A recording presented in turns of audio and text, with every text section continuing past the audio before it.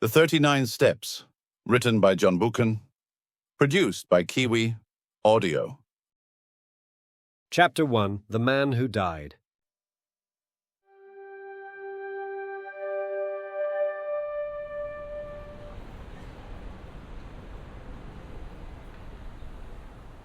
I returned from the city about 3 o'clock on that May afternoon, pretty well disgusted with life. I had been 3 months in the old country and was fed up with it.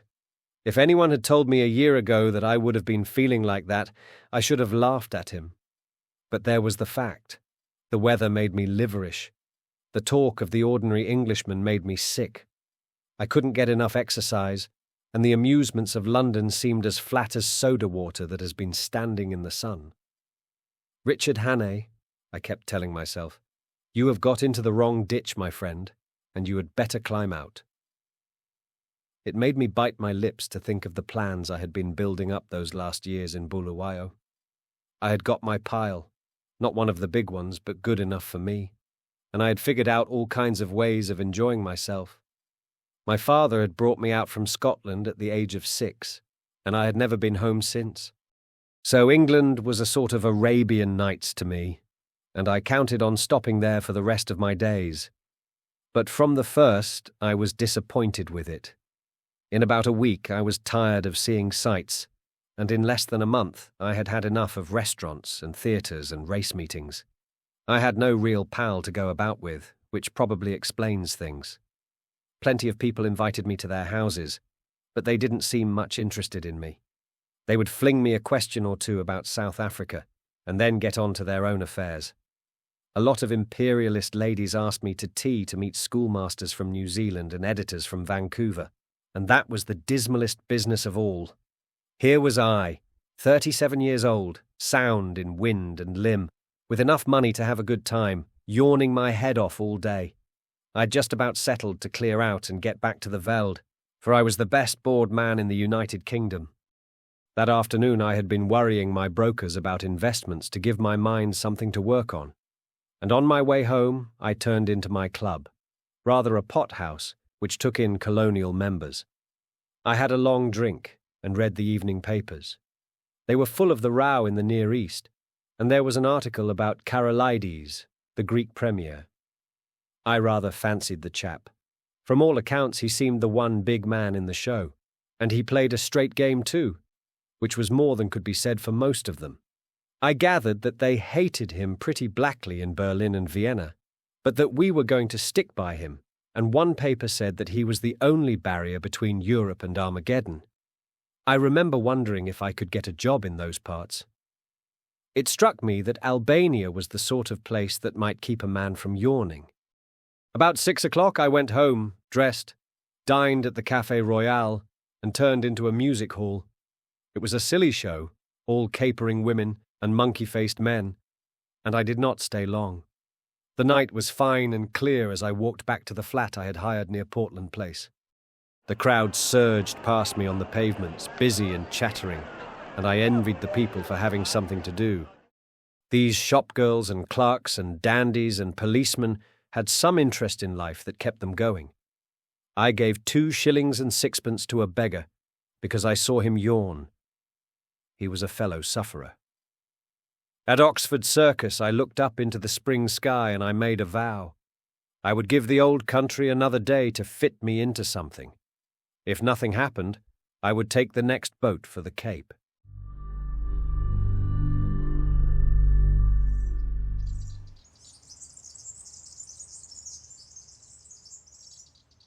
My flat was the first floor in a new block behind Langham Place.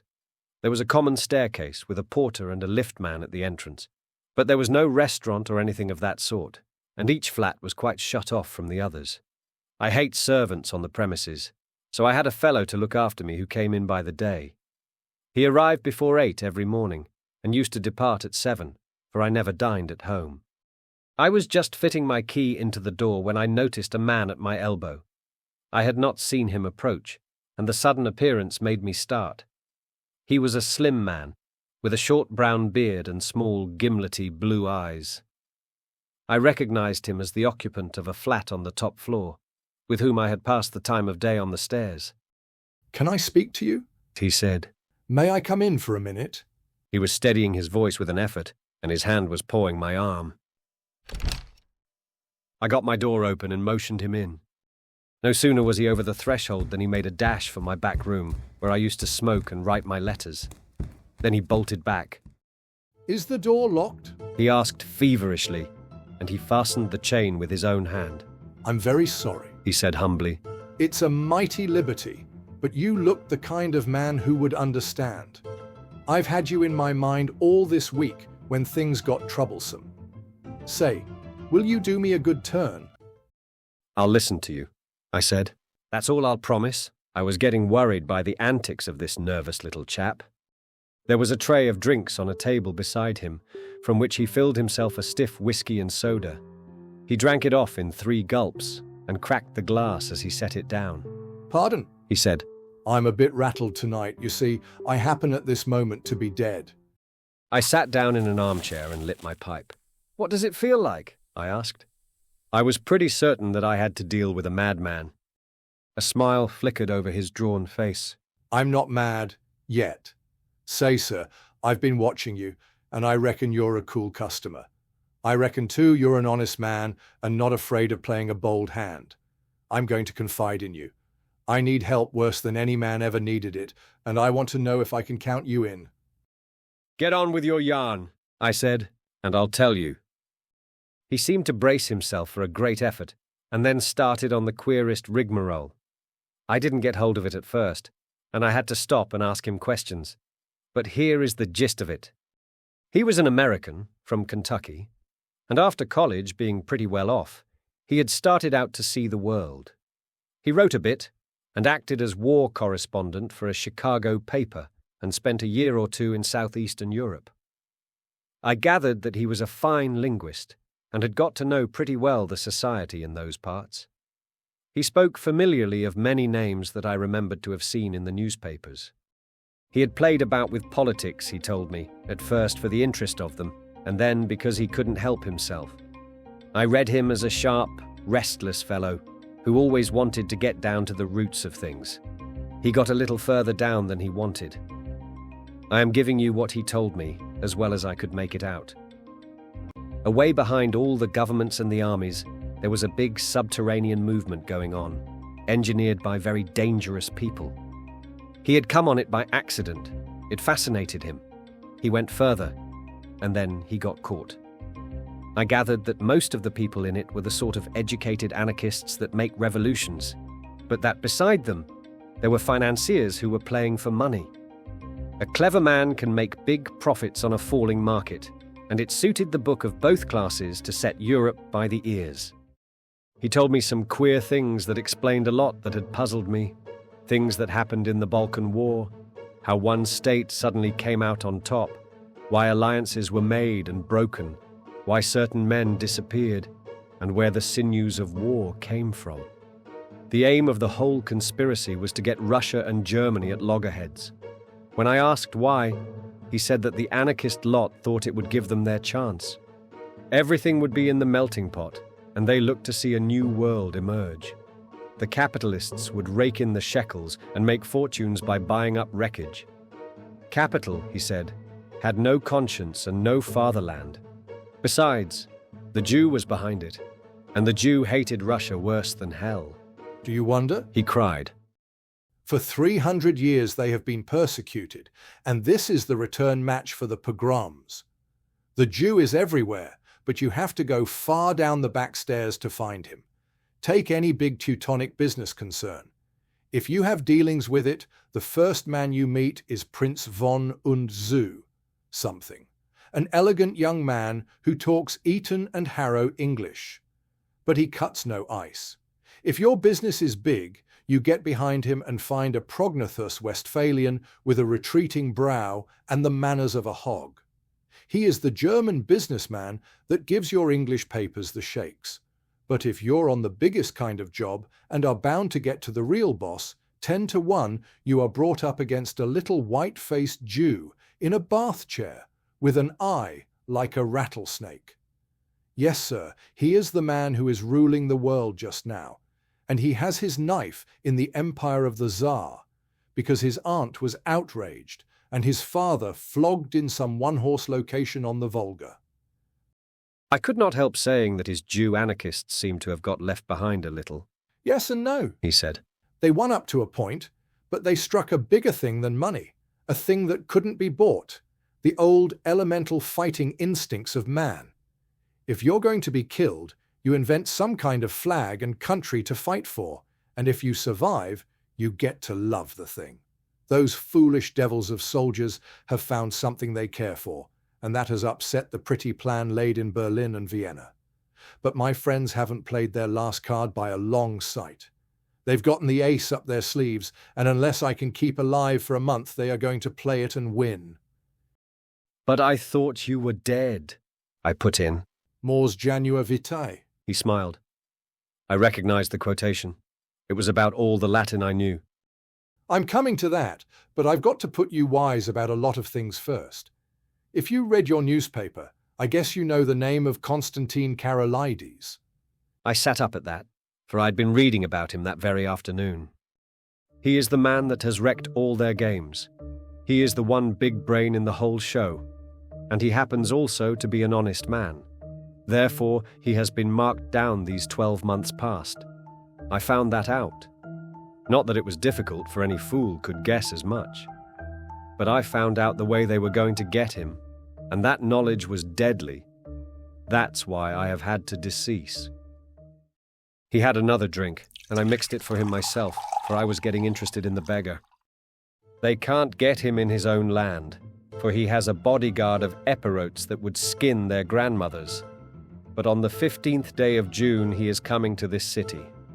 The British Foreign Office has taken to having international tea parties, and the biggest of them is due on that date. Now Karolides is reckoned the principal guest, and if my friends have their way, he will never return to his admiring countrymen. That's simple enough anyhow, I said. You can warn him and keep him at home. And play their game? He asked sharply. If he does not come, they win, for he's the only man that can straighten out the tangle. And if his government are warned he won't come, for he does not know how big the stakes will be on June the 15th. What about the British government? I said. They're not going to let their guests be murdered. Tip them the wink and they'll take extra precautions. No good. They might stuff your city with plainclothes detectives and double the police, and Constantine would still be a doomed man. My friends are not playing this game for candy. They want a big occasion for the taking off, with the eyes of all Europe on it. He'll be murdered by an Austrian, and there'll be plenty of evidence to show the connivance of the big folk in Vienna and Berlin. It will all be an infernal lie, of course, but the case will look black enough to the world. I'm not talking hot air, my friend.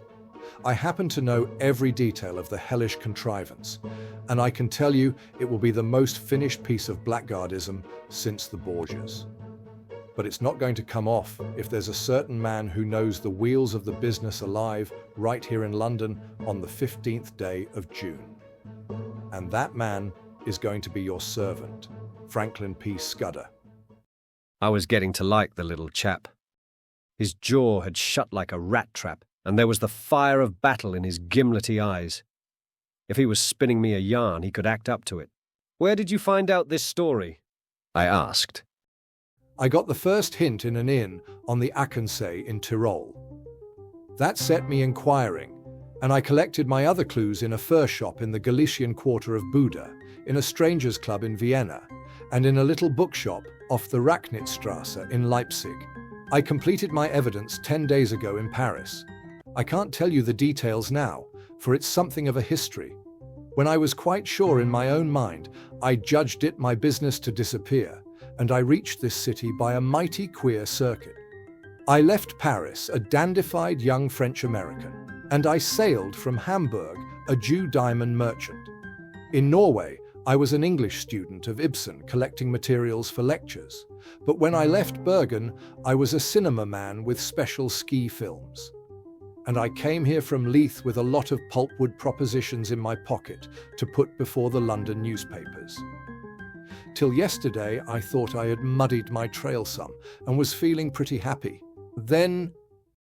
The recollection seemed to upset him and he gulped down some more whiskey. Then I saw a man standing in the street outside this block. I used to stay close in my room all day and only slip out after dark for an hour or two. I watched him for a bit from my window, and I thought I recognized him. He came in and spoke to the porter. When I came back from my walk last night, I found a card in my letterbox. It bore the name of the man I want least to meet on God's earth. I think that the look in my companion's eyes, the sheer naked scare on his face, completed my conviction of his honesty. My own voice sharpened a bit as I asked him what he did next. I realized that I was bottled as sure as a pickled herring, and that there was only one way out. I had to die. If my pursuers knew I was dead, they would go to sleep again. How did you manage it? I told the man that valets me that I was feeling pretty bad, and I got myself up to look like death. That wasn't difficult, for I'm no slouch at disguises. Then I got a corpse. You can always get a body in London if you know where to go for it. I fetched it back in a trunk on the top of a four-wheeler, and I had to be assisted upstairs to my room. You see, I had to pile up some evidence for the inquest. I went to bed and got my man to mix me a sleeping draught and then told him to clear out. He wanted to fetch a doctor, but I swore some and said I couldn't abide leeches. When I was left alone, I started in to fake up that corpse. He was my size, and I judged had perished from too much alcohol, so I put some spirits handy about the place. The jaw was the weak point in the likeness, so I blew it away with a revolver. I dare say there will be somebody tomorrow to swear to having heard a shot, but there are no neighbors on my floor, and I guessed I could risk it. So I left the body in bed, dressed up in my pajamas, with a revolver lying on the bedclothes and a considerable mess around. Then I got into a suit of clothes I had kept waiting for emergencies. I didn't dare to shave for fear of leaving tracks. And besides, it wasn't any kind of use my trying to get into the streets. I had had you in my mind all day, and there seemed nothing to do but to make an appeal to you. I watched from my window till I saw you come home, and then slipped down the stair to meet you. There, sir, I guess you know about as much as me of this business. He sat blinking like an owl, fluttering with nerves and yet desperately determined. By this time, I was pretty well convinced that he was going straight with me. It was the wildest sort of narrative, but I had heard in my time many steep tales which had turned out to be true, and I had made a practice of judging the man rather than the story. If he had wanted to get a location in my flat and then cut my throat, he would have pitched a milder yarn. "Hand me your key," I said, "and I'll take a look at the corpse. Excuse my caution, but I'm bound to verify a bit if I can." He shook his head mournfully. I reckoned you'd ask for that, but I haven't got it. It's on my chain on the dressing table. I had to leave it behind, for I couldn't leave any clues to breed suspicions. The gentry who are after me are pretty bright-eyed citizens. You'll have to take me on trust for the night, and tomorrow you'll get proof of the corpse business right enough. I thought for an instant or two. Right, I'll trust you for the night. I'll lock you into this room and keep the key. Just one word, Mr. Scudder. I believe you're straight, but if so be you are not, I should warn you that I'm a handy man with a gun. Sure, He said, jumping up with some briskness. I haven't the privilege of your name, sir, but let me tell you that you're a white man. I'll thank you to lend me a razor. I took him into my bedroom and turned him loose. In half an hour's time, a figure came out that I scarcely recognized. Only his gimlety, hungry eyes were the same. He was shaved clean, his hair was parted in the middle, and he had cut his eyebrows. Further, he carried himself as if he had been drilled, and was the very model, even to the brown complexion, of some British officer who had had a long spell in India. He had a monocle, too, which he stuck in his eye, and every trace of the American had gone out of his speech. "My hat! Mr. Scudder," I stammered. Not Mr. Scudder, He corrected. Captain Theophilus Digby, of the 40th Gurkhas, presently home on leave. I'll thank you to remember that, sir. I made him up a bed in my smoking room and sought my own couch, more cheerful than I had been for the past month. Things did happen occasionally, even in this God-forgotten metropolis. I woke next morning to hear my man, Paddock, making the deuce of a row at the smoking room door. Paddock was a fellow I had done a good turn to out on the Selakwe, and I had inspanned him as my servant as soon as I got to England. He had about as much gift of the gab as a hippopotamus, and was not a great hand at valeting, but I knew I could count on his loyalty. "Stop that row, Paddock," I said. "There's a friend of mine, Captain, I couldn't remember the name. Dossing down in there? Get breakfast for two and then come and speak to me." I told Paddock a fine story about how my friend was a great swell, with his nerves pretty bad from overwork, who wanted absolute rest and stillness. Nobody had got to know he was here, or he would be besieged by communications from the India Office and the Prime Minister, and his cure would be ruined. I am bound to say Scudder played up splendidly when he came to breakfast. He fixed Paddock with his eyeglass, just like a British officer, asked him about the Boer War, and slung out at me a lot of stuff about imaginary pals. Paddock couldn't learn to call me sir, but he sirred Scudder, as if his life depended on it. I left him with the newspaper and a box of cigars, and went down to the city till luncheon. When I got back, the liftman had an important face. "Nasty business here this morning, sir. Gent in number 15 been and shot hisself. They've just took him to the mortuary. The police are up there now." I ascended to number 15 and found a couple of bobbies and an inspector busy making an examination. I asked a few idiotic questions and they soon kicked me out. Then I found the man that had valeted Scudder and pumped him, but I could see he suspected nothing. He was a whining fellow with a churchyard face, and 2 shillings and 6pence went far to console him. I attended the inquest next day. A partner of some publishing firm gave evidence that the deceased had brought him wood pulp propositions, and had been, he believed, an agent of an American business. The jury found it a case of suicide while of unsound mind, and the few effects were handed over to the American consul to deal with. I gave Scudder a full account of the affair, and it interested him greatly. He said he wished he could have attended the inquest, for he reckoned it would be about as spicy as to read one's own obituary notice. The first 2 days he stayed with me in that back room he was very peaceful. He read and smoked a bit, and made a heap of jottings in a notebook, and every night we had a game of chess, at which he beat me hollow. I think he was nursing his nerves back to health, for he had had a pretty trying time. But on the 3rd day, I could see he was beginning to get restless. He fixed up a list of the days till June 15th, and ticked each off with a red pencil, making remarks in shorthand against them. I would find him sunk in a brown study, with his sharp eyes abstracted, and after those spells of meditation he was apt to be very despondent. Then I could see that he began to get edgy again. He listened for little noises, and was always asking me if Paddock could be trusted. Once or twice he got very peevish and apologized for it. I didn't blame him. I made every allowance, for he had taken on a fairly stiff job. It was not the safety of his own skin that troubled him, but the success of the scheme he had planned. That little man was clean grit all through, without a soft spot in him. One night, he was very solemn.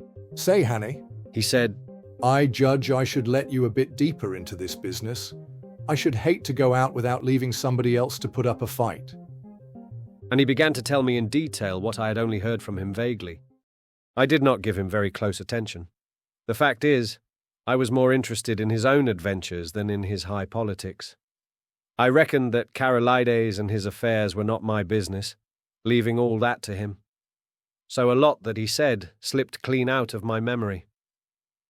I remember that he was very clear that the danger to Karolides would not begin till he had got to London, and would come from the very highest quarters, where there would be no thought of suspicion. He mentioned the name of a woman, Julia Cechenyi, as having something to do with the danger. She would be the decoy, I gathered, to get Karolides out of the care of his guards. He talked, too, about a black stone and a man that lisped in his speech. and he described very particularly somebody that he never referred to without a shudder, an old man with a young voice who could hood his eyes like a hawk. He spoke a good deal about death, too. He was mortally anxious about winning through with his job, but he didn't care a rush for his life. I reckon it's like going to sleep when you are pretty well tired out and waking to find a summer day with the scent of hay coming in at the window. I used to thank God for such mornings way back in the bluegrass country, and I guess I'll thank him when I wake up on the other side of Jordan. Next day he was much more cheerful and read the life of Stonewall Jackson much of the time. I went out to dinner with a mining engineer I had got to see on business and came back about 10:30 in time for our game of chess before turning in. I had a cigar in my mouth, I remember, as I pushed open the smoking room door. The lights were not lit, which struck me as odd. I wondered if Scudder had turned in already. I snapped the switch, but there was nobody there. Then I saw something in the far corner which made me drop my cigar and fall into a cold sweat. My guest was lying sprawled on his back. There was a long knife through his heart which skewered him to the floor.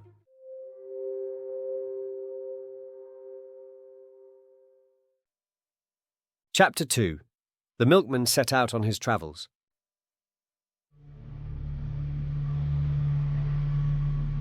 I sat down in an armchair and felt very sick. That lasted for maybe 5 minutes and was succeeded by a fit of the horrors.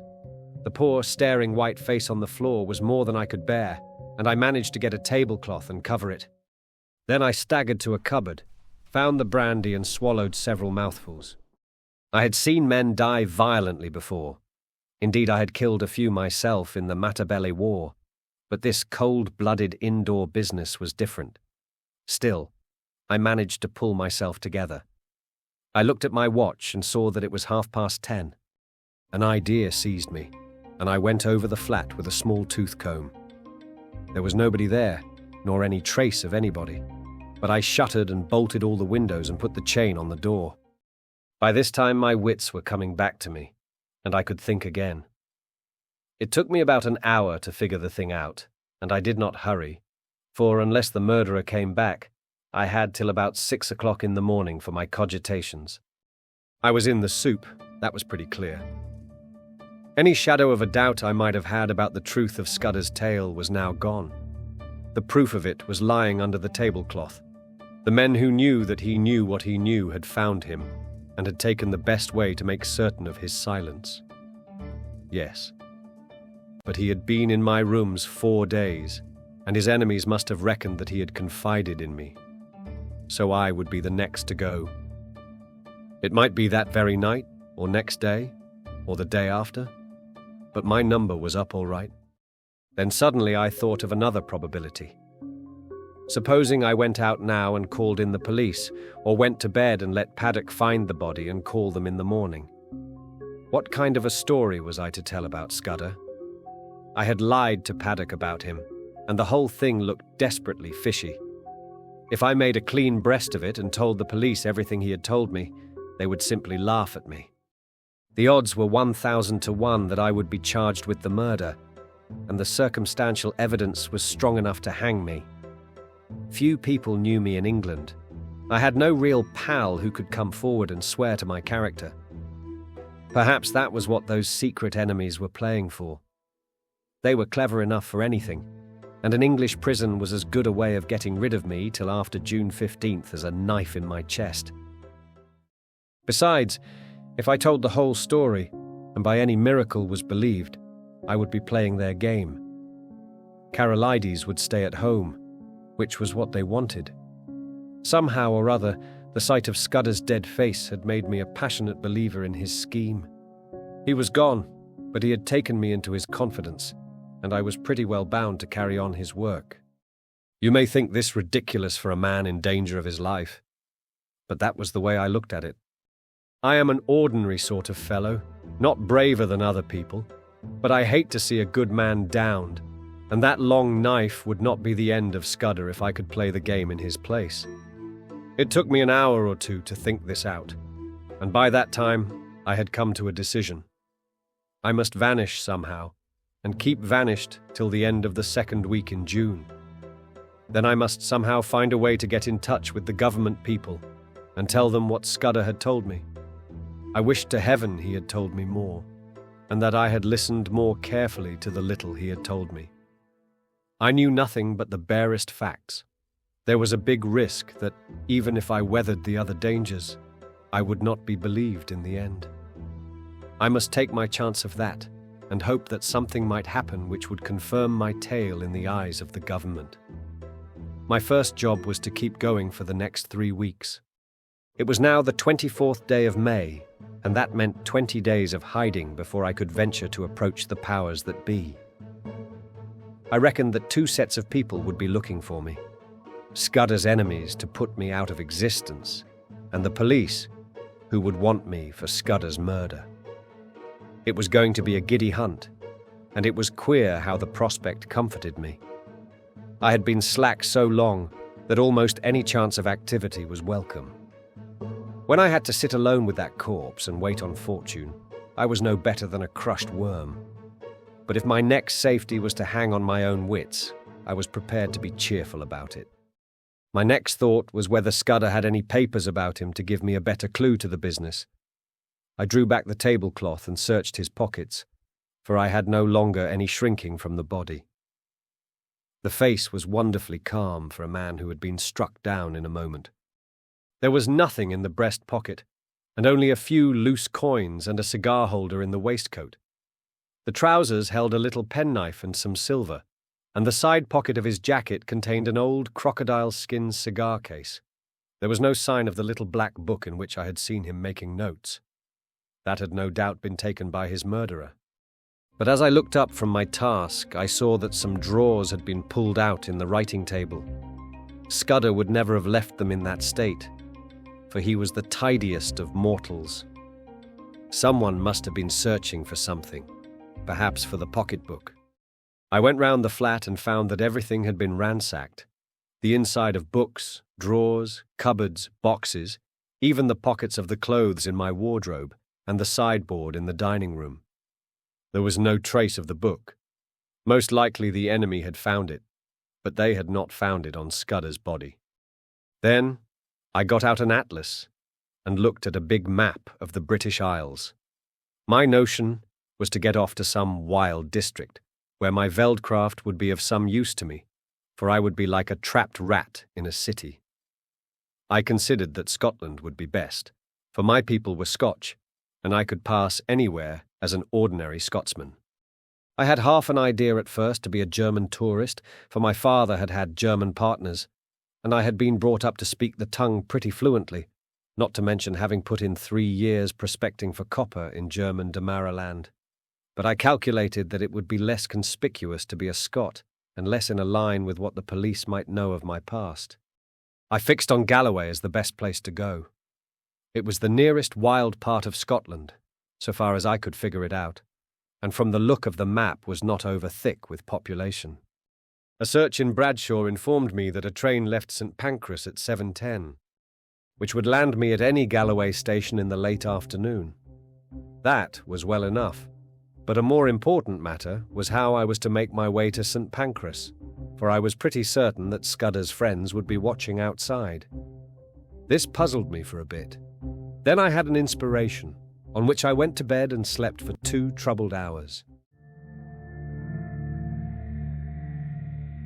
I got up at 4 and opened my bedroom shutters. The faint light of a fine summer morning was flooding the skies, and the sparrows had begun to chatter.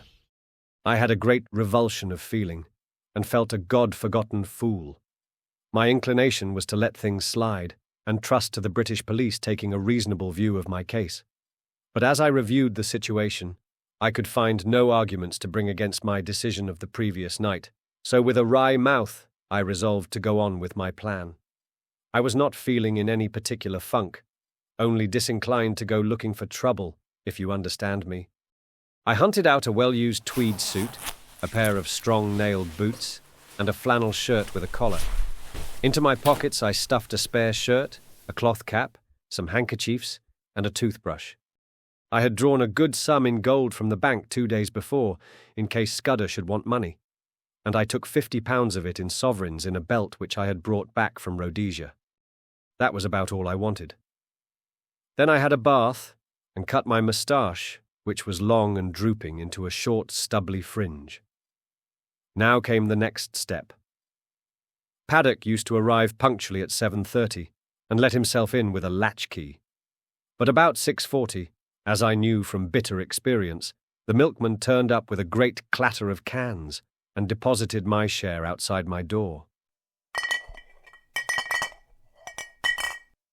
I had seen that milkman sometimes when I had gone out for an early ride.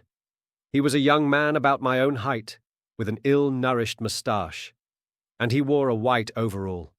On him, I staked all my chances. I went into the darkened smoking room where the rays of morning light were beginning to creep through the shutters. There, I breakfasted off a whiskey and soda and some biscuits from the cupboard. By this time, it was getting on for 6 o'clock. I put a pipe in my pocket and filled my pouch from the tobacco jar on the table by the fireplace. As I poked into the tobacco, my fingers touched something hard, and I drew out Scudder's little black pocketbook. That seemed to me a good omen. I lifted the cloth from the body and was amazed at the peace and dignity of the dead face. "Goodbye, old chap," I said. "I'm going to do my best for you. Wish me well wherever you are."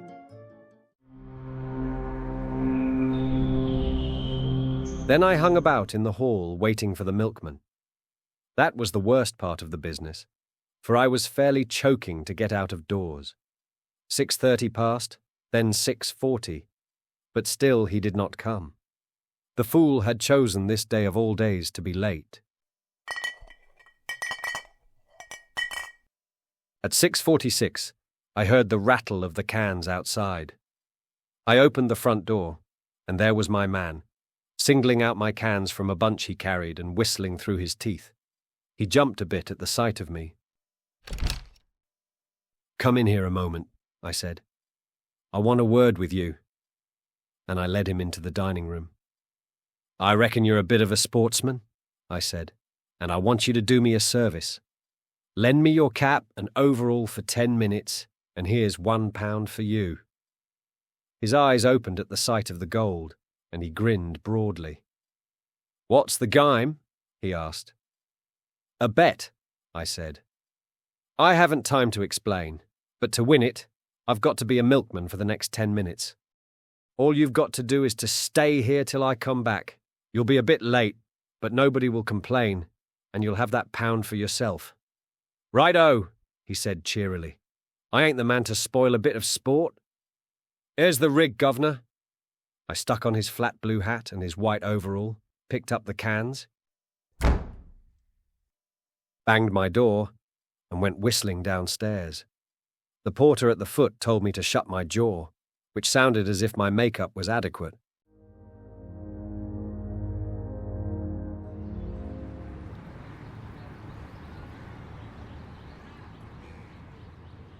At first, I thought there was nobody in the street. Then I caught sight of a policeman 100 yards down, and a loafer shuffling past on the other side. Some impulse made me raise my eyes to the house opposite, and there at a first-floor window was a face. As the loafer passed, he looked up, and I fancied a signal was exchanged. I crossed the street, whistling gaily and imitating the jaunty swing of the milkman. Then I took the first side street and went up a left-hand turning which led past a bit of vacant ground. There was no one in the little street, so I dropped the milk cans inside the hoarding and sent the cap and overall after them. I had only just put on my cloth cap when a postman came round the corner.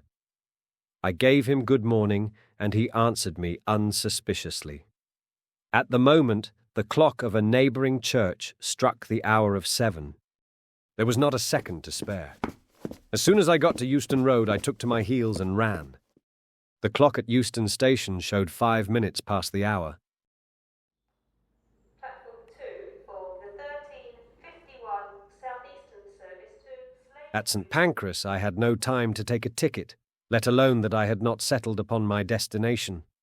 A porter told me the platform, and as I entered it, I saw the train already in motion. 2 station officials blocked the way, but I dodged them and clambered into the last carriage. 3 minutes later, as we were roaring through the northern tunnels, an irate guard interviewed me. He wrote out for me a ticket to Newton Stewart, a name which had suddenly come back to my memory, and he conducted me from the first-class compartment where I had ensconced myself to a third-class smoker, occupied by a sailor and a stout woman with a child. He went off grumbling, and as I mopped my brow, I observed to my companions in my broadest Scots that it was a sore job catching trains. "The impudence of that Gaiad," said the lady bitterly. "He needed a Scotch tongue to put him in his place." Said the lady bitterly.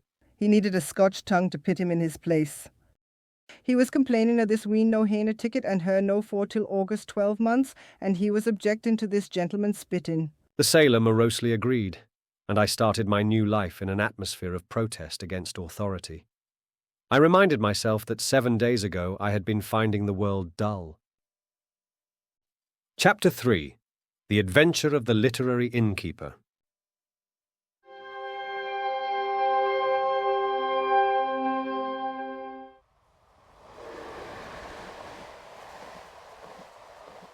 I had a solemn time travelling north that day. It was fine May weather with the hawthorn flowering on every hedge, and I asked myself why, when I was still a free man, I had stayed on in London and not got the good of this heavenly country. I didn't dare face the restaurant car, but I got a luncheon basket at Leeds and shared it with the fat woman. Also, I got the morning's papers with news about starters for the Derby and the beginning of the cricket season, and some paragraphs about how Balkan affairs were settling down and a British squadron was going to Kiel. When I had done with them, I got out Scudder's little black pocketbook and studied it. It was pretty well filled with jottings, chiefly figures, though now and then a name was printed in. For example, I found the words Hofgaard, Luneville, and avocado pretty often, and especially the word Pavia. Now I was certain that Scudder never did anything without a reason, and I was pretty sure that there was a cipher in all this. That is a subject which has always interested me, and I did a bit at it myself once as intelligence officer at Delagoa Bay during the Boer War. I have a head for things like chess and puzzles, and I used to reckon myself pretty good at finding out ciphers. This one looked like the numerical kind where sets of figures correspond to the letters of the alphabet. But any fairly shrewd man can find the clue to that sort after an hour or two's work, and I didn't think Scudder would have been content with anything so easy. So I fastened on the printed words, for you can make a pretty good numerical cipher if you have a key word, which gives you the sequence of the letters. I tried for hours, but none of the words answered. Then I fell asleep and woke at Dumfries just in time to bundle out and get into the slow Galloway train. There was a man on the platform whose looks I didn't like, but he never glanced at me, and when I caught sight of myself in the mirror of an automatic machine, I didn't wonder. With my brown face, my old tweeds, and my slouch, I was the very model of one of the hill farmers who were crowding into the third-class carriages.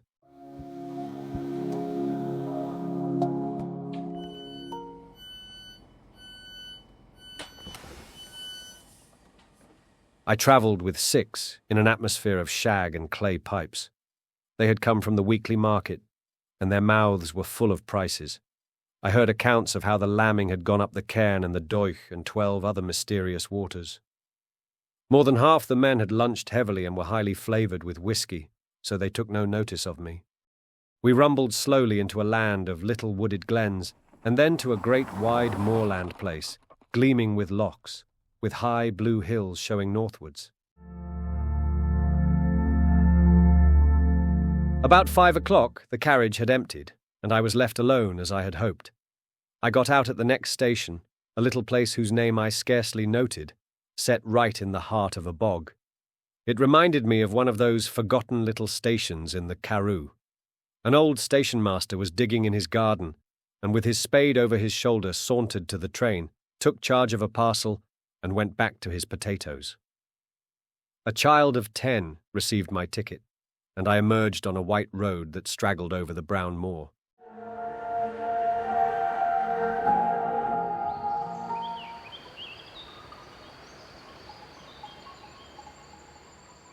It was a gorgeous spring evening, with every hill showing as clear as a cut amethyst.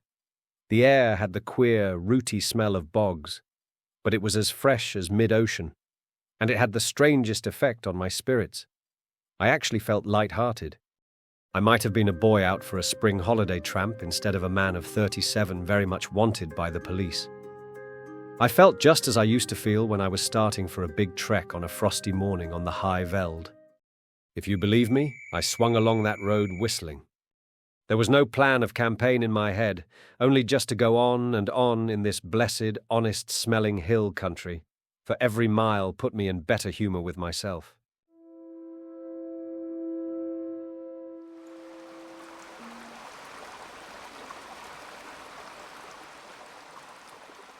In a roadside planting, I cut a walking stick of hazel, and presently struck off the highway up a bypath which followed the glen of a brawling stream.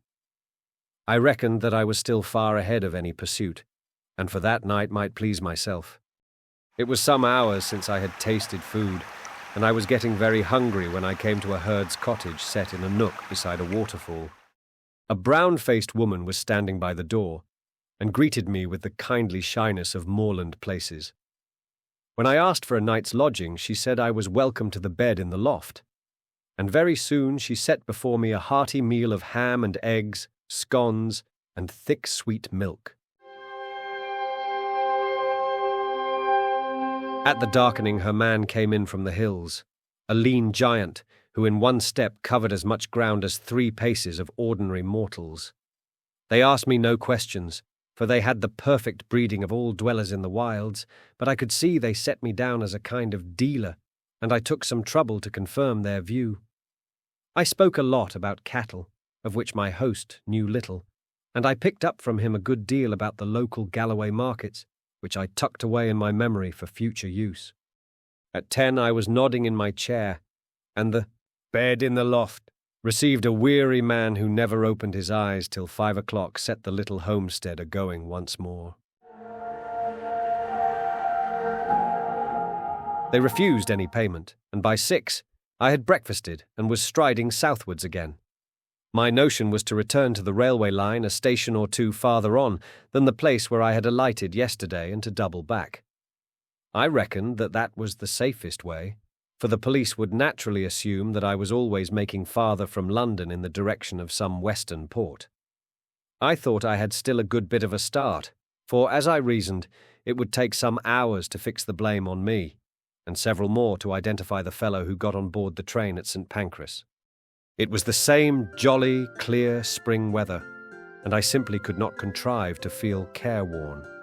Indeed, I was in better spirits than I had been for months. Over a long ridge of moorland I took my road, skirting the side of a high hill which the herd had called Cairnsmore of Fleet. Nesting curlews and plovers were crying everywhere, and the links of green pasture by the streams were dotted with young lambs. All the slackness of the past months was slipping from my bones, and I stepped out like a 4-year-old. By and by I came to a swell of moorland which dipped to the vale of a little river, and 1 mile away in the heather I saw the smoke of a train.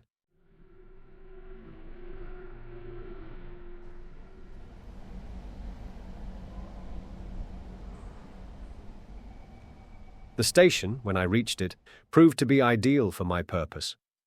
The moor surged up around it and left room only for the single line, the slender siding, a waiting room, an office, the station master's cottage, and a tiny yard of gooseberries and sweet William. There seemed no road to it from anywhere, and to increase the desolation the waves of a tarn lapped on their grey granite beach 1/2 mile away. I waited in the deep heather till I saw the smoke of an east-going train on the horizon. Then I approached the tiny booking office and took a ticket for Dumfries. The only occupants of the carriage were an old shepherd and his dog, a wall-eyed brute that I mistrusted. The man was asleep, and on the cushions beside him was that morning's Scotsman. Eagerly I seized on it, for I fancied it would tell me something. There were 2 columns about the Portland Place murder, as it was called. My man Paddock had given the alarm and had the milkman arrested. Poor devil, it looked as if the latter had earned his sovereign hardly, but for me he had been cheap at the price, for he seemed to have occupied the police for the better part of the day. In the latest news, I found a further installment of the story. The milkman had been released, I read, and the true criminal, about whose identity the police were reticent, was believed to have got away from London by one of the northern lines. There was a short note about me as the owner of the flat. I guessed the police had stuck that in, as a clumsy contrivance to persuade me that I was unsuspected. There was nothing else in the paper, nothing about foreign politics or Carolides, or the things that had interested Scudder. I laid it down, and found that we were approaching the station at which I had got out the day before. The potato-digging station-master had been gingered up into some activity, for the west-going train was waiting to let us pass, and from it had descended 3 men who were asking him questions. I supposed that they were the local police, who had been stirred up by Scotland Yard, and had traced me as far as this one-horse siding. Sitting well back in the shadow, I watched them carefully.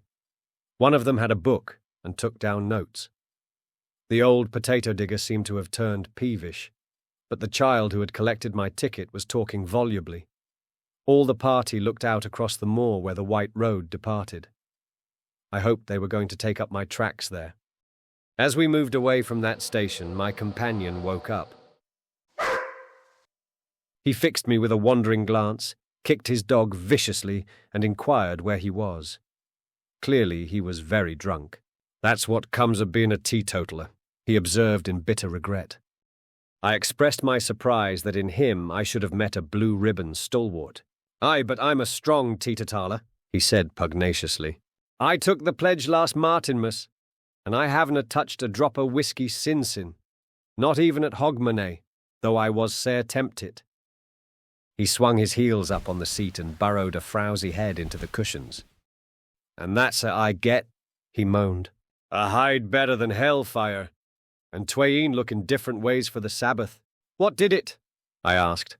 "A drink they ca' brandy. Being a teetotaler, I keep it off the whiskey, but I was nip-nipping a day at this brandy, and I doubt I'll no be weel for a fortnicht." His voice died away into a splutter, and sleep once more laid its heavy hand on him.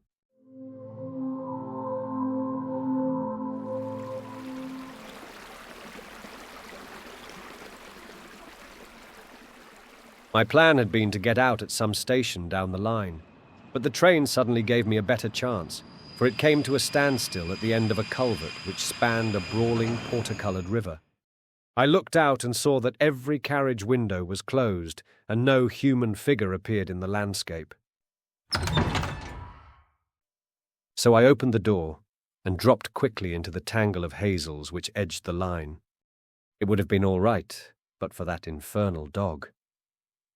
Under the impression that I was decamping with its master's belongings, it started to bark, and all but got me by the trousers. This woke up the herd, who stood bawling at the carriage door in the belief that I had committed suicide. I crawled through the thicket, reached the edge of the stream, and in cover of the bushes put 100 yards or so behind me. Then from my shelter, I peered back, and saw the guard and several passengers gathered round the open carriage door and staring in my direction. I could not have made a more public departure if I had left with a bugler and a brass band. Happily, the drunken herd provided a diversion. He and his dog, which was attached by a rope to his waist, suddenly cascaded out of the carriage, landed on their heads on the track, and rolled some way down the bank towards the water. In the rescue which followed, the dog bit somebody, for I could hear the sound of hard swearing. Presently they had forgotten me, and when after a quarter of a mile's crawl I ventured to look back, the train had started again and was vanishing in the cutting.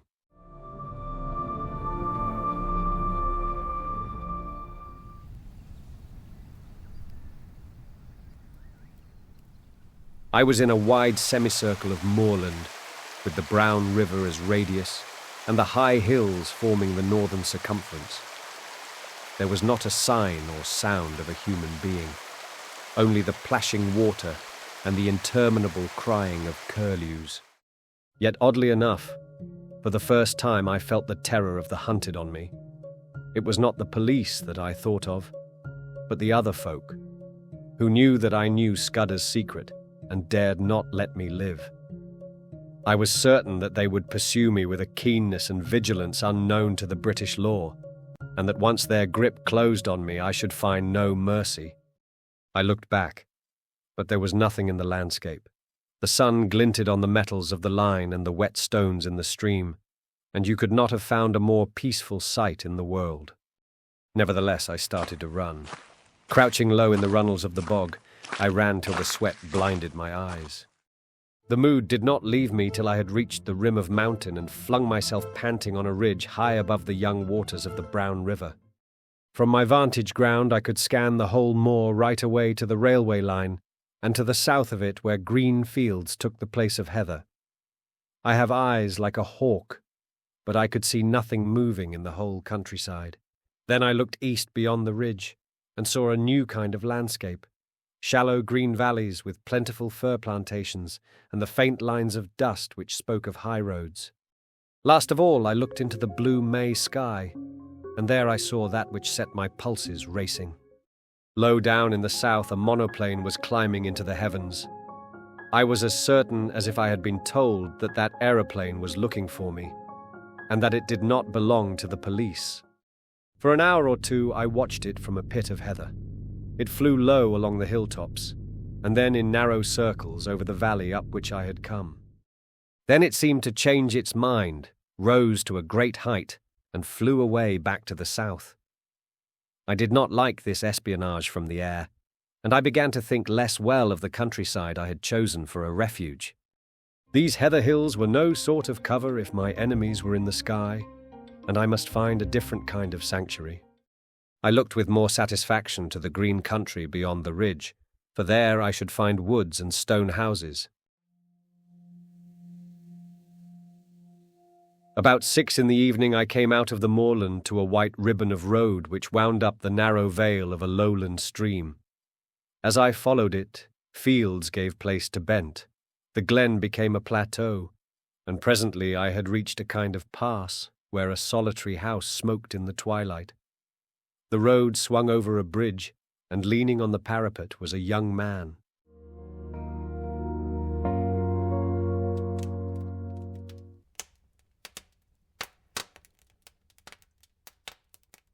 He was smoking a long clay pipe and studying the water with spectacled eyes. In his left hand was a small book with a finger marking the place. Slowly, he repeated, "As when a griffin through the wilderness, with wing-edged step, o'er hill and moory dale, pursues the Arimaspian." He jumped round as my step rung on the keystone, and I saw a pleasant, sunburnt, boyish face. "Good evening to you," he said gravely. "It's a fine night for the road." The smell of peat smoke and of some savoury roast floated to me from the house. "Is that place an inn?" I asked. "At your service," he said politely. "I am the landlord, sir, and I hope you will stay the night, for to tell you the truth, I have had no company for a week." I pulled myself up on the parapet of the bridge and filled my pipe. I began to detect an ally. "You're young to be an innkeeper," I said. "My father died a year ago and left me the business. I live there with my grandmother. It's a slow job for a young man, and it wasn't my choice of profession." Which was? He actually blushed. "I want to write books," he said. "And what better chance could you ask?" I cried. "Man, I've often thought that an innkeeper would make the best storyteller in the world." "Not now," he said eagerly. "Maybe in the old days when you had pilgrims and ballad makers and highwaymen and mail coaches on the road. But not now. Nothing comes here but motor cars full of fat women who stop for lunch and a fisherman or two in the spring and the shooting tenants in August. There is not much material to be got out of that. I want to see life, to travel the world, and write things like Kipling and Conrad. But the most I've done yet is to get some verses printed in Chambers's journal." I looked at the inn standing golden in the sunset against the brown hills. I've knocked a bit about the world, and I wouldn't despise such a hermitage. Do you think that adventure is found only in the tropics or among gentry in red shirts? Maybe you're rubbing shoulders with it at this moment, That's what Kipling says. he said, his eyes brightening. And he quoted some verse about romance brings up the 9:15. Romance brings up the 9:15. Here's a true tale for you then, I cried, and a month from now you can make a novel out of it. Sitting on the bridge in the soft May gloaming, I pitched him a lovely yarn. It was true in essentials too, though I altered the minor details. I made out that I was a mining magnate from Kimberley who had had a lot of trouble with IDB and had shown up a gang. They had pursued me across the ocean and had killed my best friend and were now on my tracks.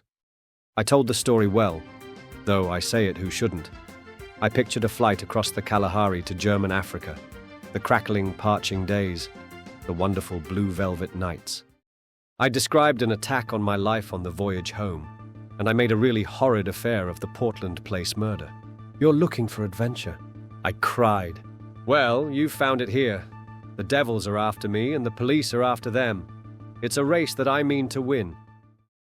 By God! He whispered, drawing his breath in sharply.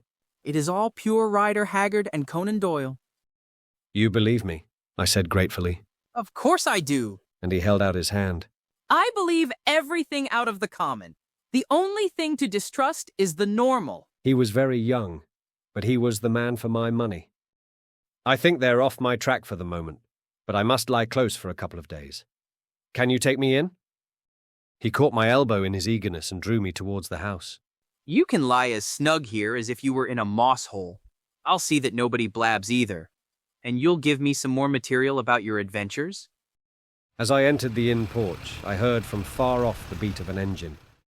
There, silhouetted against the dusky west, was my friend, the monoplane.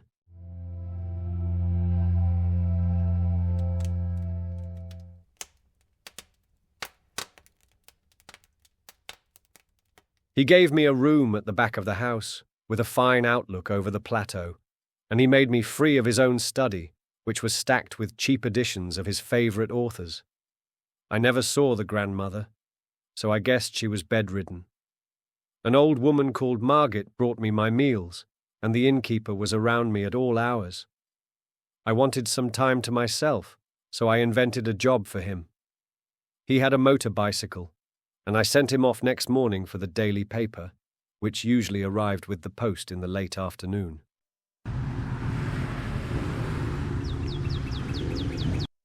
I told him to keep his eyes skinned and make note of any strange figures he saw, keeping a special sharp lookout for motors and aeroplanes.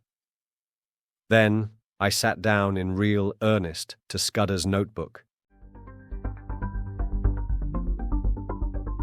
He came back at midday with the Scotsman. There was nothing in it, except some further evidence of Paddock and the milkman, and a repetition of yesterday's statement that the murderer had gone north. But there was a long article, reprinted from the Times, about Karolides and the state of affairs in the Balkans, though there was no mention of any visit to England. I got rid of the innkeeper for the afternoon, for I was getting very warm in my search for the cipher. As I told you, it was a numerical cipher, and by an elaborate system of experiments, I had pretty well discovered what were the nulls and stops. The trouble was the key word, and when I thought of the odd million words he might have used, I felt pretty hopeless. But about 3 o'clock, I had a sudden inspiration. The name Julia Czechenyi flashed across my memory. Scudder had said it was the key to the Karolides business, and it occurred to me to try it on his cipher. It worked. The 5 letters of Julia gave me the position of the vowels. A was 10, the 10th letter of the alphabet, and so represented by 10 in the cipher. E was 21, which was 21, and so on. Czechenyi gave me the numerals for the principal consonants. I scribbled that scheme on a bit of paper and sat down to read Scudder's pages.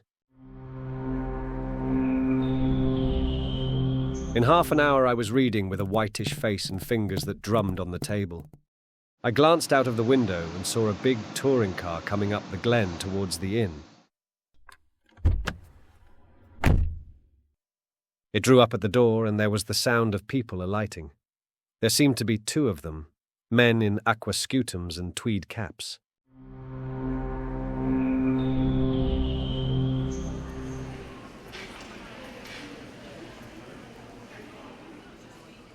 "10 minutes later, the innkeeper slipped into the room, his eyes bright with excitement.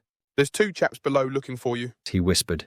"They're in the dining room having whiskies and sodas. They asked about you and said they had hoped to meet you here. Oh, and they described you jolly well, down to your boots and shirt.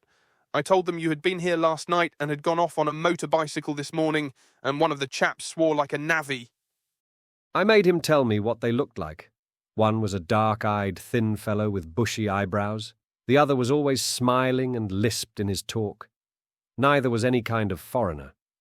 On this, my young friend was positive.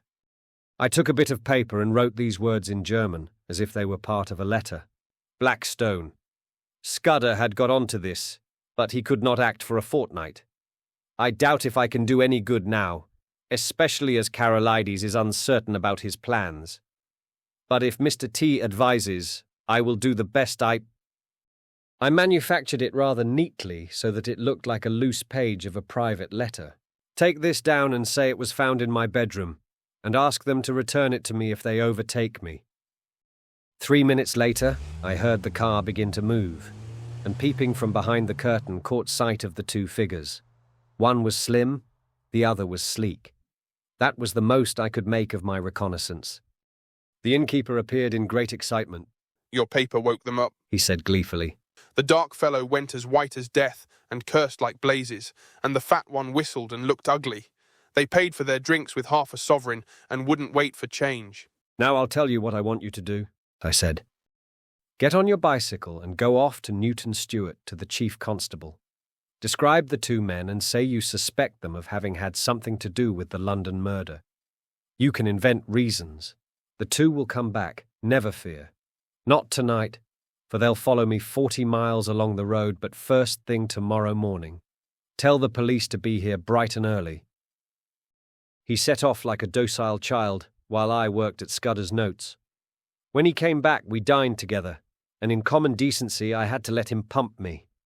I gave him a lot of stuff about lion hunts and the Matabele War, thinking all the while what tame businesses these were compared to this I was now engaged in. When he went to bed, I sat up and finished Scudder. I smoked in a chair till daylight, for I could not sleep. About 8 next morning, I witnessed the arrival of 2 constables and a sergeant. They put their car in a coach house under the innkeeper's instructions and entered the house. 20 minutes later, I saw from my window a second car come across the plateau from the opposite direction. It did not come up to the inn, but stopped 200 yards off in the shelter of a patch of wood. I noticed that its occupants carefully reversed it before leaving it. A minute or 2 later, I heard their steps on the gravel outside the window.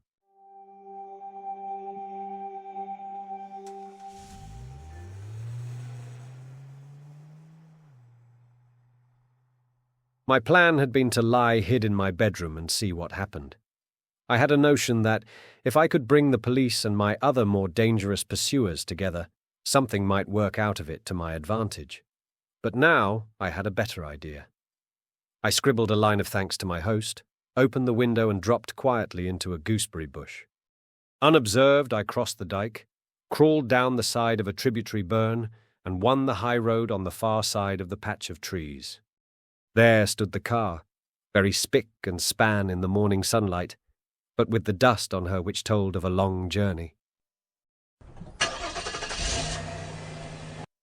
I started her, jumped into the chauffeur's seat, and stole gently out onto the plateau.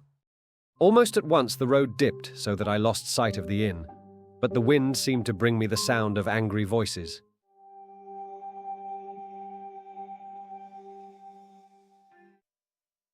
Chapter 4. The Adventure of the Radical Candidate.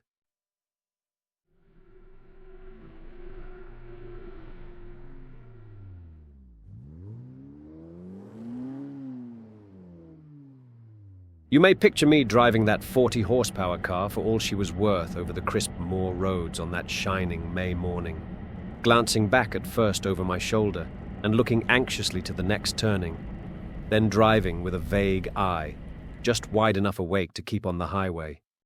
For I was thinking desperately of what I had found in Scudder's pocketbook. The little man had told me a pack of lies, all his yarns about the Balkans and the Jew anarchists and the Foreign Office Conference were eyewash, and so was Carolides. And yet not quite, as you shall hear. I had staked everything on my belief in his story, and had been let down. Here was his book telling me a different tale, and instead of being once bitten twice shy, I believed it absolutely. Why? I don't know. It rang desperately true, and the first yarn, if you understand me, had been in a queer way true also in spirit. The 15th of June was going to be a day of destiny, a bigger destiny than the killing of a dago. It was so big that I didn't blame Scudder for keeping me out of the game and wanting to play a lone hand. That, I was pretty clear, was his intention. He had told me something which sounded big enough, but the real thing was so immortally big that he, the man who had found it out, wanted it all for himself. I didn't blame him. It was risks, after all, that he was chiefly greedy about. The whole story was in the notes, with gaps, you understand, which he would have filled up from his memory. He stuck down his authorities, too, and had an odd trick of giving them all a numerical value, and then striking a balance, which stood for the reliability of each stage in the yarn. The 4 names he had printed were authorities, and there was a man, Ducrossen, who got 5 out of a possible 5, and another fellow, Amersfoort, who got 3. The bare bones of the tale were all that was in the book, these, and one queer phrase which occurred 6 times inside brackets. 39 steps was the phrase, and at its last time of use it ran, 39 steps, I counted them. High tide, 10:17 p.m. I could make nothing of that. The first thing I learned was that it was no question of preventing a war. That was coming, as sure as Christmas. Had been arranged, said Scudder, ever since February 1912. Carolides was going to be the occasion. He was booked all right, and was to hand in his checks on June 14th, 14 days and 4 days from that May morning. I gathered from Scudder's notes that nothing on earth could prevent that. His talk of Epirote guards that would skin their own grandmothers was all billy-o. The second thing was that this war was going to come as a mighty surprise to Britain. Carolides' death would set the Balkans by the ears, and then Vienna would chip in with an ultimatum. Russia wouldn't like that, and there would be high words. But Berlin would play the peacemaker and pour oil on the waters, till suddenly she would find a good cause for a quarrel, pick it up, and in 5 hours let fly at us. That was the idea, and a pretty good one too. Honey and fair speeches, and then a stroke in the dark. While we were talking about the goodwill and good intentions of Germany, our coast would be silently ringed with mines, and submarines would be waiting for every battleship. But all this depended upon the third thing, which was due to happen on June 15th. I would never have grasped this if I hadn't once happened to meet a French staff officer coming back from West Africa who had told me a lot of things. One was that in spite of all the nonsense talked in Parliament, there was a real working alliance between France and Britain, and that the 2 general staffs met every now and then and made plans for joint action in case of war. Well, in June, a very great swell was coming over from Paris, and he was going to get nothing less than a statement of the disposition of the British Home Fleet on mobilization. At least I gathered it was something like that. Anyhow, it was something uncommonly important. But on the 15th day of June, there were to be others in London, others at whom I could only guess. Scudder was content to call them collectively the Black Stone. They represented not our allies, but our deadly foes, and the information destined for France was to be diverted to their pockets. And it was to be used, remember, used a week or 2 later, with great guns and swift torpedoes, suddenly in the darkness of a summer night.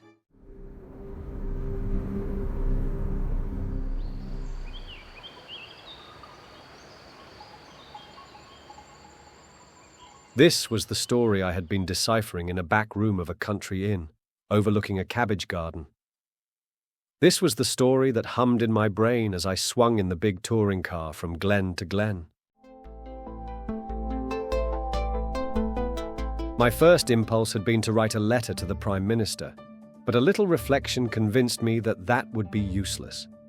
Who would believe my tale? I must show a sign, some token in proof, and heaven knew what that could be. Above all, I must keep going myself, ready to act when things got riper, and that was going to be no light job with the police of the British Isles in full cry after me and the watchers of the Black Stone running silently and swiftly on my trail.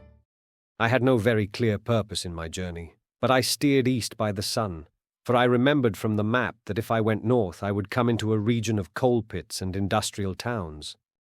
Presently I was down from the moorlands and traversing the broad wharf of a river. For miles I ran alongside a park wall, and in a break of the trees I saw a great castle. I swung through little old thatched villages and over peaceful lowland streams, and past gardens blazing with hawthorn and yellow laburnum. The land was so deep in peace that I could scarcely believe that somewhere behind me were those who sought my life. Aye, and that in a month's time, unless I had the almightiest of luck, these round country faces would be pinched and staring, and men would be lying dead in English fields.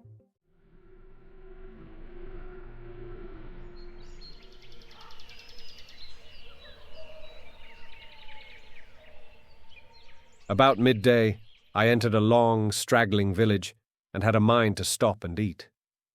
Halfway down was the post office, and on the steps of it stood the postmistress and a policeman hard at work conning a telegram. When they saw me, they wakened up, and the policeman advanced with raised hand and cried on me to stop. I nearly was fool enough to obey. Then it flashed upon me that the wire had to do with me, that my friends at the inn had come to an understanding and were united in desiring to see more of me, and that it had been easy enough for them to wire the description of me and the car to 30 villages through which I might pass. I released the brakes just in time. As it was, the policeman made a claw at the hood and only dropped off when he got my left in his eye. I saw that main roads were no place for me and turned into the byways. It wasn't an easy job without a map, for there was the risk of getting onto a farm road and ending in a duck pond or a stable yard, and I couldn't afford that kind of delay. I began to see what an ass I had been to steal the car. The big green brute would be the safest kind of clue to me over the breadth of Scotland.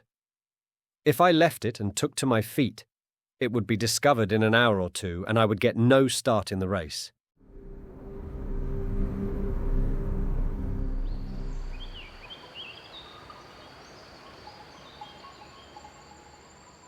The immediate thing to do was to get to the loneliest roads. These I soon found when I struck up a tributary of the big river and got into a glen with steep hills all about me, and a corkscrew road at the end which climbed over a pass. Here I met nobody, but it was taking me too far north, so I slewed east along a bad track and finally struck a big double-line railway. Away below me I saw another broadish valley, and it occurred to me that if I crossed it I might find some remote inn to pass the night. The evening was now drawing in, and I was furiously hungry, for I had eaten nothing since breakfast except 2 buns I had bought from a baker's cart. Just then, I heard a noise in the sky, and lo and behold, there was that infernal aeroplane, flying low, about a dozen miles to the south and rapidly coming towards me. I had the sense to remember that on a bare moor I was at the aeroplane's mercy, and that my only chance was to get to the leafy cover of the valley. Down the hill I went like blue lightning, screwing my head round whenever I dared to watch that damned flying machine. Soon I was on a road between hedges and dipping to the deep-cut glen of a stream. Then came a bit of thick wood where I slackened speed.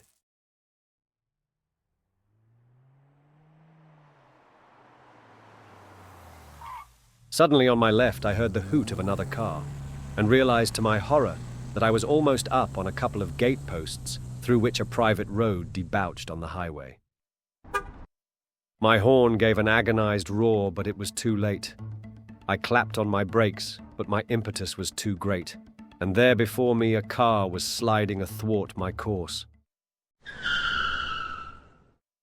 In a second, there would have been the deuce of a wreck.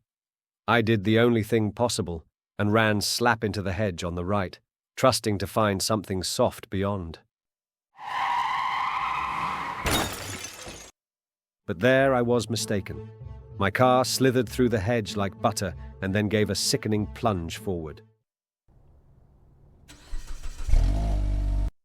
I saw what was coming, leapt on the seat and would have jumped out. But a branch of hawthorn got me in the chest, lifted me up and held me, while a ton or two of expensive metal slipped below me, bucked and pitched, and then dropped with an almighty smash 50 feet to the bed of the stream.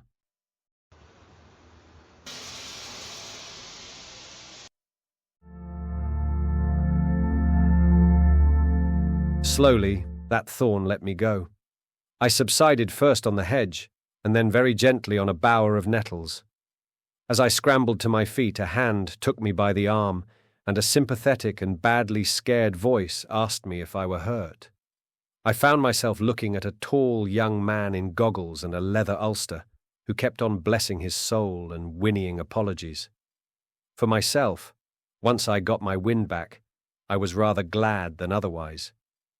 This was one way of getting rid of the car. "My blame, sir," I answered him. "It's lucky that I did not add homicide to my follies. That's the end of my Scotch motor tour, but it might have been the end of my life." He plucked out a watch and studied it. "You're the right sort of fellow," he said. "I can spare 15 minutes, and my house is 2 minutes off. I'll see you clothed and fed and snug in bed. Where's your kit, by the way? Is it in the burn along with the car?" "It's in my pocket," I said, brandishing a toothbrush. "I'm a colonial and travel light." "A colonial?" he cried. "By gad, you're the very man I've been praying for. Are you by any blessed chance a free trader?"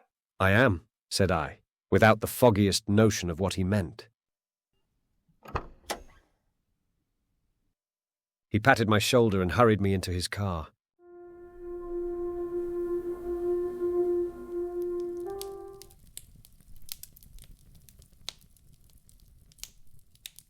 Three minutes later, we drew up before a comfortable-looking shooting box set among pine trees, and he ushered me indoors. He took me first to a bedroom and flung 6 of his suits before me, for my own had been pretty well reduced to rags. I selected a loose blue serge, which differed most conspicuously from my former garments, and borrowed a linen collar. Then he hailed me to the dining room, where the remnants of a meal stood on the table, and announced that I had just 5 minutes to feed. "You can take a snack in your pocket, and we'll have supper when we get back. I've got to be at the Masonic Hall at 8 o'clock, or my agent will comb my hair." I had a cup of coffee and some cold ham, while he yarned away on the hearthrug. "You find me in the deuce of a mess, Mr. By the by, you haven't told me your name?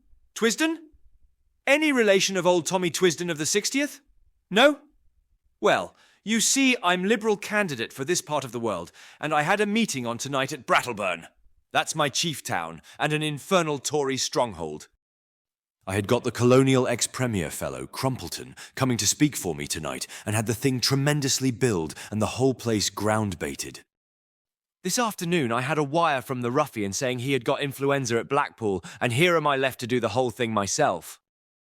I had meant to speak for 10 minutes, and must now go on for 40. And though I've been racking my brains for 3 hours to think of something, I simply cannot last the course.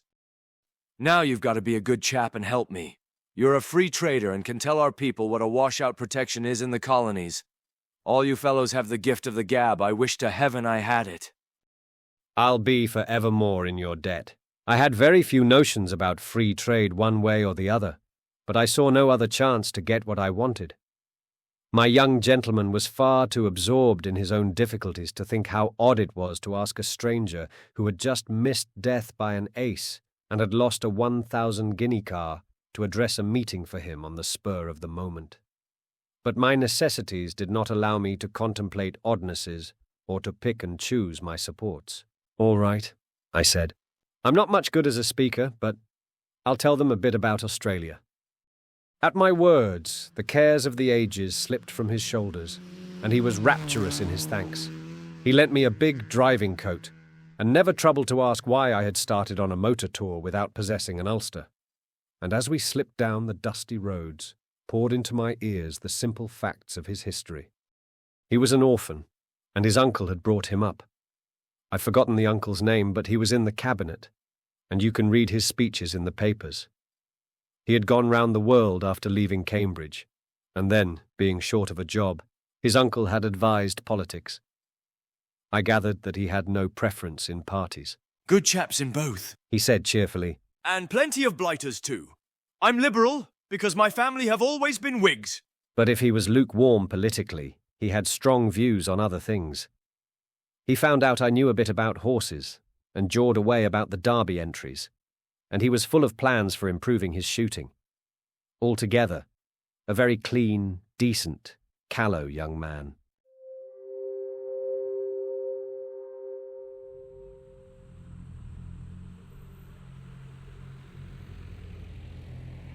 As we passed through a little town, 2 policemen signalled us to stop and flashed their lanterns on us. Beg pardon, Sir Harry. Said one. We've got instructions to look out for a car, and the description's no unlike yours. Righto. Said my host, while I thanked Providence for the devious ways I had been brought to safety. After that, he spoke no more, for his mind began to labour heavily with his coming speech. His lips kept muttering, his eye wandered, and I began to prepare myself for a second catastrophe. I tried to think of something to say myself, but my mind was dry as a stone. The next thing I knew, we had drawn up outside a door in a street and were being welcomed by some noisy gentleman with rosettes.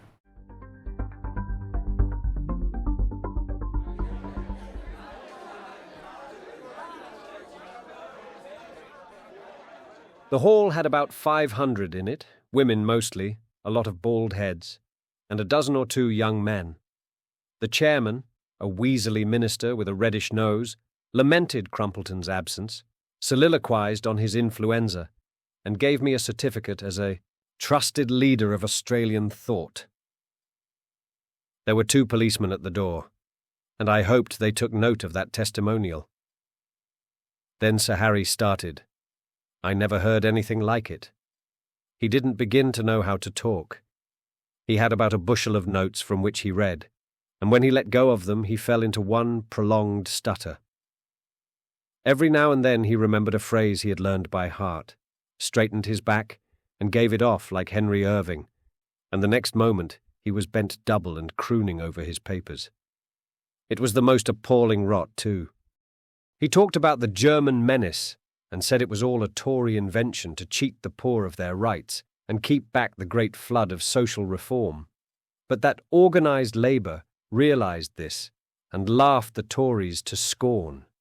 He was all for reducing our navy as a proof of our good faith, and then sending Germany an ultimatum telling her to do the same, or we would knock her into a cocked hat.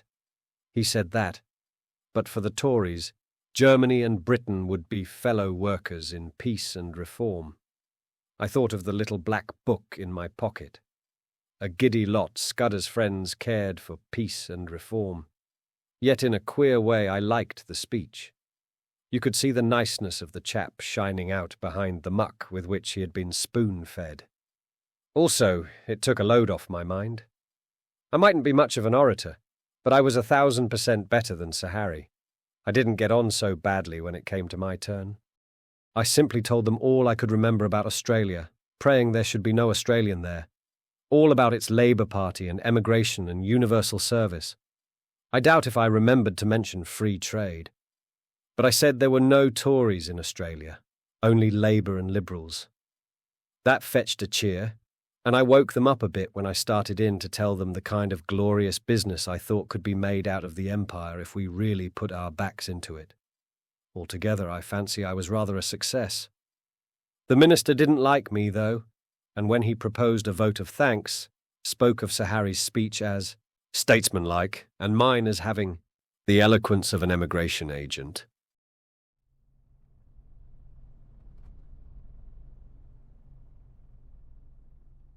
When we were in the car again, my host was in wild spirits at having got his job over.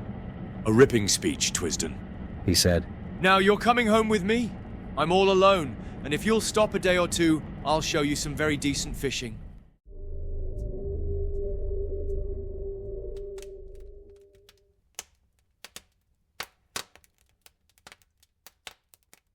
We had a hot supper, and I wanted it pretty badly, and then drank grog in a big cheery smoking room with a crackling wood fire. I thought the time had come for me to put my cards on the table. I saw by this man's eye that he was the kind you can trust. "Listen, Sir Harry," I said. "I've something pretty important to say to you. You're a good fellow, and I'm going to be frank. Where on earth did you get that poisonous rubbish you talked tonight?" His face fell. Was it as bad as that? He asked ruefully. It did sound rather thin. I got most of it out of the Progressive magazine and pamphlets that agent chap of mine keeps sending me. But you surely don't think Germany would ever go to war with us? "Ask that question in 6 weeks and it won't need an answer," I said. "If you'll give me your attention for half an hour, I am going to tell you a story." I can see yet that bright room with the deer's heads and the old prints on the walls, Sir Harry standing restlessly on the stone curb of the hearth, and myself lying back in an armchair speaking. I seemed to be another person, standing aside and listening to my own voice and judging carefully the reliability of my tale. It was the first time I had ever told anyone the exact truth, so far as I understood it, and it did me no end of good, for it straightened out the thing in my own mind. I blinked no detail. He heard all about Scudder and the milkman and the notebook and my doings in Galloway. Presently he got very excited and walked up and down the hearthrug. "So you see," I concluded, "you have got here in your house the man that is wanted for the Portland Place murder. Your duty is to send your car for the police and give me up. I don't think I'll get very far. There'll be an accident, and I'll have a knife in my ribs an hour or so after arrest. Nevertheless, it's your duty as a law-abiding citizen. Perhaps in a month's time you'll be sorry, but you have no cause to think of that." He was looking at me with bright, steady eyes. What was your job in Rhodesia, Mr. Hannay? He asked. "Mining engineer," I said. "I've made my pile cleanly, and I've had a good time in the making of it." Not a profession that weakens the nerves, is it? I laughed. "Oh, as to that, my nerves are good enough."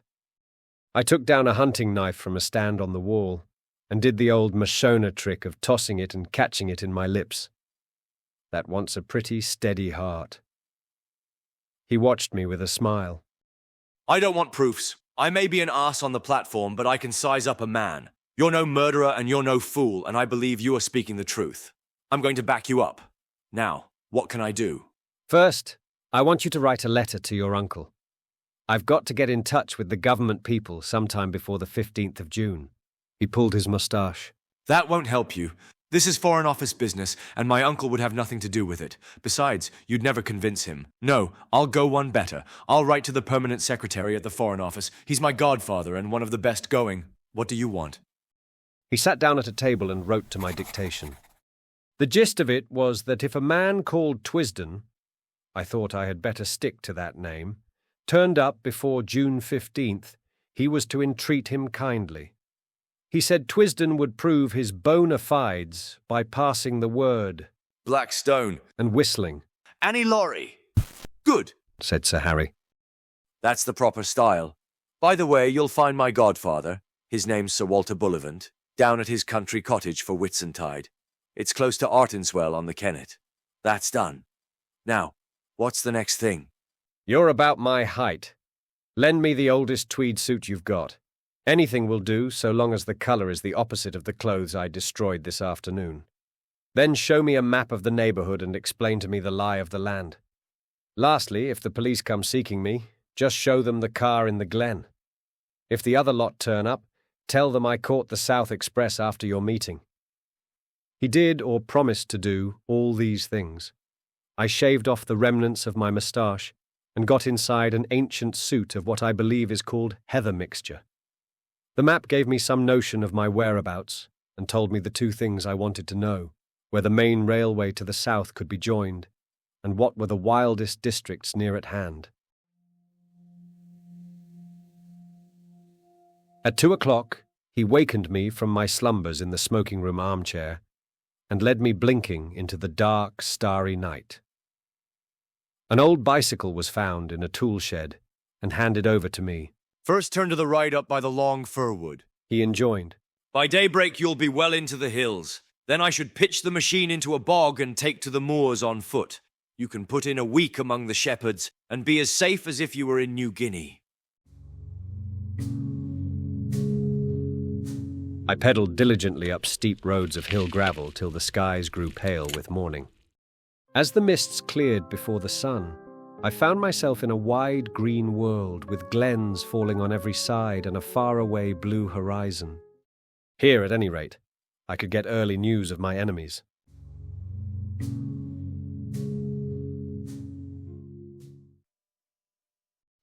Chapter 5. The Adventure of the Spectacled Roadman.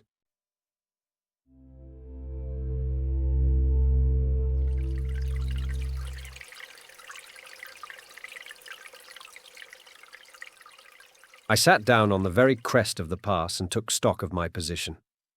Behind me was the road climbing through a long cleft in the hills, which was the upper glen of some notable river. In front was a flat space of maybe a mile, all pitted with bog holes and rough with tussocks, and then beyond it the road fell steeply down another glen to a plain whose blue dimness melted into the distance.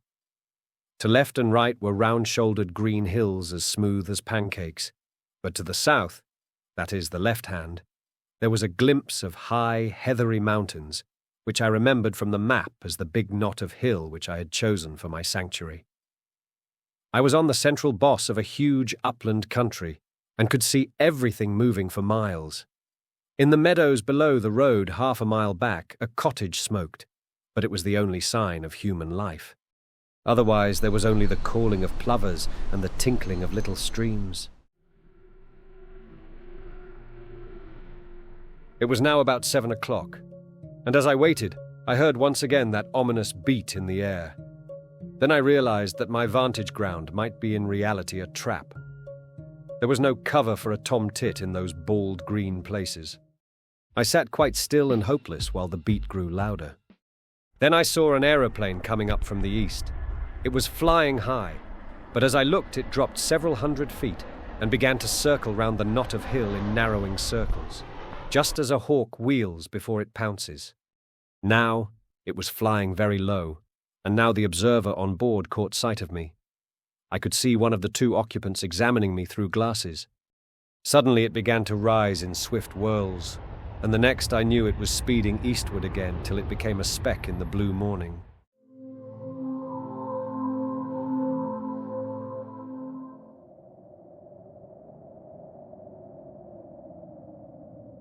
That made me do some savage thinking. My enemies had located me, and the next thing would be a cordon round me. I didn't know what force they could command, but I was certain it would be sufficient. The aeroplane had seen my bicycle and would conclude that I would try to escape by the road. In that case, there might be a chance on the moors to the right or left. I wheeled the machine 100 yards from the highway and plunged it into a moss hole, where it sank among pondweed and water buttercups. Then I climbed to a knoll which gave me a view of the two valleys. Nothing was stirring on the long white ribbon that threaded them. I have said there was not cover in the whole place to hide a rat. As the day advanced, it was flooded with soft, fresh light, till it had the fragrant sunniness of the South African veld.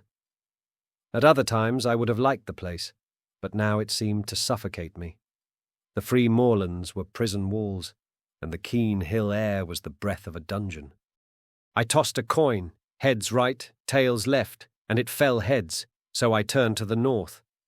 In a little, I came to the brow of the ridge, which was the containing wall of the pass. I saw the high road for maybe 10 miles, and far down it something that was moving, and that I took to be a motor car. Beyond the ridge I looked on a rolling green moor, which fell away into wooded glens. Now my life on the veld has given me the eyes of a kite, and I can see things for which most men need a telescope.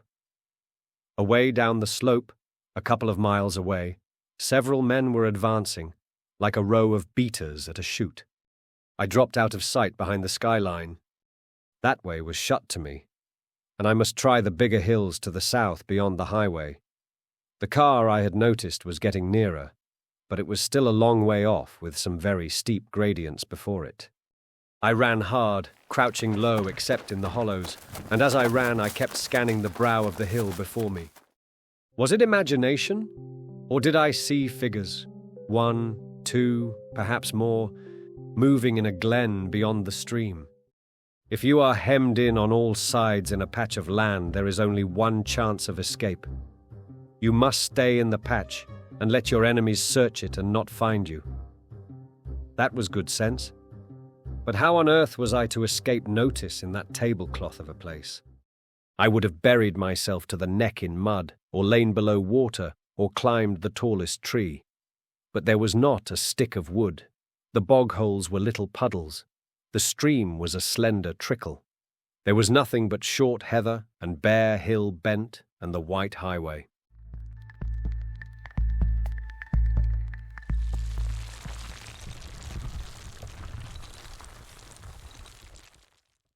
Then, in a tiny bight of road, beside a heap of stones, I found the roadman. He had just arrived, and was wearily flinging down his hammer. He looked at me with a fishy eye and yawned. "Confound the day I ever left the herding," he said, as if to the world at large. "There I was my ain maister. Now I'm a slave to the government, tethered to the roadside, wi' sair een, and a back like a suckle." He took up the hammer, struck a stone, dropped the implement with an oath, and put both hands to his ears. "Mercy on me, my hide's bursting," he cried. He was a wild figure, about my own size but much bent, with a week's beard on his chin and a pair of big horn spectacles. "I canna date," he cried again. "The surveyor mon just report me. I'm for my bed." I asked him what was the trouble, though indeed that was clear enough. "The trouble is that I'm no sober. Last night my Dr. Merrin was wad it, and they danced till 4 in the byre.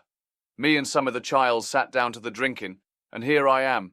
Peety that I ever look it on the wine when it was red." I agreed with him about bed. "It's easy speaking," he moaned. "But I got a postcard yestreen saying that the new road surveyor would be round the day. He'll come and he'll no find me, or else he'll find me foe, and either way I'm a done man. I'll away back to my bed and say I'm no wheel, but I doot that'll no help me, for they ken my kind of no wheelness." Then I had an inspiration. Does the new surveyor know you? I asked. "Know him. He's just been a week at the job. He rins about in a wee motor car, and wad spear the inside out to a whelk." Where's your house? I asked, and was directed by a wavering finger to the cottage by the stream. Well, back to your bed, I said, and sleep in peace. I'll take on your job for a bit and see the surveyor. He stared at me blankly. Then, as the notion dawned on his fuddled brain, his face broke into the vacant drunkard's smile. "You're the Billy," he cried. "It'll be easy and you'sh managed. I've finished that bingo stains, so you needn't a chap ony mare this forenoon. Just take the barry and wheel a yoush metal frae yon quarry doon the road to mark anither bing the morn. My name's Alexander Trummell, and I've been 7 years at the trade, and 20 afore that herding on Lythen water. My friends ca me Ecky, and whiles Specky, for I wear glesses, being Wakey the sicht. Just you speak the surveyor fair, and kay him, sir, and he'll be fell pleased. I'll be back or midday." I borrowed his spectacles and filthy old hat, stripped off coat, waistcoat and collar, and gave him them to carry home. Borrowed, too, the foul stump of a clay pipe as an extra property. He indicated my simple tasks, and without more ado set off at an amble bedwards. Bed may have been his chief object, but I think there was also something left in the foot of a bottle. I prayed that he might be safe under cover before my friends arrived on the scene.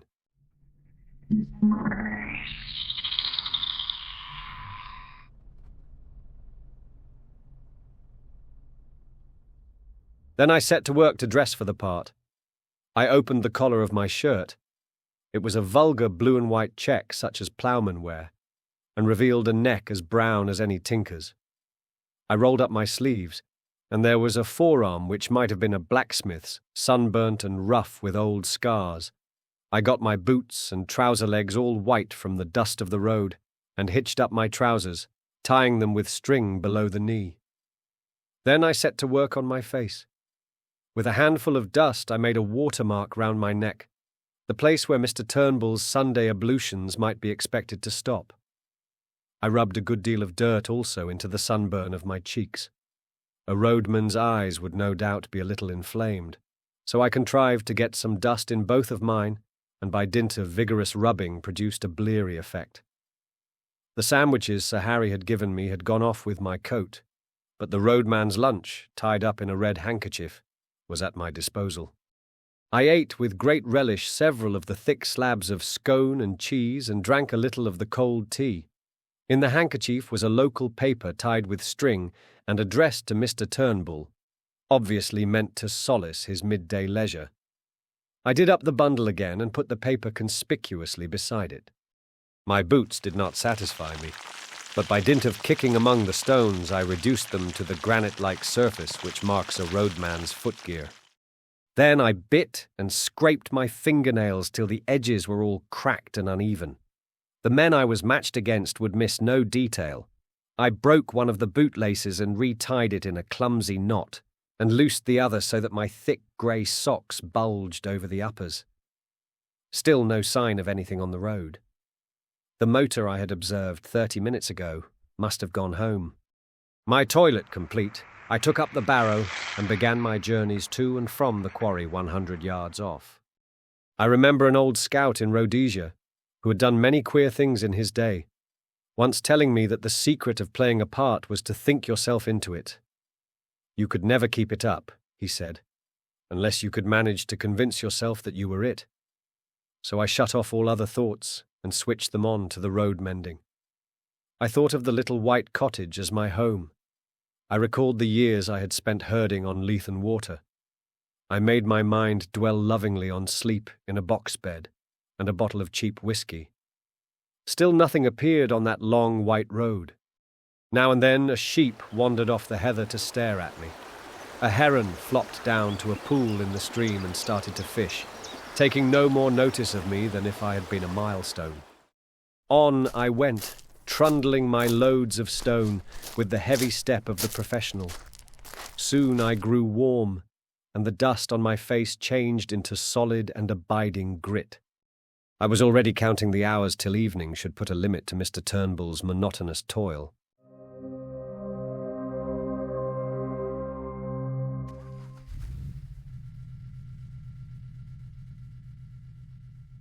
Suddenly, a crisp voice spoke from the road, and looking up I saw a little Ford two-seater and a round-faced young man in a bowler hat.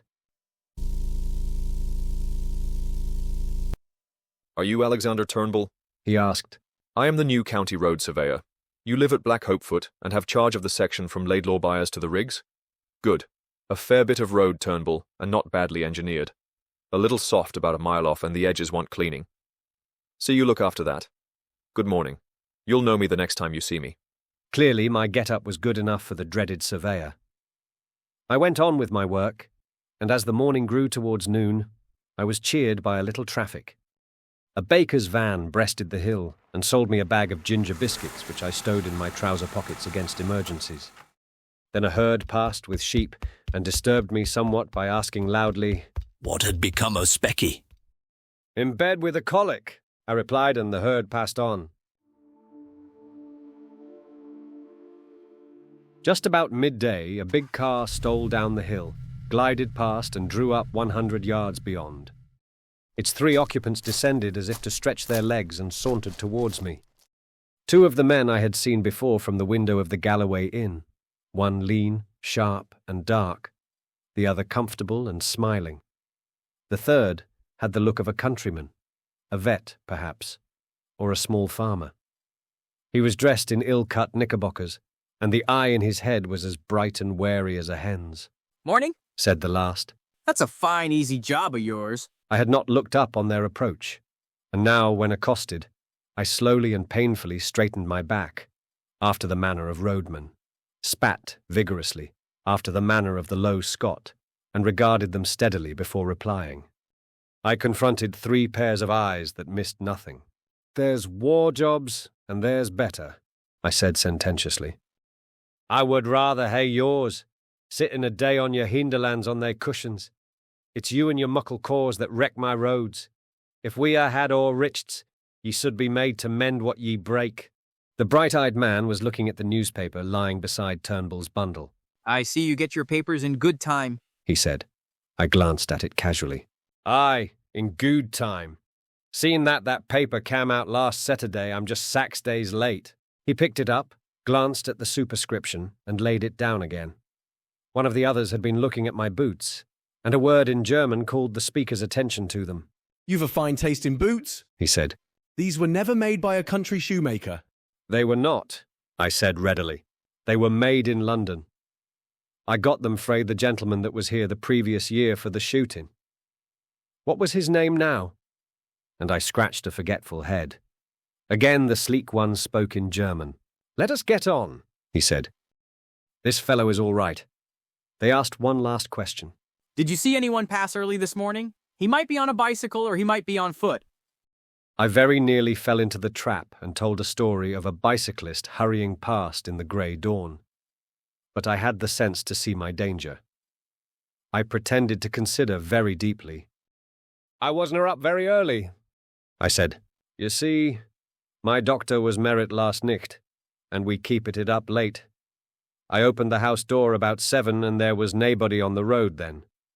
Since I came up here, there has just been the baker and the Roochel herd, besides you gentlemen. One of them gave me a cigar, which I smelt gingerly and stuck in Turnbull's bundle.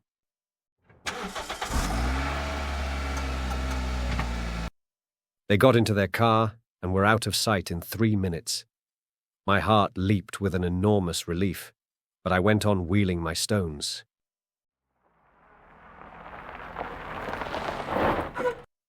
It was as well.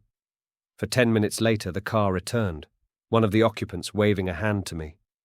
Those gentry left nothing to chance. I finished Turnbull's bread and cheese, and pretty soon I had finished the stones. The next step was what puzzled me.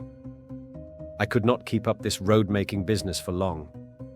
A merciful providence had kept Mr. Turnbull indoors, but if he appeared on the scene, there would be trouble.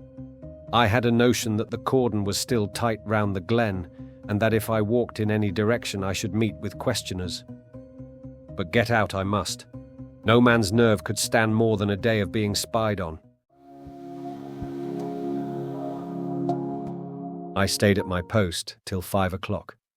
By that time I had resolved to go down to Turnbull's cottage at nightfall and take my chance of getting over the hills in the darkness. But suddenly, a new car came up the road and slowed down a yard or two from me.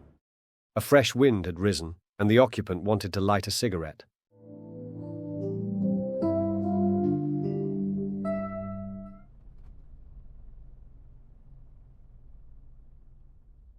It was a touring car, with the tonneau full of an assortment of baggage. One man sat in it, and by an amazing chance I knew him.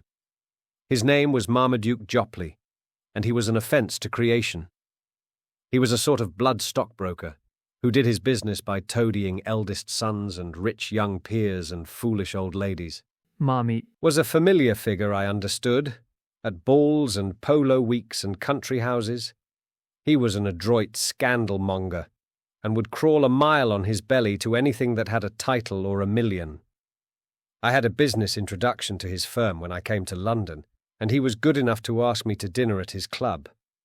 There he showed off at a great rate, and pattered about his duchesses till the snobbery of the creature turned me sick. I asked a man afterwards why nobody kicked him, and was told that Englishmen reverenced the weaker sex. Anyhow, there he was now, nattily dressed, in a fine new car, obviously on his way to visit some of his smart friends. A sudden daftness took me, and in a second I had jumped into the tonneau and had him by the shoulder. "Hullo, Jopley," I sang out. "Well met, my lad." He got a horrid fright. His chin dropped as he stared at me. Who the devil are you? He gasped. "My name's Hannay," I said. "From Rhodesia, you remember." Good God, the murderer. He choked. "Just so. And there'll be a second murder, my dear, if you don't do as I tell you.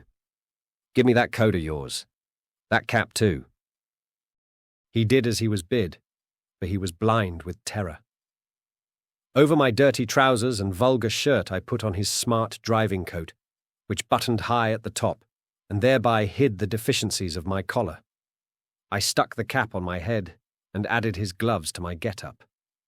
The dusty roadman in a minute was transformed into one of the neatest motorists in Scotland. On Mr. Jopley's head, I clapped Turnbull's unspeakable hat and told him to keep it there. Then with some difficulty I turned the car. My plan was to go back the road he had come, for the watchers, having seen it before, would probably let it pass unremarked, and Marmy's figure was in no way like mine. "Now, my child," I said, "sit quite still and be a good boy. I mean you no harm. I'm only borrowing your car for an hour or two. But if you play me any tricks, and above all if you open your mouth, as sure as there's a God above me I'll wring your neck. Sarvez." I enjoyed that evening's ride.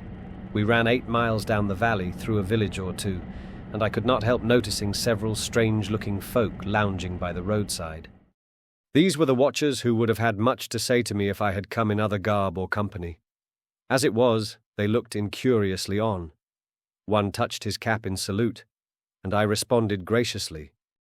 As the dark fell, I turned up a side glen which, as I remember from the map, led into an unfrequented corner of the hills.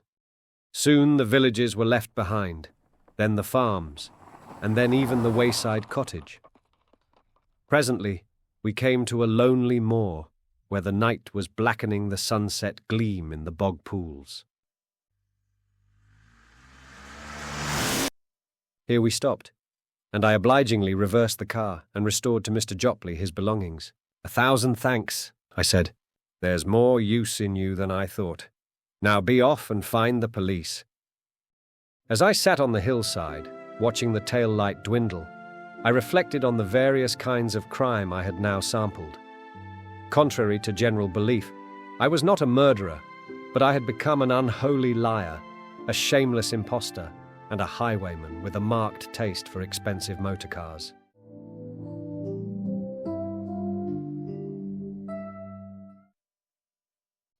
Chapter 6. The Adventure of the Bald Archaeologist.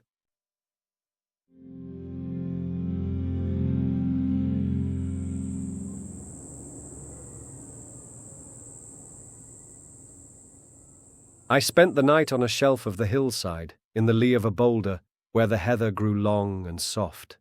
It was a cold business, for I had neither coat nor waistcoat. These were in Mr. Turnbull's keeping, as was Scudder's little book, my watch, and, worst of all, my pipe and tobacco pouch. Only my money accompanied me in my belt, and about half a pound of ginger biscuits in my trousers pocket. I supped off half those biscuits, and by worming myself deep into the heather got some kind of warmth. My spirits had risen, and I was beginning to enjoy this crazy game of hide-and-seek. So far, I had been miraculously lucky. The milkman, the literary innkeeper, Sir Harry, the roadman, and the idiotic Marmy were all pieces of undeserved good fortune. Somehow the first success gave me a feeling that I was going to pull the thing through. My chief trouble was that I was desperately hungry. When a Jew shoots himself in the city and there is an inquest, the newspapers usually report that the deceased was well-nourished. I remember thinking that they would not call me well-nourished if I broke my neck in a bog hole. I lay and tortured myself, for the ginger biscuits merely emphasized the aching void, with the memory of all the good food I had thought so little of in London. There were Paddock's crisp sausages and fragrant shavings of bacon and shapely poached eggs. How often I had turned up my nose at them. There were the cutlets they did at the club, and a particular ham that stood on the cold table, for which my soul lusted. My thoughts hovered over all varieties of mortal edible, and finally settled on a porterhouse steak and a quart of bitter with a Welsh rabbit to follow. In longing hopelessly for these dainties, I fell asleep. I woke very cold and stiff about an hour after dawn. It took me a little while to remember where I was, for I had been very weary and had slept heavily. I saw first the pale blue sky through a net of heather, then a big shoulder of hill, and then my own boots placed neatly in a blaeberry bush. I raised myself on my arms and looked down into the valley, and that one look set me lacing up my boots in mad haste. For there were men below, not more than a quarter of a mile off, spaced out on the hillside like a fan and beating the heather. Marmee had not been slow in looking for his revenge. I crawled out of my shelf into the cover of a boulder, and from it gained a shallow trench which slanted up the mountain face. This led me presently into the narrow gully of a burn, by way of which I scrambled to the top of the ridge. From there I looked back, and saw that I was still undiscovered. My pursuers were patiently quartering the hillside and moving upwards. Keeping behind the skyline, I ran for maybe half a mile, till I judged I was above the uppermost end of the glen. Then I showed myself, and was instantly noted by one of the flankers, who passed the word to the others. I heard cries coming up from below and saw that the line of search had changed its direction. I pretended to retreat over the skyline, but instead went back the way I had come, and in 20 minutes was behind the ridge overlooking my sleeping place. From that viewpoint, I had the satisfaction of seeing the pursuit streaming up the hill at the top of the glen on a hopelessly false scent. I had before me a choice of routes, and I chose a ridge which made an angle with the one I was on, and so would soon put a deep glen between me and my enemies. The exercise had warmed my blood, and I was beginning to enjoy myself amazingly. As I went, I breakfasted on the dusty remnants of the ginger biscuits. I knew very little about the country, and I hadn't a notion what I was going to do. I trusted to the strength of my legs, but I was well aware that those behind me would be familiar with the lie of the land, and that my ignorance would be a heavy handicap. I saw in front of me a sea of hills, rising very high towards the south, but northwards breaking down into broad ridges which separated wide and shallow dales. The ridge I had chosen seemed to sink after a mile or two to a moor which lay like a pocket in the uplands. That seemed as good a direction to take as any other. My stratagem had given me a fair start, call it 20 minutes, and I had the width of a glen behind me before I saw the first heads of the pursuers. The police had evidently called in local talent to their aid, and the men I could see had the appearance of herds or gamekeepers. They hallooed at the sight of me, and I waved my hand. 2 dived into the glen and began to climb my ridge, while the others kept their own side of the hill. I felt as if I were taking part in a schoolboy game of hare and hounds. But very soon, it began to seem less of a game. Those fellows behind were hefty men on their native heath. Looking back, I saw that only 3 were following direct, and I guessed that the others had fetched a circuit to cut me off. My lack of local knowledge might very well be my undoing, and I resolved to get out of this tangle of glens to the pocket of moor I had seen from the tops. I must so increase my distance as to get clear away from them, and I believed I could do this if I could find the right ground for it. If there had been cover, I would have tried a bit of stalking, but on these bare slopes you could see a fly a mile off. My hope must be in the length of my legs and the soundness of my wind, but I needed easier ground for that, for I was not bred a mountaineer. How I longed for a good Afrikander pony.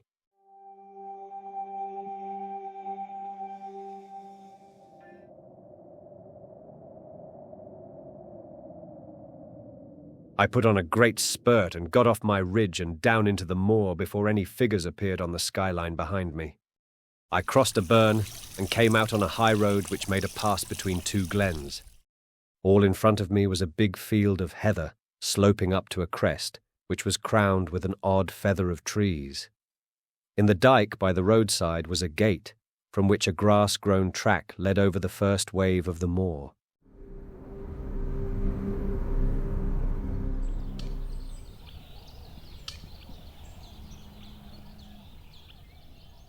I jumped the dike and followed it, and after a few 100 yards, as soon as it was out of sight of the highway, the grass stopped, and it became a very respectable road, which was evidently kept with some care.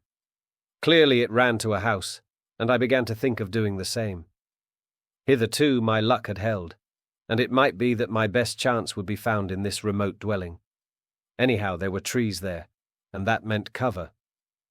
I did not follow the road, but the burnside which flanked it on the right, where the bracken grew deep and the high banks made a tolerable screen. It was well I did so, for no sooner had I gained the hollow than, looking back, I saw the pursuit topping the ridge from which I had descended. After that I did not look back. I had no time. I ran up the burnside, crawling over the open places, and for a large part wading in the shallow stream. I found a deserted cottage with a row of phantom peat stacks and an overgrown garden. Then I was among young hay, and very soon had come to the edge of a plantation of wind-blown firs. From there, I saw the chimneys of the house smoking a few 100 yards to my left. I forsook the burnside, crossed another dike, and almost before I knew was on a rough lawn. A glance back told me that I was well out of sight of the pursuit, which had not yet passed the first lift of the moor. The lawn was a very rough place, cut with a scythe instead of a mower, and planted with beds of scrubby rhododendrons. A brace of black game, which are not usually garden birds, rose at my approach. The house before me was the ordinary moorland farm, with a more pretentious whitewashed wing added. Attached to this wing was a glass veranda, and through the glass I saw the face of an elderly gentleman meekly watching me.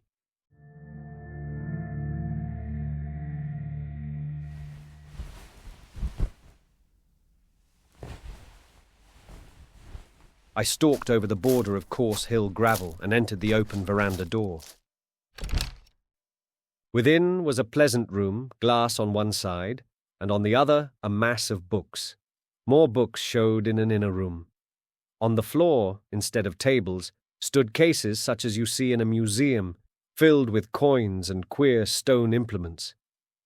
There was a knee-hole desk in the middle, and seated at it, with some papers and open volumes before him, was the benevolent old gentleman. His face was round and shiny, like Mr. Pickwick's.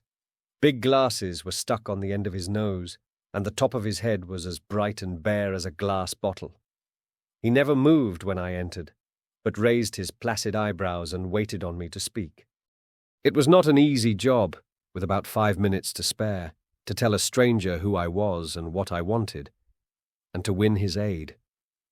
I did not attempt it.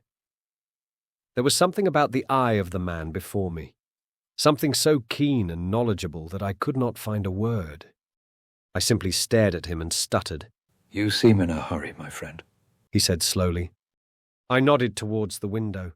It gave a prospect across the moor through a gap in the plantation and revealed certain figures 1/2 mile off straggling through the heather. "Ah, I see," he said, and took up a pair of field glasses through which he patiently scrutinized the figures. "A fugitive from justice, eh? Well, we'll go into the matter at our leisure. Meantime, I object to my privacy being broken in upon by the clumsy rural policeman. Go into my study, and you will see 2 doors facing you. Take the one on the left and close it behind you. You will be perfectly safe." And this extraordinary man took up his pen again.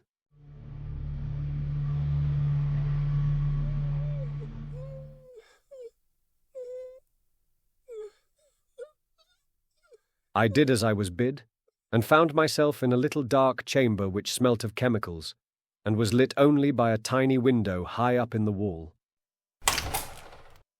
The door had swung behind me with a click like the door of a safe.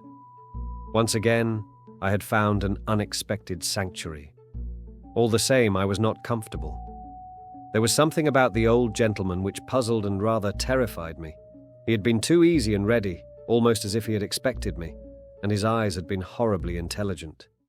No sound came to me in that dark place. For all I knew, the police might be searching the house, and if they did, they would want to know what was behind this door. I tried to possess my soul in patience, and to forget how hungry I was. Then I took a more cheerful view. The old gentleman could scarcely refuse me a meal, and I fell to reconstructing my breakfast. Bacon and eggs would content me, but I wanted the better part of a flitch of bacon and 50 eggs. And then, while my mouth was watering in anticipation, there was a click, and the door stood open. I emerged into the sunlight to find the master of the house sitting in a deep armchair in the room he called his study, and regarding me with curious eyes. "Have they gone?" I asked. They have gone. I convinced them that you had crossed the hill. I do not choose that the police should come between me and one whom I am delighted to honor. This is a lucky morning for you, Mr. Richard Hannay. As he spoke, his eyelids seemed to tremble and to fall a little over his keen grey eyes. In a flash, the phrase of Scudder's came back to me when he had described the man he most dreaded in the world. He had said that he could hood his eyes like a hawk. Then I saw that I had walked straight into the enemy's headquarters. My first impulse was to throttle the old ruffian and make for the open air.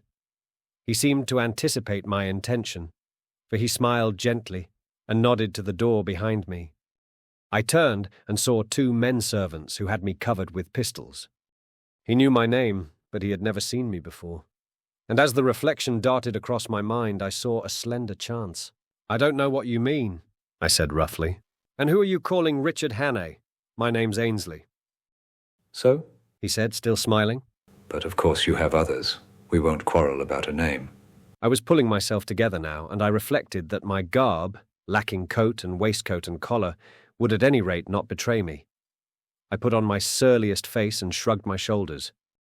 "I suppose you're going to give me up after all, and I call it a damn dirty trick.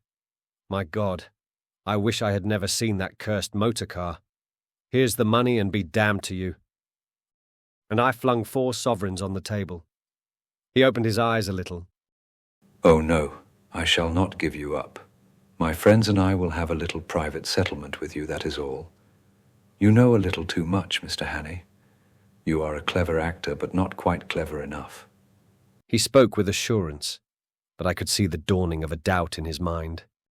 "Oh, for God's sake, stop jawing," I cried. "Everything's against me. I haven't had a bit of luck since I came on shore at Leith. What's the harm in a poor devil with an empty stomach picking up some money he finds in a bust-up motor car? That's all I done, and for that, I've been chivied for 2 days by those blasted bobbies over those blasted hills. I tell you, I'm fair sick of it. You can do what you like, old boy. Ned Ainsley's got no fight left in him." I could see that the doubt was gaining. Will you oblige me with the story of your recent doings? He asked. "I can't, Governor," I said in a real beggar's whine. "I've not had a bite to eat for 2 days. Give me a mouthful of food, and then you'll hear God's truth." I must have showed my hunger in my face, for he signalled to one of the men in the doorway. A bit of cold pie was brought, and a glass of beer, and I wolfed them down like a pig, or rather, like Ned Ainsley, for I was keeping up my character. In the middle of my meal he spoke suddenly to me in German, but I turned on him a face as blank as a stone wall. Then I told him my story, how I had come off an Archangel ship at Leith a week ago, and was making my way overland to my brother at Wigtown. I had run short of cash. I hinted vaguely at a spree, and I was pretty well on my uppers when I had come on a hole in a hedge, and looking through had seen a big motor car lying in the burn. I had poked about to see what had happened, and had found 3 sovereigns lying on the seat and 1 on the floor. There was nobody there, or any sign of an owner, so I had pocketed the cash. But somehow the law had got after me. When I had tried to change a sovereign in a baker's shop, the woman had cried on the police, and a little later when I was washing my face in a burn, I had been nearly gripped, and had only got away by leaving my coat and waistcoat behind me. "They can have the money back," I cried. "For a fat lot of good it's done me. Those perishers are all down on a poor man. Now, if it had been you, Governor, that had found the pounds, nobody would have troubled you." "You're a good liar, Hannay," he said. I flew into a rage. "Stop fooling, damn you. I tell you my name's Ainsley, and I never heard of anyone called Hannay in my born days. I'd sooner have the police than you with your Hannays and your monkey-faced pistol tricks. No, Governor, I beg pardon. I don't mean that. I'm much obliged to you for the grub, and I'll thank you to let me go now the coast's clear." It was obvious that he was badly puzzled. You see, he had never seen me, and my appearance must have altered considerably from my photographs, if he had got one of them. I was pretty smart and well-dressed in London, and now I was a regular tramp. I do not propose to let you go. If you are what you say you are, you will soon have a chance of clearing yourself. If you are what I believe you are, I do not think you will see the light much longer. He rang a bell, and a third servant appeared from the veranda. I want the Lanchester in 5 minutes, he said. There will be 3 to luncheon. Then he looked steadily at me, and that was the hardest ordeal of all. There was something weird and devilish in those eyes, cold, malignant, unearthly, and most hellishly clever. They fascinated me like the bright eyes of a snake. I had a strong impulse to throw myself on his mercy and offer to join his side, and if you consider the way I felt about the whole thing, you will see that that impulse must have been purely physical, the weakness of a brain mesmerized and mastered by a stronger spirit. But I managed to stick it out, and even to grin. "You'll know me next time, Governor," I said. Carl, he spoke in German to one of the men in the doorway. You will put this fellow in the storeroom till I return, and you will be answerable to me for his keeping. I was marched out of the room with a pistol at each ear. The storeroom was a damp chamber in what had been the old farmhouse. There was no carpet on the uneven floor, and nothing to sit down on but a school form. It was black as pitch, for the windows were heavily shuttered. I made out by groping that the walls were lined with boxes and barrels and sacks of some heavy stuff. The whole place smelt of mould and disuse. My jailers turned the key in the door, and I could hear them shifting their feet as they stood on guard outside. I sat down in that chilly darkness in a very miserable frame of mind. The old boy had gone off in a motor to collect the 2 ruffians who had interviewed me yesterday. Now, they had seen me as the roadman, and they would remember me, for I was in the same rig. What was a roadman doing 20 miles from his beat, pursued by the police? A question or two would put them on the track.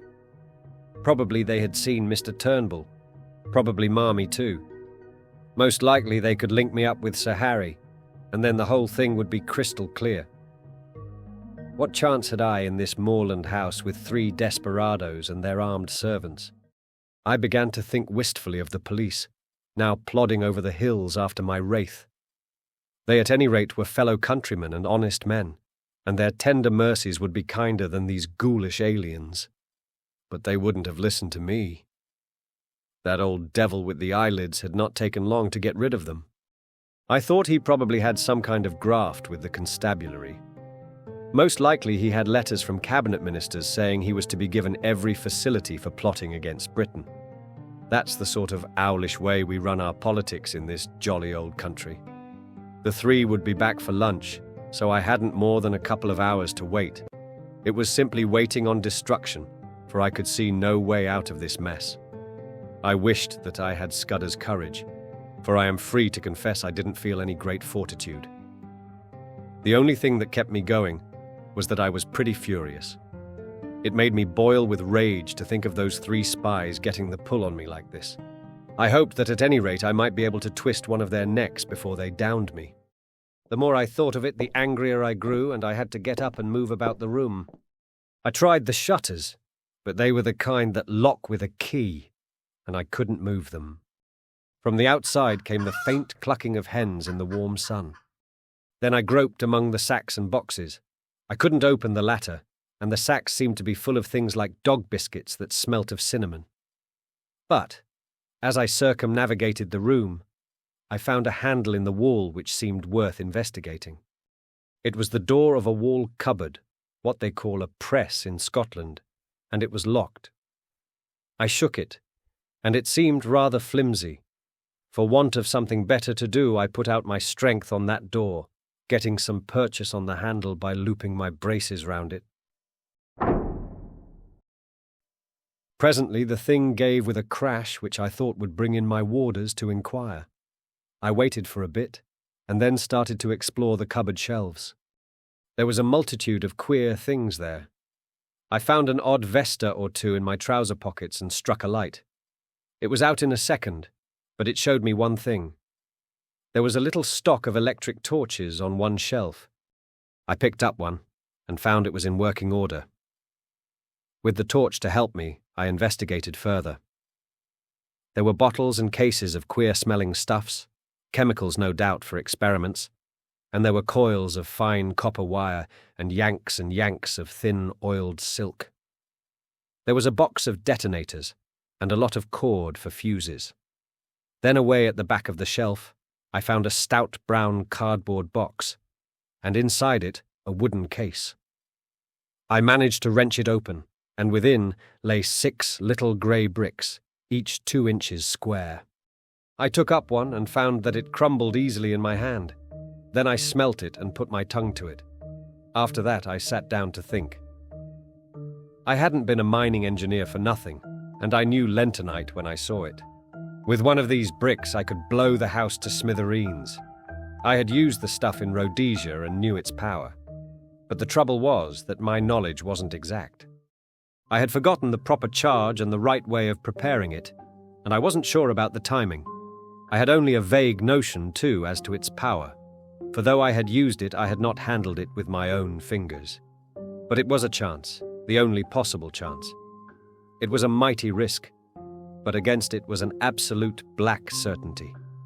If I used it, the odds were, as I reckoned, about 5 to 1 in favor of my blowing myself into the treetops. But if I didn't, I should very likely be occupying a 6-foot hole in the garden by the evening. That was the way I had to look at it. The prospect was pretty dark either way. But anyhow, there was a chance, both for myself and for my country. The remembrance of little Scudder decided me. It was about the beastliest moment of my life, for I'm no good at these cold-blooded resolutions. Still, I managed to rake up the pluck to set my teeth and choke back the horrid doubts that flooded in on me. I simply shut off my mind and pretended I was doing an experiment as simple as Guy Fawkes fireworks. I got a detonator and fixed it to a couple of feet of fuse. Then I took a quarter of a lentonite brick and buried it near the door below one of the sacks in a crack of the floor, fixing the detonator in it. For all I knew, half those boxes might be dynamite. If the cupboard held such deadly explosives, why not the boxes? In that case, there would be a glorious skyward journey for me and the German servants, and about an acre of surrounding country. There was also the risk that the detonation might set off the other bricks in the cupboard, for I had forgotten most that I knew about lentonite. But it didn't do to begin thinking about the possibilities. The odds were horrible, but I had to take them. I ensconced myself just below the sill of the window and lit the fuse. Then I waited for a moment or two. There was dead silence, only a shuffle of heavy boots in the passage and the peaceful cluck of hens from the warm out-of-doors. I commended my soul to my Maker and wondered where I would be in 5 seconds.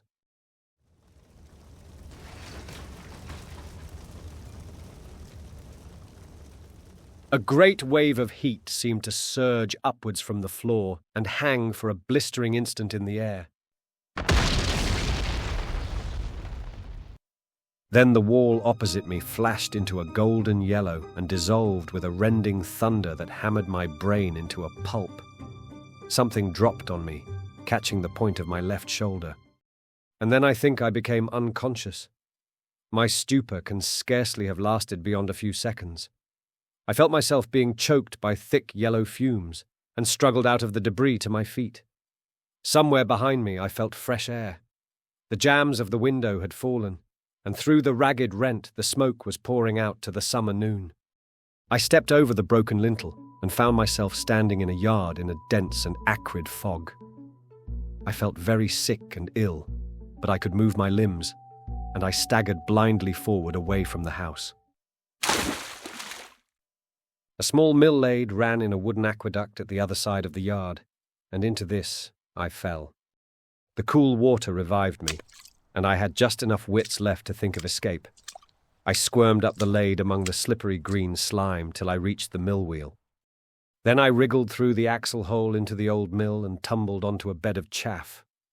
A nail caught the seat of my trousers, and I left a wisp of heather mixture behind me. The mill had been long out of use, The ladders were rotten with age, and in the loft the rats had gnawed great holes in the floor.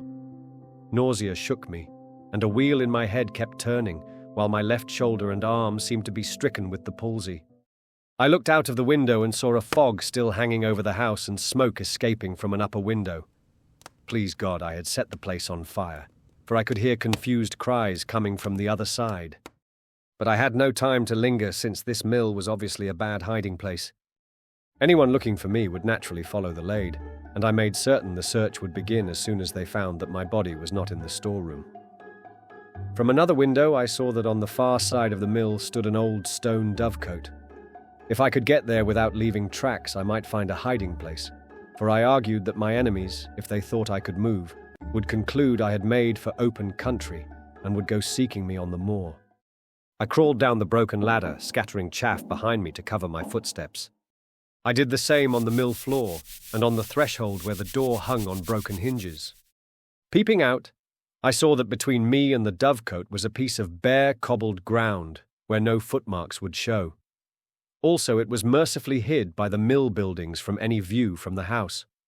I slipped across the space, got to the back of the dovecote, and prospected a way of ascent.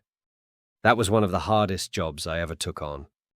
My shoulder and arm ached like hell, and I was so sick and giddy that I was always on the verge of falling. But I managed it somehow. By the use of out-jutting stones and gaps in the masonry and a tough ivy root, I got to the top in the end. There was a little parapet behind which I found space to lie down. Then I proceeded to go off into an old-fashioned swoon. I woke with a burning head and the sun glaring in my face. For a long time I lay motionless, for those horrible fumes seemed to have loosened my joints and dulled my brain. Sounds came to me from the house, men speaking throatily and the throbbing of a stationary car. There was a little gap in the parapet to which I wriggled, and from which I had some sort of prospect of the yard. I saw figures come out, a servant with his head bound up, and then a younger man in knickerbockers. They were looking for something and moved towards the mill. Then one of them caught sight of the wisp of cloth on the nail and cried out to the other. They both went back to the house and brought two more to look at it. I saw the rotund figure of my late captor, and I thought I made out the man with the lisp. I noticed that all had pistols. For half an hour they ransacked the mill. I could hear them kicking over the barrels and pulling up the rotten planking. Then they came outside and stood just below the dovecote, arguing fiercely. The servant with the bandage was being soundly rated. I heard them fiddling with the door of the dovecote, and for one horrid moment I fancied they were coming up. Then they thought better of it and went back to the house. All that long blistering afternoon I lay baking on the rooftop. Thirst was my chief torment. My tongue was like a stick, and to make it worse I could hear the cool drip of water from the mill lade. I watched the course of the little stream as it came in from the moor, and my fancy followed it to the top of the glen, where it must issue from an icy fountain fringed with cool ferns and mosses. I would have given £1,000 to plunge my face into that. I had a fine prospect of the whole ring of moorland. I saw the car speed away with two occupants, and a man on a hill pony riding east. I judged they were looking for me, and I wished them joy of their quest. But I saw something else more interesting.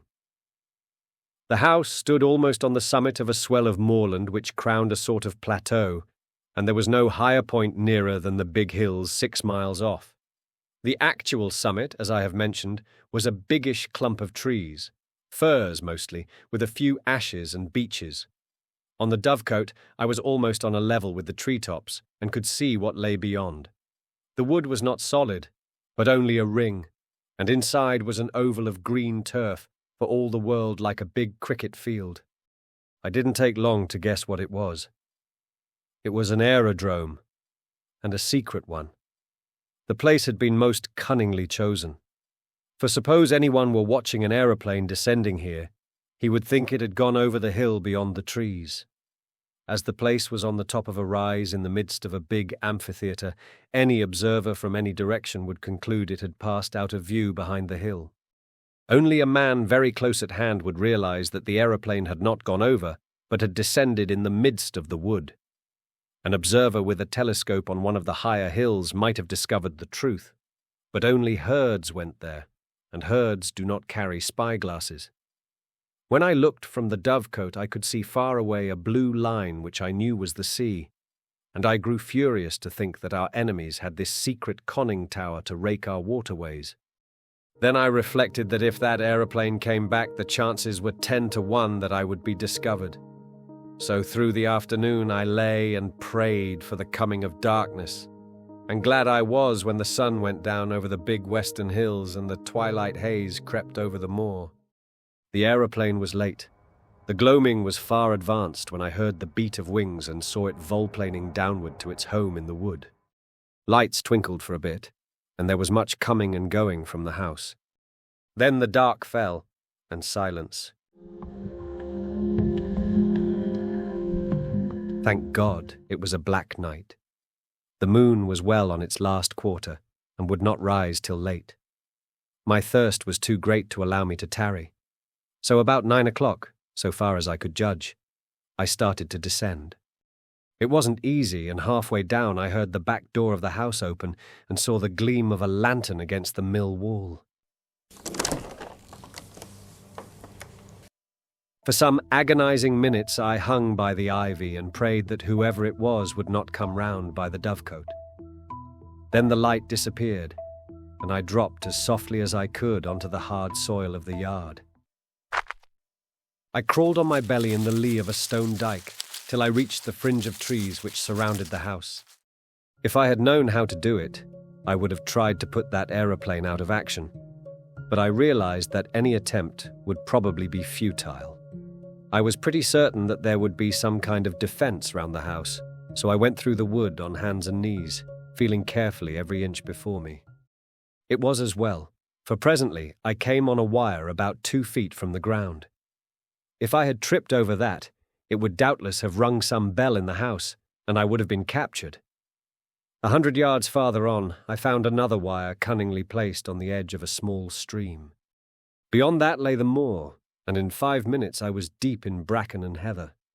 Soon I was round the shoulder of the rise, in the little glen from which the mill lade flowed. 10 minutes later my face was in the spring, and I was soaking down pints of the blessed water. But I did not stop till I had put 6 miles between me and that accursed dwelling.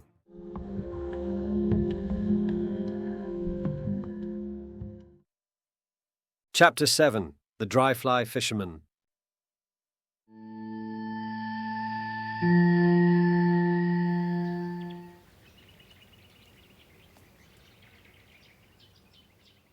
I sat down on a hilltop and took stock of my position.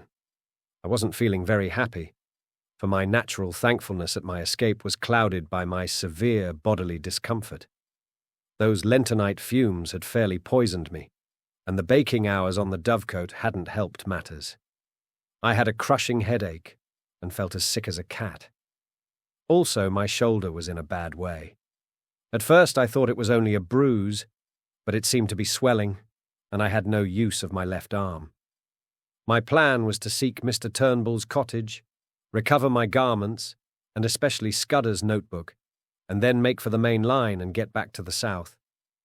It seemed to me that the sooner I got in touch with the Foreign Office man, Sir Walter Bullivant, the better. I didn't see how I could get more proof than I had got already. He must just take or leave my story, and anyway, with him I would be in better hands than those devilish Germans. I had begun to feel quite kindly towards the British police. It was a wonderful starry night, and I had not much difficulty about the road. Sir Harry's map had given me the lie of the land, and all I had to do was to steer a point or two west of southwest to come to the stream where I had met the roadman. In all these travels I never knew the names of the places, but I believe this stream was no less than the upper waters of the River Tweed. I calculated I must be about 18 miles distant, and that meant I could not get there before morning. So I must lie up a day somewhere, for I was too outrageous a figure to be seen in the sunlight. I had neither coat, waistcoat, collar, nor hat. My trousers were badly torn, and my face and hands were black with the explosion. I dare say I had other beauties, for my eyes felt as if they were furiously bloodshot.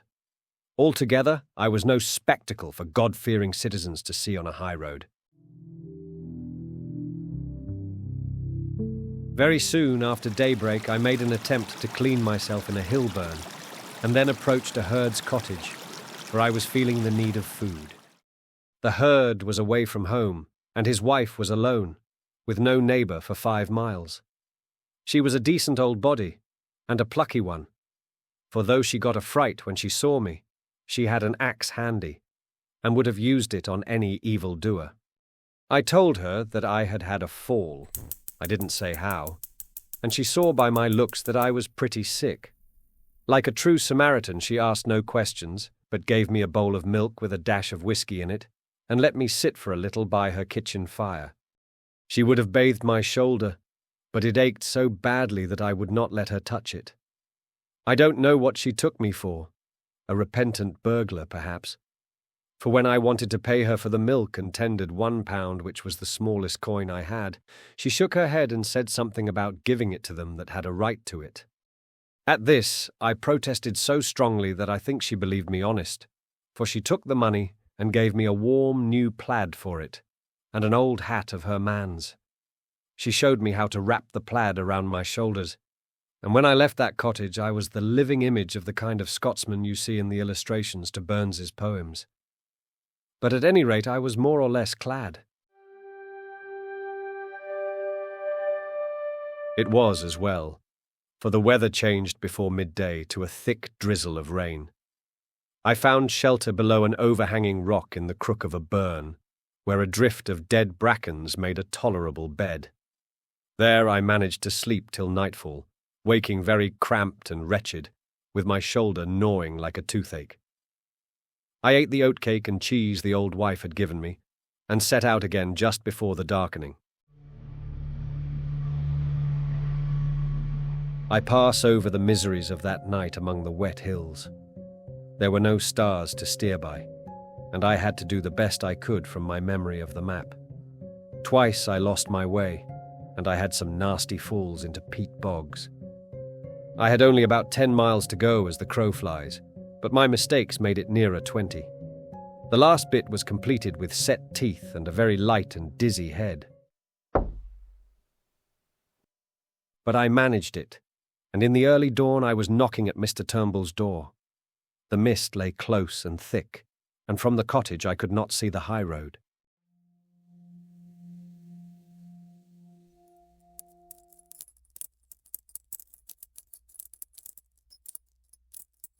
Mr. Turnbull himself opened to me, sober, and something more than sober. He was primly dressed in an ancient but well-tended suit of black. He had been shaved not later than the night before. He wore a linen collar, and in his left hand he carried a pocket Bible. At first he did not recognize me. "Where are ye that come stravaiging here on the Sabbath morning?" he asked. I had lost all count of the days, so the Sabbath was the reason for this strange decorum. My head was swimming so wildly that I could not frame a coherent answer. But he recognized me, and he saw that I was ill. "How you got my specs?" he asked. I fetched them out of my trouser pocket and gave him them. "You'll he come for your jacket and waistcoat," he said. "Come in, boy. Losh, man, you're terrible dune of the legs. Hold up till I get you to a chair." I perceived I was in for a bout of malaria.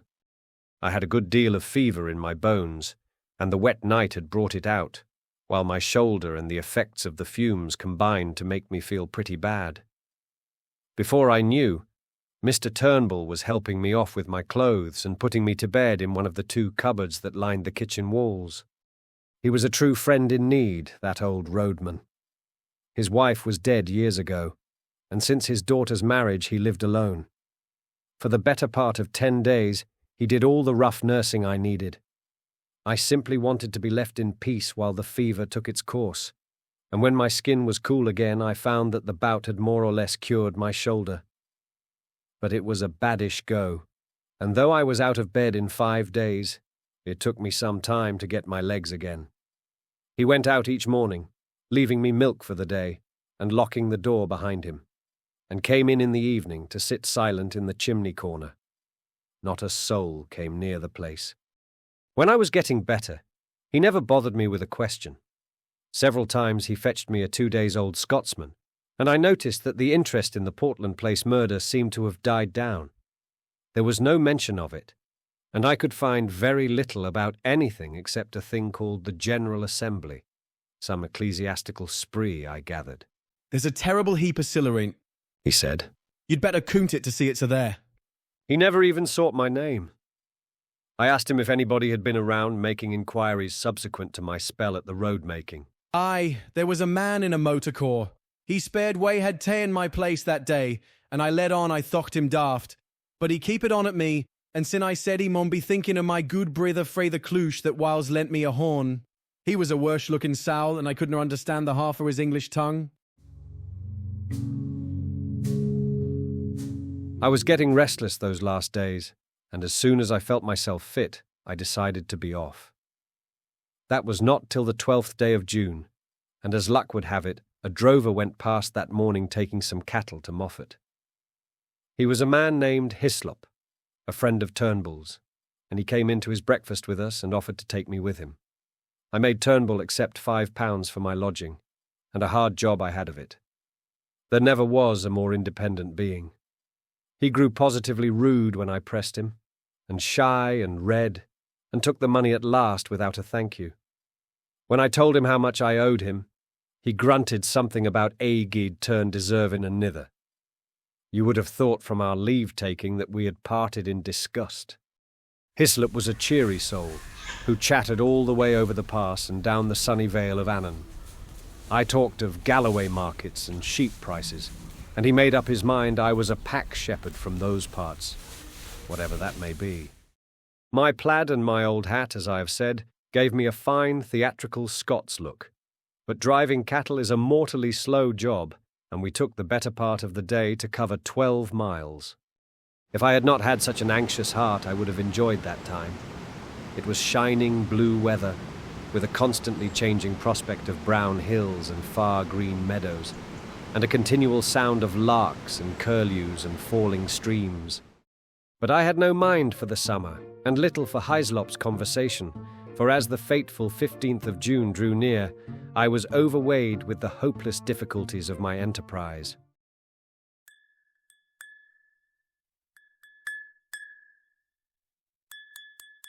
I got some dinner in a humble Moffat public house and walked the 2 miles to the junction on the main line. The night express for the south was not due till near midnight, and to fill up the time I went up on the hillside and fell asleep, for the walk had tired me. I all but slept too long, and had to run to the station and catch the train with 2 minutes to spare. The feel of the hard third-class cushions and the smell of stale tobacco cheered me up wonderfully. At any rate, I felt now that I was getting to grips with my job. I was decanted at Crewe in the small hours and had to wait till 6 o'clock to get a train for Birmingham. In the afternoon I got to Reading and changed into a local train which journeyed into the deeps of Berkshire. Presently I was in a land of lush water meadows and slow, reedy streams.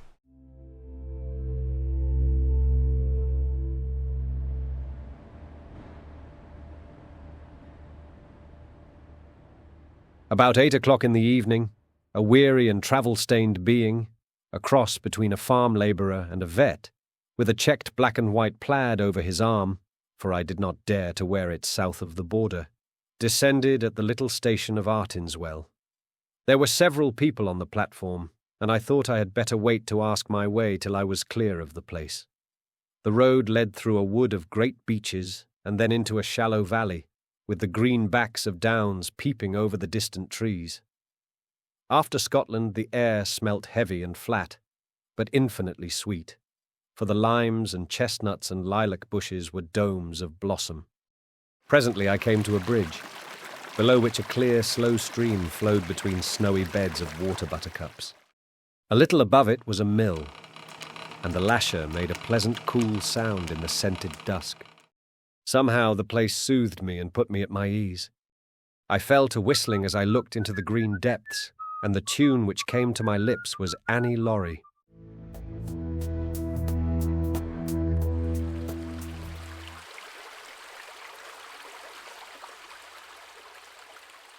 A fisherman came up from the waterside, and as he neared me, he too began to whistle. The tune was infectious, for he followed my suit. He was a huge man in untidy old flannels and a wide-brimmed hat, with a canvas bag slung on his shoulder. He nodded to me, and I thought I had never seen a shrewder or better-tempered face.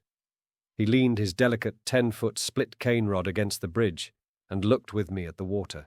"Clear, isn't it?" he said pleasantly. "I back our Kennet any day against the test. Look at that big fellow, 4 pounds if he's an ounce. But the evening rise is over and you can't tempt him." "I don't see him," said I. "Look, there, 1 yard from the reeds just above that stickle." "I've got him now. You might swear he was a Blackstone." "So," he said, and whistled another bar of Annie Laurie. "Twisden's the name, isn't it?" he said over his shoulder, his eyes still fixed on the stream. "No," I said. "I mean to say, yes." I had forgotten all about my alias. "It's a wise conspirator that knows his own name," he observed, grinning broadly at a moor-hen that emerged from the bridge's shadow. I stood up and looked at him, at the square, cleft jaw, and broad, lined brow, and the firm folds of cheek, and began to think that here at last was an ally worth having. His whimsical blue eyes seemed to go very deep. Suddenly he frowned. "I call it disgraceful.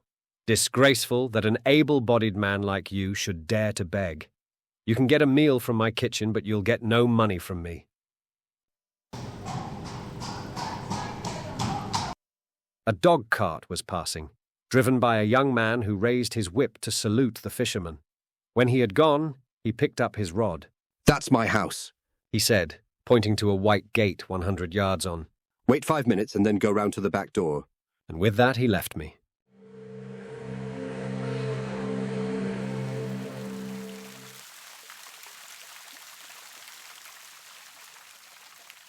I did as I was bidden.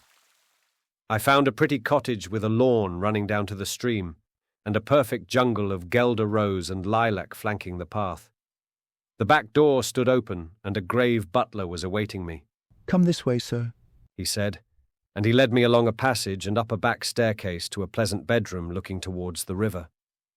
There I found a complete outfit laid out for me, dress clothes with all the fixings, a brown flannel suit, shirts, collars, ties, shaving things and hairbrushes, even a pair of patent shoes.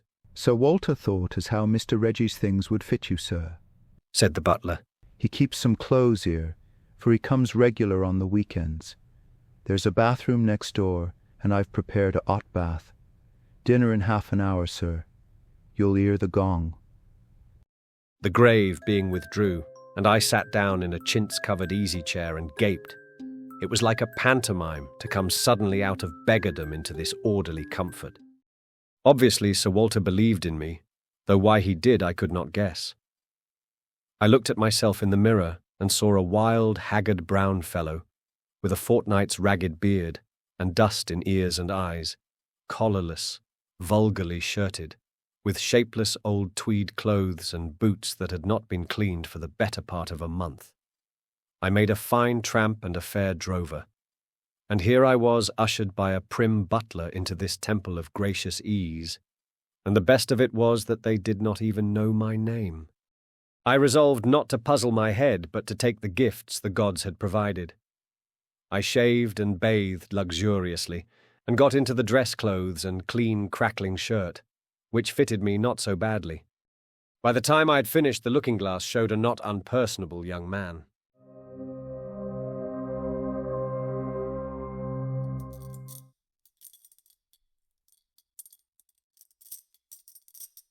Sir Walter awaited me in a dusky dining room, where a little round table was lit with silver candles.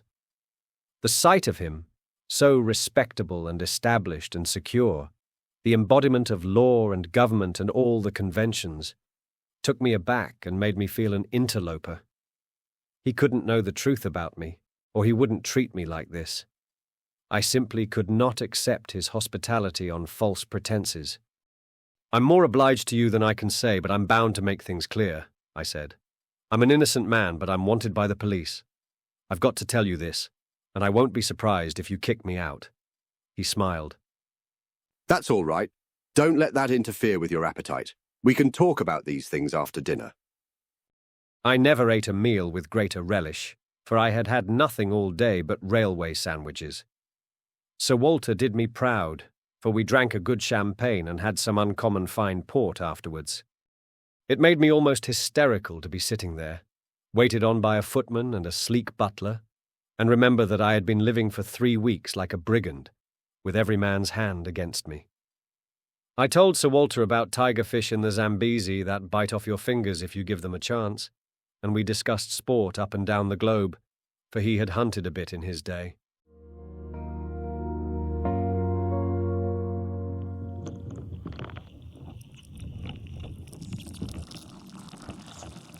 We went to his study for coffee, a jolly room full of books and trophies and untidiness and comfort.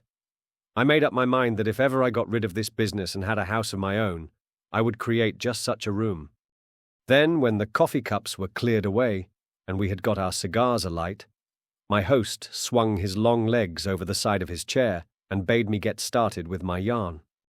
I've obeyed Harry's instructions, he said. And the bribe he offered me was that you would tell me something to wake me up. I'm ready, Mr. Hannay. I noticed with a start that he called me by my proper name. I began at the very beginning.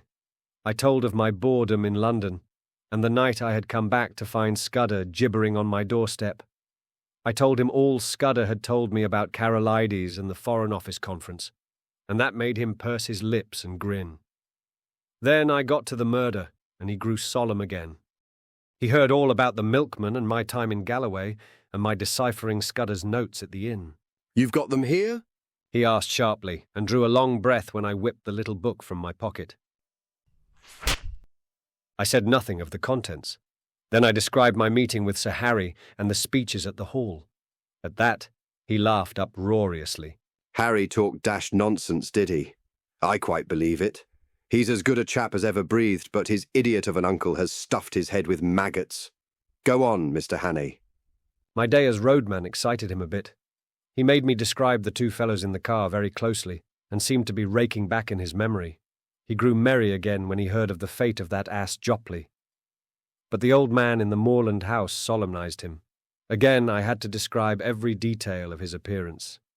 Bland and bald-headed and hooded his eyes like a bird. He sounds a sinister wildfowl. And you dynamited his hermitage, after he had saved you from the police. Spirited piece of work, that. Presently I reached the end of my wanderings. He got up slowly and looked down at me from the hearthrug. You may dismiss the police from your mind, he said. You're in no danger from the law of this land.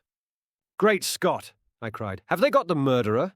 Number, but for the last fortnight they have dropped you from the list of possibles. Why? I asked in amazement. Principally because I received a letter from Scudder. I knew something of the man, and he did several jobs for me. He was half crank, half genius, but he was wholly honest.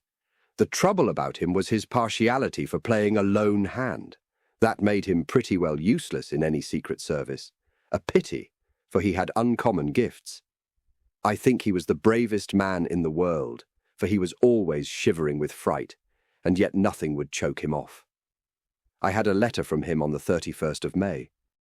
But he had been dead 7 days by then. The letter was written and posted on the 23rd. He evidently did not anticipate an immediate decease. His communications usually took a week to reach me, for they were sent under cover to Spain and then to Newcastle. He had a mania, you know, for concealing his tracks. What did he say? I stammered. Nothing. Merely that he was in danger, but had found shelter with a good friend, and that I would hear from him before the 15th of June. He gave me no address, but said he was living near Portland Place. I think his object was to clear you if anything happened. When I got it, I went to Scotland Yard, went over the details of the inquest, and concluded that you were the friend. We made inquiries about you, Mr. Hannay, and found you were respectable. I thought I knew the motives for your disappearance. Not only the police, the other one too. And when I got Harry's scrawl, I guessed at the rest. I have been expecting you any time this past week. You can imagine what a load this took off my mind. I felt a free man once more, for I was now up against my country's enemies only, and not my country's law. Now let us have the little notebook, said Sir Walter. It took us a good hour to work through it. I explained the cipher, and he was jolly quick at picking it up. He amended my reading of it on several points, but I had been fairly correct on the whole. His face was very grave before he had finished, and he sat silent for a while. I don't know what to make of it. He is right about one thing. What is going to happen the day after tomorrow? How the devil can it have got known? That is ugly enough in itself. But all this about war and the Black Stone, it reads like some wild melodrama. If only I had more confidence in Scudder's judgment. The trouble about him was that he was too romantic. He had the artistic temperament and wanted a story to be better than God meant it to be. He had a lot of odd biases too. Jews, for example, made him see red. Jews and the high finance. The Black Stone. He repeated. Der Schwarze Stein. It's like a penny novelette. And all this stuff about Karolides, that is the weak part of the tale. For I happen to know that the virtuous Karolides is likely to outlast us both. There is no state in Europe that wants him gone. Besides, he has just been playing up to Berlin and Vienna and giving my chief some uneasy moments. No! Scudder has gone off the track there. Frankly, Hannay, I don't believe that part of his story. There's some nasty business afoot, and he found out too much and lost his life over it. But I'm ready to take my oath that it is ordinary spy work. A certain great European power makes a hobby of her spy system, and her methods are not too particular. Since she pays by piecework, her blackguards are not likely to stick at a murder or two. They want our naval dispositions for their collection at the Marine Amt. But they will be pigeonholed, nothing more. Just then the butler entered the room. There's a trunk call from London, Sir Walter. It's Mr. Eath, and he wants to speak to you personally. My host went off to the telephone. He returned in 5 minutes with a whitish face. I apologise to the shade of Scudder, he said. Karolides was shot dead this evening at a few minutes after 7.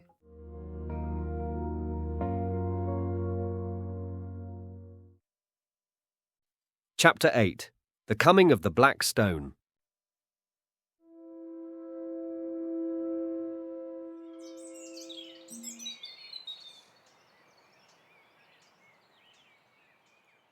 I came down to breakfast next morning, after 8 hours of blessed dreamless sleep, to find Sir Walter decoding a telegram in the midst of muffins and marmalade. His fresh rosiness of yesterday seemed a thought tarnished. I had a busy hour on the telephone after you went to bed, he said. I got my chief to speak to the First Lord and the Secretary for War, and they are bringing Royer over a day sooner. This wire clinches it. He will be in London at 5. Odd that the code word for a sous-chef d'etat major general should be porker.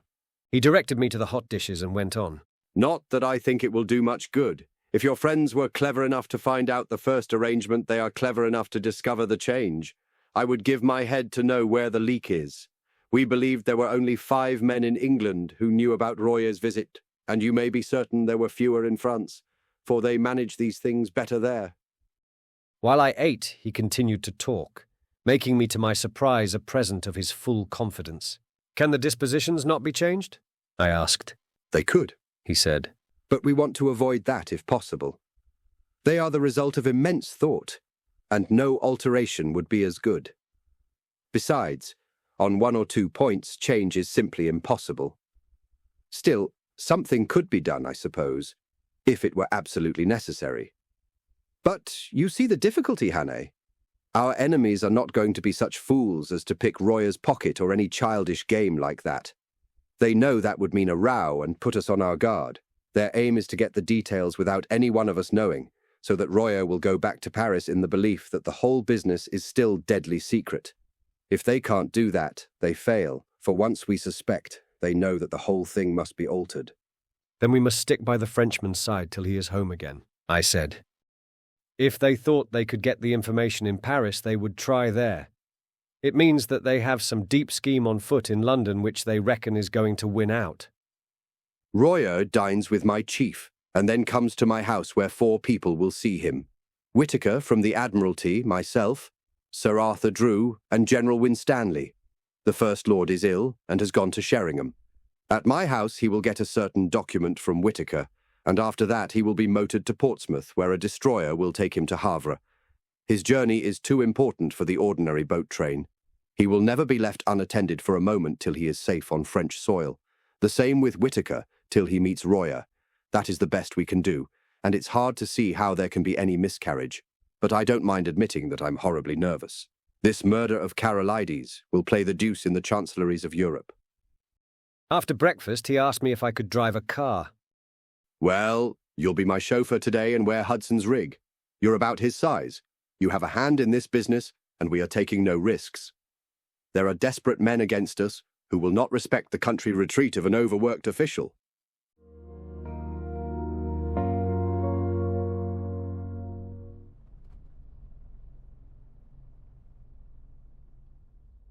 When I first came to London, I had bought a car and amused myself with running about the south of England, so I knew something of the geography. I took Sir Walter to town by the Bath Road and made good going. It was a soft, breathless June morning, with a promise of sultriness later. But it was delicious enough swinging through the little towns with their freshly watered streets and past the summer gardens of the Thames Valley. I landed Sir Walter at his house in Queen Anne's Gate punctually by 11:30. The butler was coming up by train with the luggage.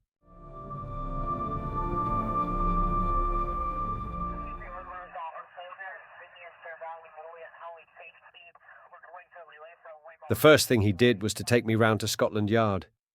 There we saw a prim gentleman with a clean-shaven lawyer's face. "I've brought you the Portland Place murderer," was Sir Walter's introduction. The reply was a wry smile. "It would have been a welcome present, Bullivant. This, I presume, is Mr. Richard Hannay, who for some days greatly interested my department." "Mr. Hannay will interest it again. He has much to tell you, but not today. For certain grave reasons, his tale must wait for 4 hours. Then, I can promise you, you will be entertained and possibly edified. I want you to assure Mr. Hannay that he will suffer no further inconvenience." This assurance was promptly given. "You can take up your life where you left off," I was told. "Your flat, which probably you no longer wish to occupy, is waiting for you, and your man is still there. As you were never publicly accused, we considered that there was no need of a public exculpation. But on that, of course, you must please yourself." "We may want your assistance later on, MacGillivray," Sir Walter said as we left.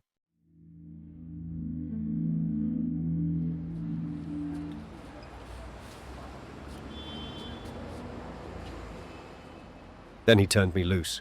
"Come and see me tomorrow, Hannay. I needn't tell you to keep deadly quiet. If I were you, I would go to bed, for you must have considerable arrears of sleep to overtake. You had better lie low, for if one of your Blackstone friends saw you, there might be trouble." I felt curiously at a loose end. At first it was very pleasant to be a free man, able to go where I wanted without fearing anything. I had only been a month under the ban of the law, and it was quite enough for me. I went to the Savoy and ordered very carefully a very good luncheon, and then smoked the best cigar the house could provide. But I was still feeling nervous. When I saw anybody look at me in the lounge, I grew shy and wondered if they were thinking about the murder. After that, I took a taxi and drove miles away up into North London. I walked back through fields and lines of villas and terraces and then slums and mean streets, and it took me pretty nearly 2 hours. All the while, my restlessness was growing worse. I felt that great things, tremendous things were happening or about to happen, and I, who was the cogwheel of the whole business, was out of it. Royer would be landing at Dover. Sir Walter would be making plans with the few people in England who were in the secret. And somewhere in the darkness, the Black Stone would be working.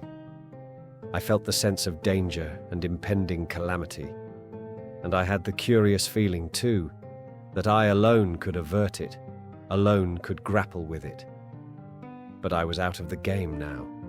How could it be otherwise? It was not likely that cabinet ministers and admiralty lords and generals would admit me to their councils. I actually began to wish that I could run up against one of my 3 enemies. That would lead to developments. I felt that I wanted enormously to have a vulgar scrap with those gentry, where I could hit out and flatten something. I was rapidly getting into a very bad temper. I didn't feel like going back to my flat. That had to be faced some time, but as I still had sufficient money, I thought I would put it off till next morning and go to a hotel for the night. My irritation lasted through dinner, which I had at a restaurant in Jermyn Street.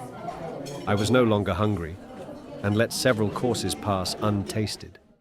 I drank the best part of a bottle of Burgundy, but it did nothing to cheer me. An abominable restlessness had taken possession of me. Here was I, a very ordinary fellow, with no particular brains, and yet I was convinced that somehow I was needed to help this business through, that without me, it would all go to blazes. I told myself it was sheer, silly conceit, that 4 or 5 of the cleverest people living, with all the might of the British Empire at their back, had the job in hand. Yet I couldn't be convinced. It seemed as if a voice kept speaking in my ear, telling me to be up and doing, or I would never sleep again. The upshot was that about 9:30 I made up my mind to go to Queen Anne's Gate. Very likely I would not be admitted, but it would ease my conscience to try.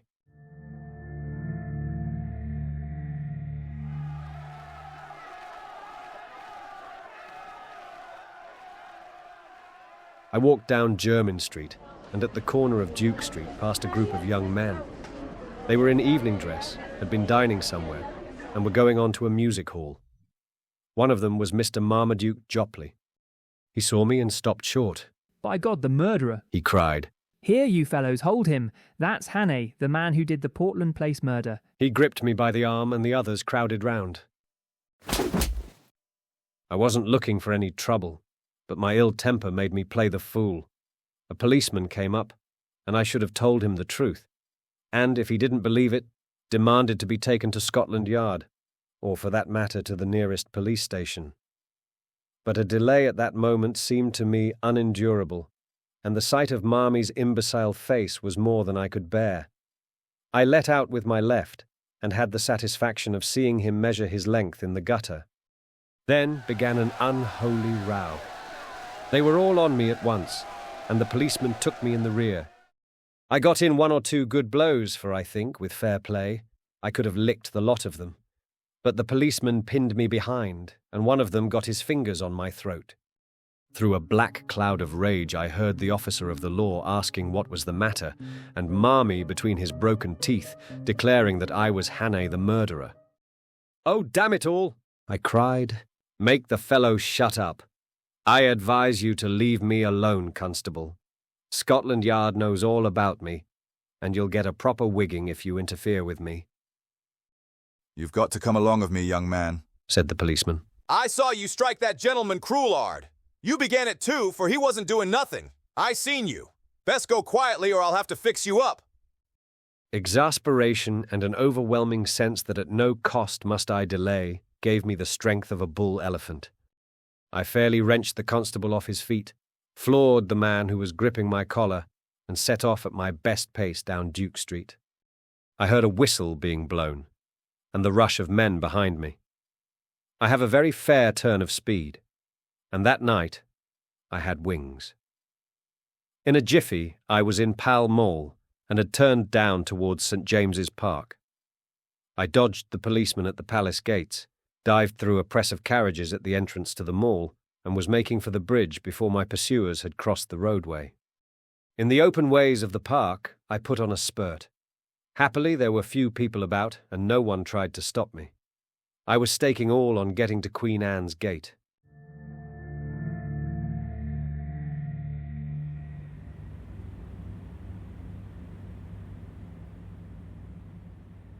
When I entered that quiet thoroughfare, it seemed deserted. Sir Walter's house was in the narrow part, and outside it, 3 or 4 motor cars were drawn up. I slackened speed some yards off and walked briskly up to the door. If the butler refused me admission, or if he even delayed to open the door, I was done. He didn't delay. I had scarcely rung before the door opened. "I must see Sir Walter," I panted. "My business is desperately important." That butler was a great man. Without moving a muscle, he held the door open and then shut it behind me. "Sir Walter is engaged, sir, and I have orders to admit no one. Perhaps you will wait." "See here," I whispered. "There's trouble about, and I'm in it. But Sir Walter knows, and I'm working for him. If anyone comes and asks if I am here, tell him a lie." He nodded. and presently there was a noise of voices in the street, and a furious ringing at the bell. I never admired a man more than that butler. He opened the door, and with a face like a graven image waited to be questioned. Then he gave them it. He told them whose house it was, and what his orders were, and simply froze them off the doorstep. I could see it all from my alcove, and it was better than any play. I hadn't waited long till there came another ring at the bell. The butler made no bones about admitting this new visitor. While he was taking off his coat, I saw who it was. You couldn't open a newspaper or a magazine without seeing that face. The grey beard cut like a spade, the firm, fighting mouth, the blunt, square nose, and the keen blue eyes. I recognized the first Sea Lord, the man, they say, that made the new British Navy. He passed my alcove and was ushered into a room at the back of the hall. As the door opened, I could hear the sound of low voices. It shut, and I was left alone again.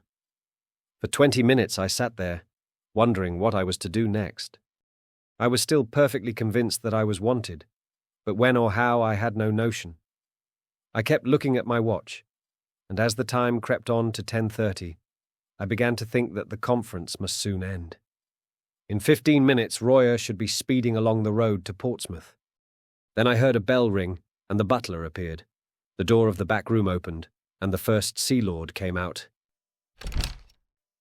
He walked past me, and in passing he glanced in my direction, and for a second we looked each other in the face. Only for a second, but it was enough to make my heart jump. I had never seen the great man before, and he had never seen me. But in that fraction of time, something sprang into his eyes, and that something was recognition. You can't mistake it. It is a flicker, a spark of light, a minute shade of difference which means one thing and one thing only. It came involuntarily, for in a moment it died, and he passed on. In a maze of wild fancies, I heard the street door close behind him. I picked up the telephone book and looked up the number of his house. We were connected at once, and I heard a servant's voice. "Is his lordship at home?" I asked. "His lordship returned 30 minutes ago," said the voice, "and has gone to bed. He is not very well tonight. Will you leave a message, sir?" I rang off and almost tumbled into a chair. My part in this business was not yet ended. It had been a close shave, but I had been in time.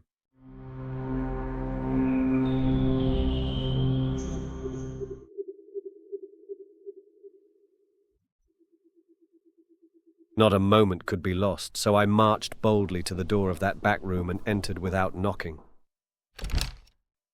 5 surprised faces looked up from a round table. There was Sir Walter and Drew, the War Minister, whom I knew from his photographs. There was a slim, elderly man, who was probably Whitaker, the Admiralty official, and there was General Winstanley, conspicuous from the long scar on his forehead.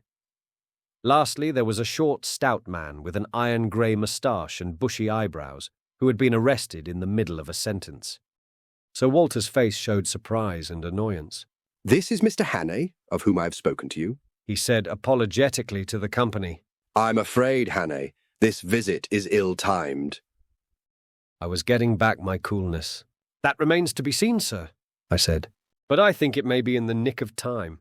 For God's sake, gentlemen, tell me who went out a minute ago." "Lord Alloa," Sir Walter said, reddening with anger. "It was not," I cried.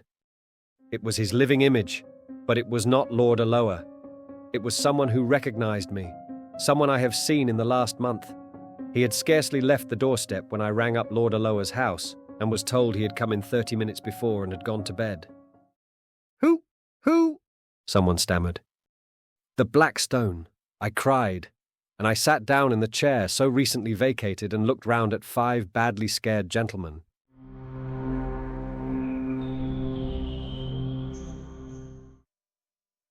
Chapter 9, The 39 Steps.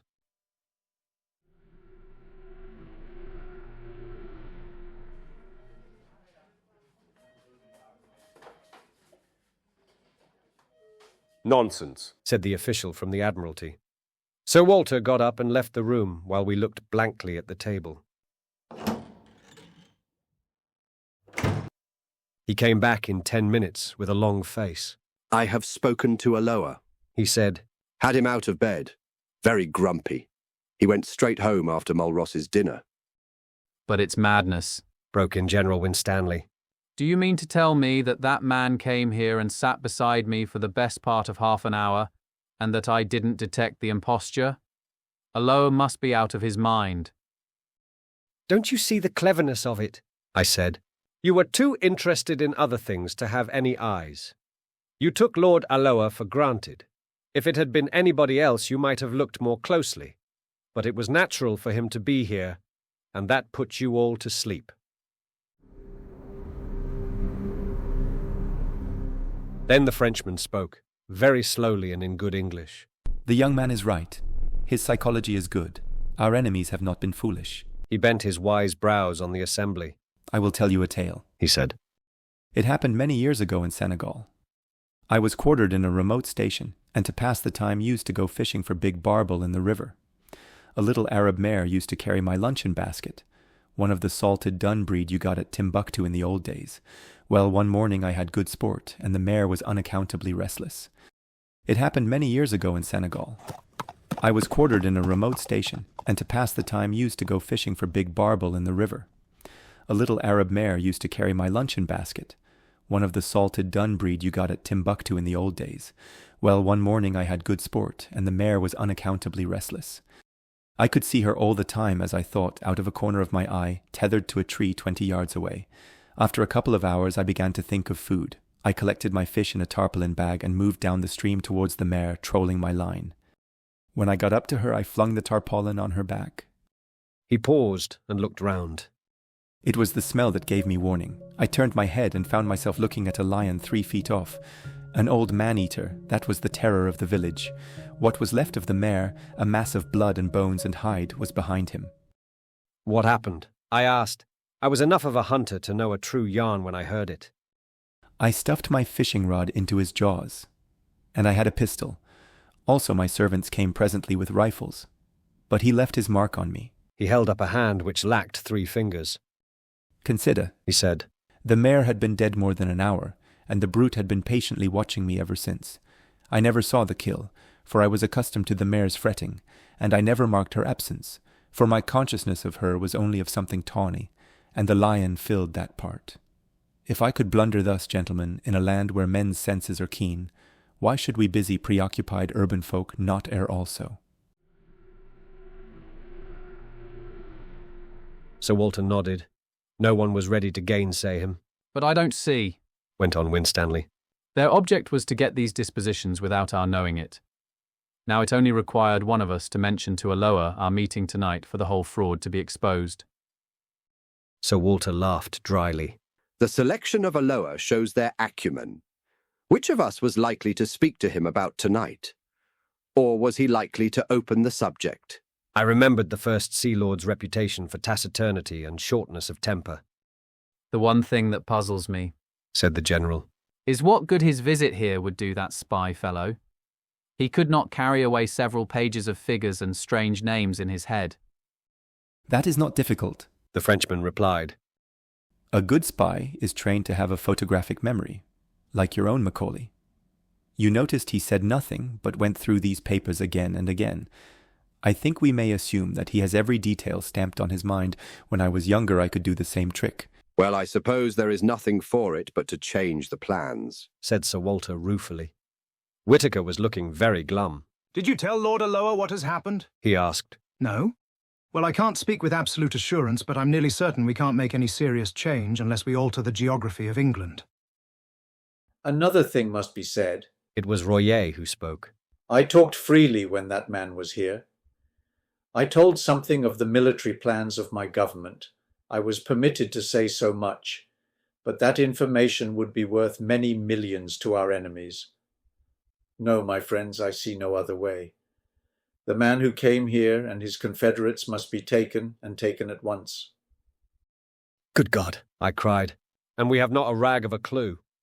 Besides, said Whitaker, there is the post. By this time the news will be on its way. No, said the Frenchman.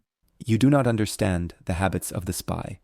He receives personally his reward, and he delivers personally his intelligence. We in France know something of the breed. There is still a chance, mes amis. These men must cross the sea, and there are ships to be searched and ports to be watched. Believe me, the need is desperate for both France and Britain.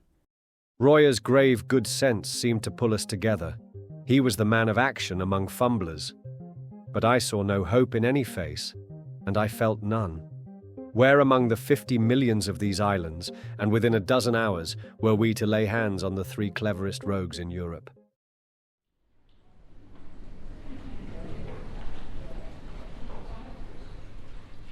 Then suddenly I had an inspiration.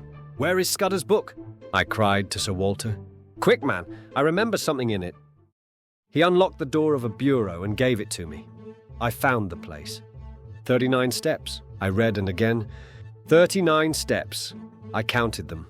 High tide, 10:17 p.m. The Admiralty man was looking at me as if he thought I had gone mad. "Don't you see it's a clue?" I shouted. Scudder knew where these fellows led. He knew where they were going to leave the country, though he kept the name to himself. Tomorrow was the day, and it was some place where high tide was at 10:17. "They may have gone tonight," someone said. "Not they.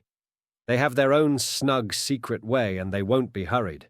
I know Germans, and they are mad about working to a plan. Where the devil can I get a book of tide tables?" Whitaker brightened up. "It's a chance," he said.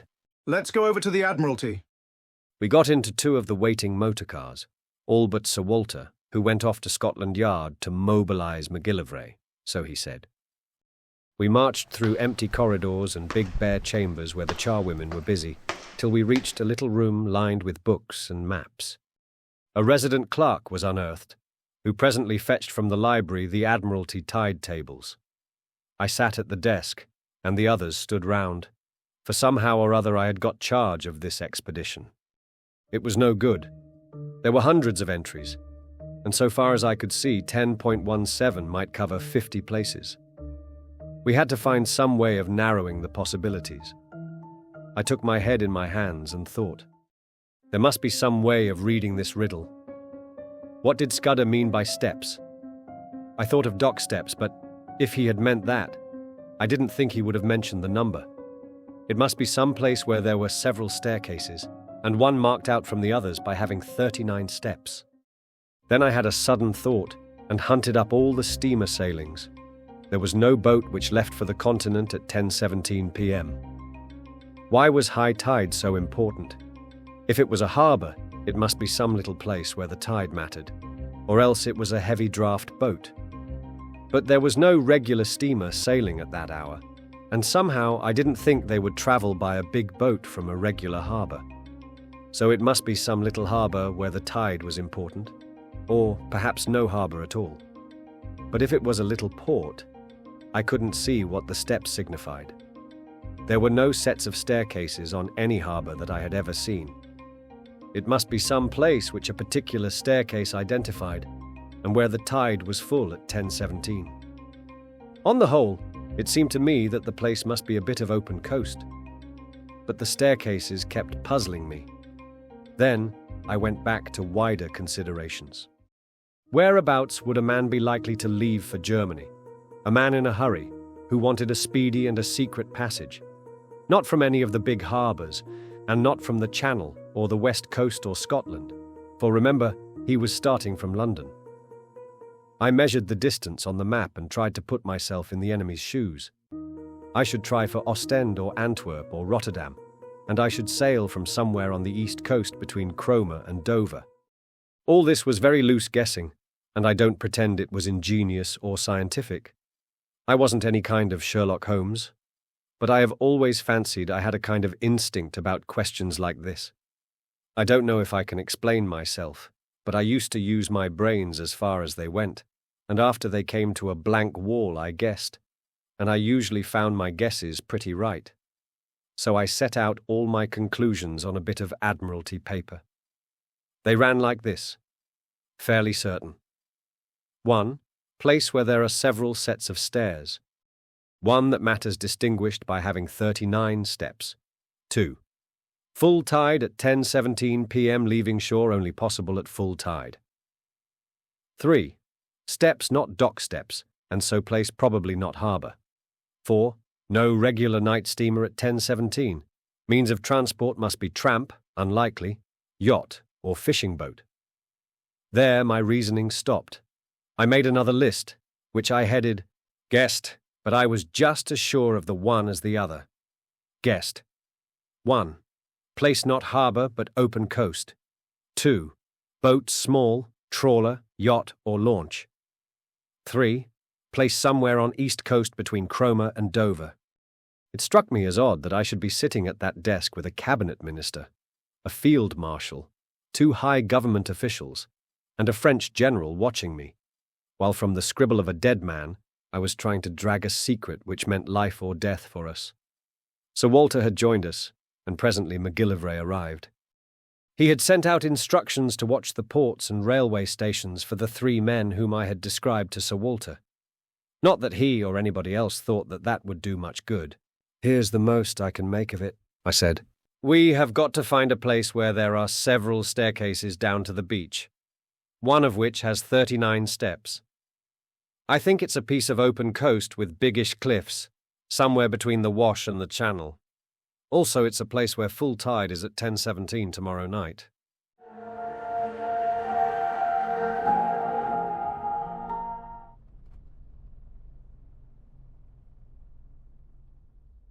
Then an idea struck me. Is there no inspector of Coast Guards or some fellow like that who knows the East Coast? Whitaker said there was, and that he lived in Clapham.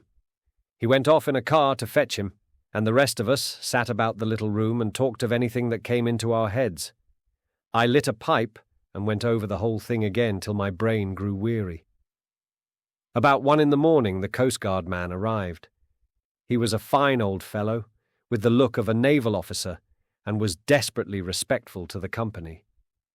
I left the War Minister to cross-examine him, for I felt he would think it cheek in me to talk. We want you to tell us the places you know on the East Coast where there are cliffs, and where several sets of steps run down to the beach. He thought for a bit. What kind of steps do you mean, sir? There are plenty of places with roads cut down through the cliffs, and most roads have a step or 2 in them.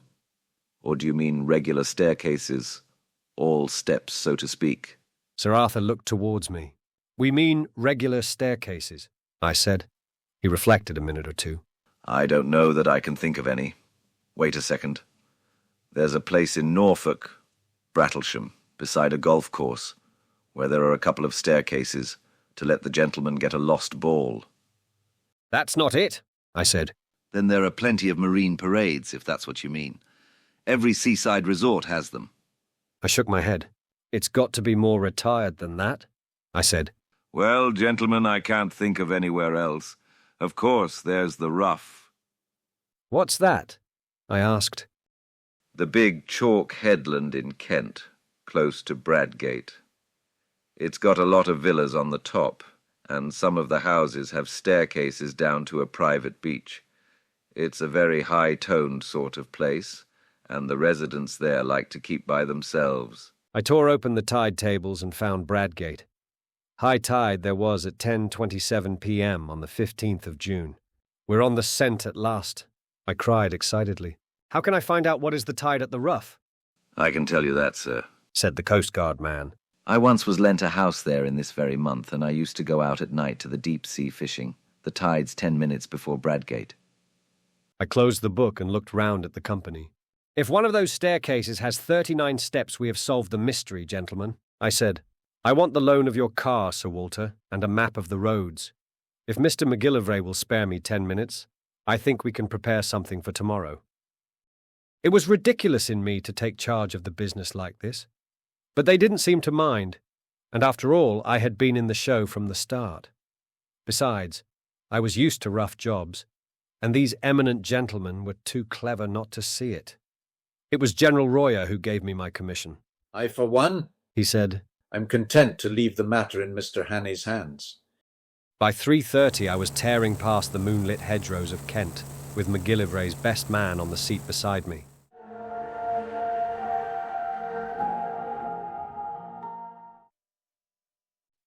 Chapter 10. Various parties converging on the sea.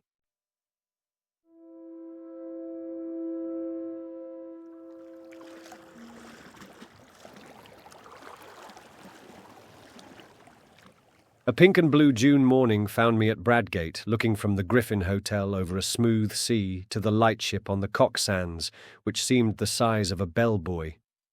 A couple of miles farther south and much nearer the shore, a small destroyer was anchored. Scaife, MacGillivray's man, who had been in the Navy, knew the boat and told me her name and her commanders, so I sent off a wire to Sir Walter.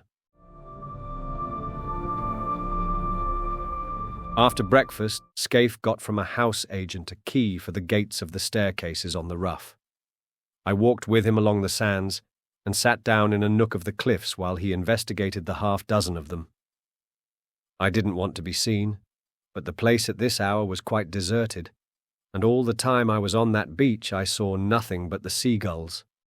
It took him more than an hour to do the job, and when I saw him coming towards me, conning a bit of paper, I can tell you my heart was in my mouth. Everything depended, you see, on my guess proving right. He read aloud the number of steps in the different stairs. 34, 35, 39, 42, 47. And 21. Where the cliffs grew lower. I almost got up and shouted.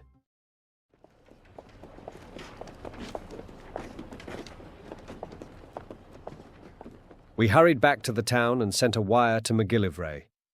I wanted 6 men, and I directed them to divide themselves among different specified hotels. Then Scaife set out to prospect the house at the head of the 39 steps. He came back with news that both puzzled and reassured me. The house was called Trafalgar Lodge and belonged to an old gentleman called Appleton, a retired stockbroker, the house agent said. Mr. Appleton was there a good deal in the summertime and was in residence now, had been for the better part of a week.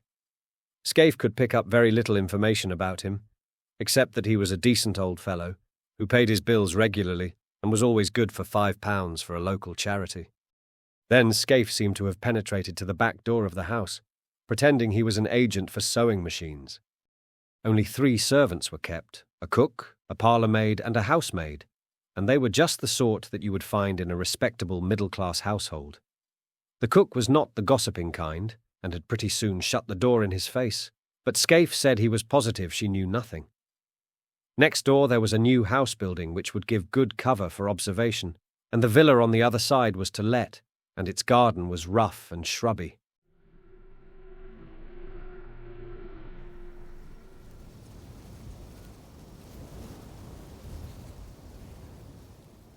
I borrowed Scaife's telescope, and before lunch went for a walk along the Rough. I kept well behind the rows of villas and found a good observation point on the edge of the golf course. There I had a view of the line of turf along the cliff top, with seats placed at intervals, and the little square plots, railed in and planted with bushes, whence the staircases descended to the beach. I saw Trafalgar Lodge very plainly, a red brick villa with a veranda, a tennis lawn behind, and in front the ordinary seaside flower garden full of marguerites and scraggy geraniums. There was a flagstaff, from which an enormous Union Jack hung limply in the still air.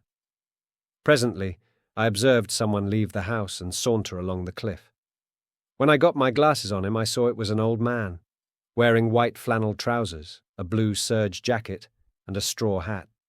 He carried field glasses and a newspaper, and sat down on one of the iron seats and began to read. Sometimes he would lay down the paper and turn his glasses on the sea. He looked for a long time at the destroyer. I watched him for half an hour, till he got up and went back to the house for his luncheon, when I returned to the hotel for mine. I wasn't feeling very confident.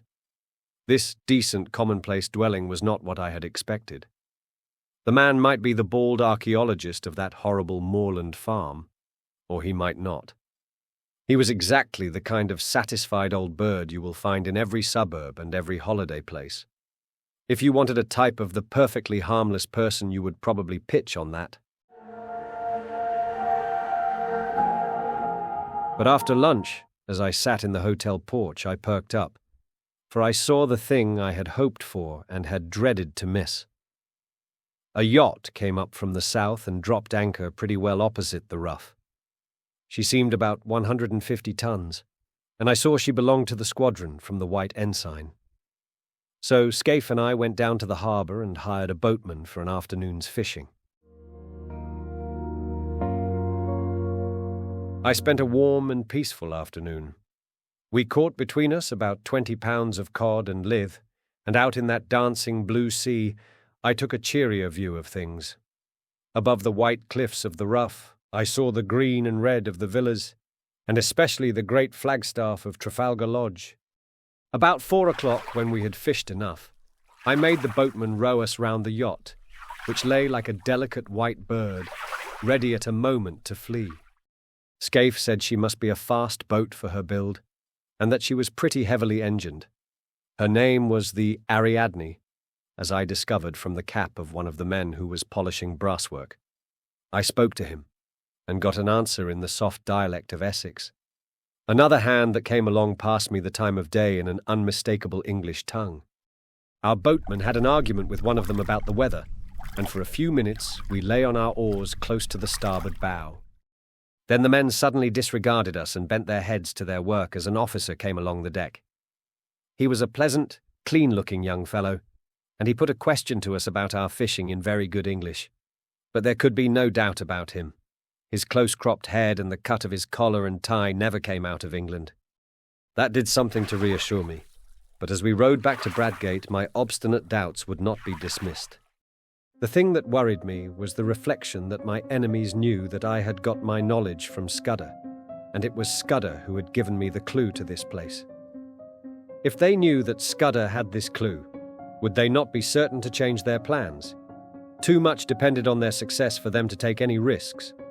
The whole question was how much they understood about Scudder's knowledge. I had talked confidently last night about Germans always sticking to a scheme, but if they had any suspicions that I was on their track, they would be fools not to cover it. I wondered if the man last night had seen that I recognized him. Somehow I did not think he had, and to that I had clung. But the whole business had never seemed so difficult as that afternoon, when by all calculations I should have been rejoicing in assured success.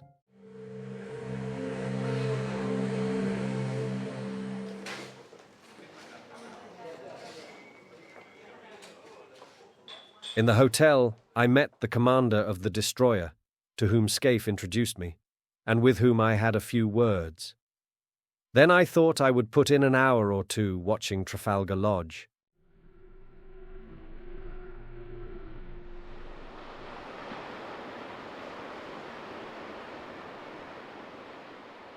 I found a place farther up the hill, in the garden of an empty house.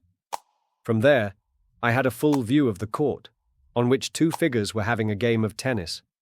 One was the old man, whom I had already seen. The other was a younger fellow, wearing some club colours in the scarf round his middle. They played with tremendous zest, like two city gents who wanted hard exercise to open their pores. You couldn't conceive a more innocent spectacle. They shouted and laughed and stopped for drinks, when a maid brought out 2 tankards on a salver. I rubbed my eyes and asked myself if I was not the most immortal fool on earth. Mystery and darkness had hung about the men who hunted me over the Scotch moor in aeroplane and motor car, and notably about that infernal antiquarian. It was easy enough to connect those folk with the knife that pinned Scudder to the floor, and with fell designs on the world's peace. But here were 2 guileless citizens taking their innocuous exercise, and soon about to go indoors to a humdrum dinner, where they would talk of market prices and the last cricket scores and the gossip of their native Surbiton. I had been making a net to catch vultures and falcons, and lo and behold, 2 plump thrushes had blundered into it. Presently a third figure arrived, a young man on a bicycle with a bag of golf clubs slung on his back. He strolled round to the tennis lawn and was welcomed riotously by the players. Evidently they were chaffing him, and their chaff sounded horribly English. Then the plump man, mopping his brow with a silk handkerchief, announced that he must have a tub. I heard his very words. "I've got into a proper lather," he said. This will bring down my weight and my handicap, Bob. I'll take you on tomorrow and give you a stroke a hole. You couldn't find anything much more English than that. They all went into the house and left me feeling a precious idiot. I had been barking up the wrong tree this time. These men might be acting. But if they were, where was their audience? They didn't know I was sitting 30 yards off in a rhododendron. It was simply impossible to believe that these three hearty fellows were anything but what they seemed. Three ordinary, game-playing suburban Englishmen. Wearisome, if you like, but sordidly innocent. And yet there were three of them, and one was old, and one was plump, and one was lean and dark, and their house chimed in with Scudder's notes, and half a mile off was lying a steam yacht with at least one German officer. I thought of Carolides lying dead, and all Europe trembling on the edge of earthquake, and the men I had left behind me in London, who were waiting anxiously for the events of the next hours. There was no doubt that hell was afoot somewhere. The Black Stone had won, and if it survived this June night, would bank its winnings. There seemed only one thing to do: go forward, as if I had no doubts, and if I was going to make a fool of myself, to do it handsomely. Never in my life have I faced a job with greater disinclination. I would rather in my then mind have walked into a den of anarchists, each with his Browning handy, or faced a charging lion with a pop gun, than enter that happy home of three cheerful Englishmen and tell them that their game was up. How they would laugh at me. But suddenly I remembered a thing I once heard in Rhodesia from old Peter Pienaar. I have quoted Peter already in this narrative. He was the best scout I ever knew, and before he had turned respectable, he had been pretty often on the windy side of the law when he had been wanted badly by the authorities. Peter once discussed with me the question of disguises, and he had a theory which struck me at the time. He said, barring absolute certainties like fingerprints, mere physical traits were very little use for identification if the fugitive really knew his business. He laughed at things like dyed hair and false beards and such childish follies. The only thing that mattered was what Peter called atmosphere.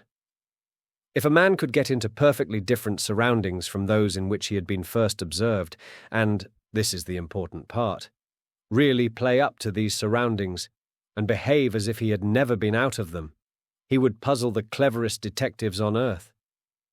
And he used to tell a story of how he once borrowed a black coat and went to church and shared the same hymn book with the man that was looking for him. If that man had seen him in decent company before, he would have recognized him. But he had only seen him snuffing the lights in a public house with a revolver. The recollection of Peter's talk gave me the first real comfort that I had had that day. Peter had been a wise old bird, and these fellows I was after were about the pick of the aviary. What if they were playing Peter's game? A fool tries to look different. A clever man looks the same and is different. Again, there was that other maxim of Peter's which had helped me when I had been a roadman. If you are playing a part, you will never keep it up unless you convince yourself that you are it. That would explain the game of tennis. Those chaps didn't need to act. They just turned a handle and passed into another life, which came as naturally to them as the first. It sounds a platitude, but Peter used to say that it was the big secret of all the famous criminals. It was now getting on for 8 o'clock, and I went back and saw Scaife to give him his instructions. I arranged with him how to place his men, and then I went for a walk, for I didn't feel up to any dinner. I went round the deserted golf course, and then to a point on the cliffs farther north beyond the line of the villas.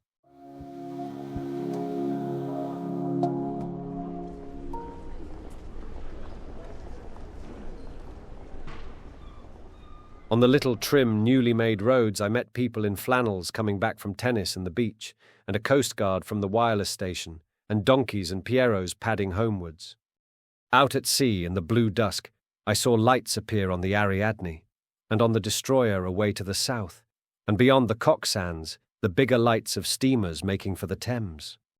The whole scene was so peaceful and ordinary that I got more dashed in spirits every second.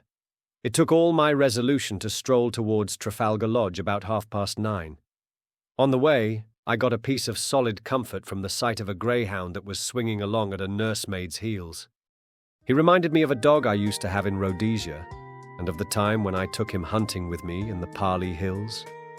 We were after Reebok, the dun kind, and I recollected how we had followed one beast, and both he and I had clean lost it. A greyhound works by sight, and my eyes are good enough, but that buck simply leaked out of the landscape. Afterwards, I found out how it managed it.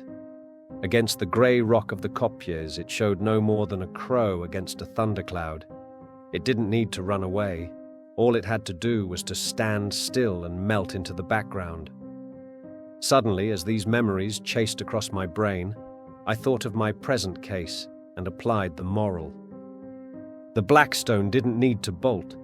They were quietly absorbed into the landscape.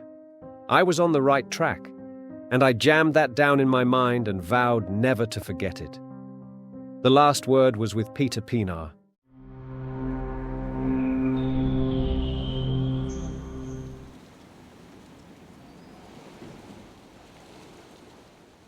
Scaife's men would be posted now, but there was no sign of a soul. The house stood as open as a marketplace for anybody to observe. A 3-foot railing separated it from the cliff road. The windows on the ground floor were all open, and shaded lights and the low sound of voices revealed where the occupants were finishing dinner. Everything was as public and above board as a charity bazaar. Feeling the greatest fool on earth, I opened the gate and rang the bell.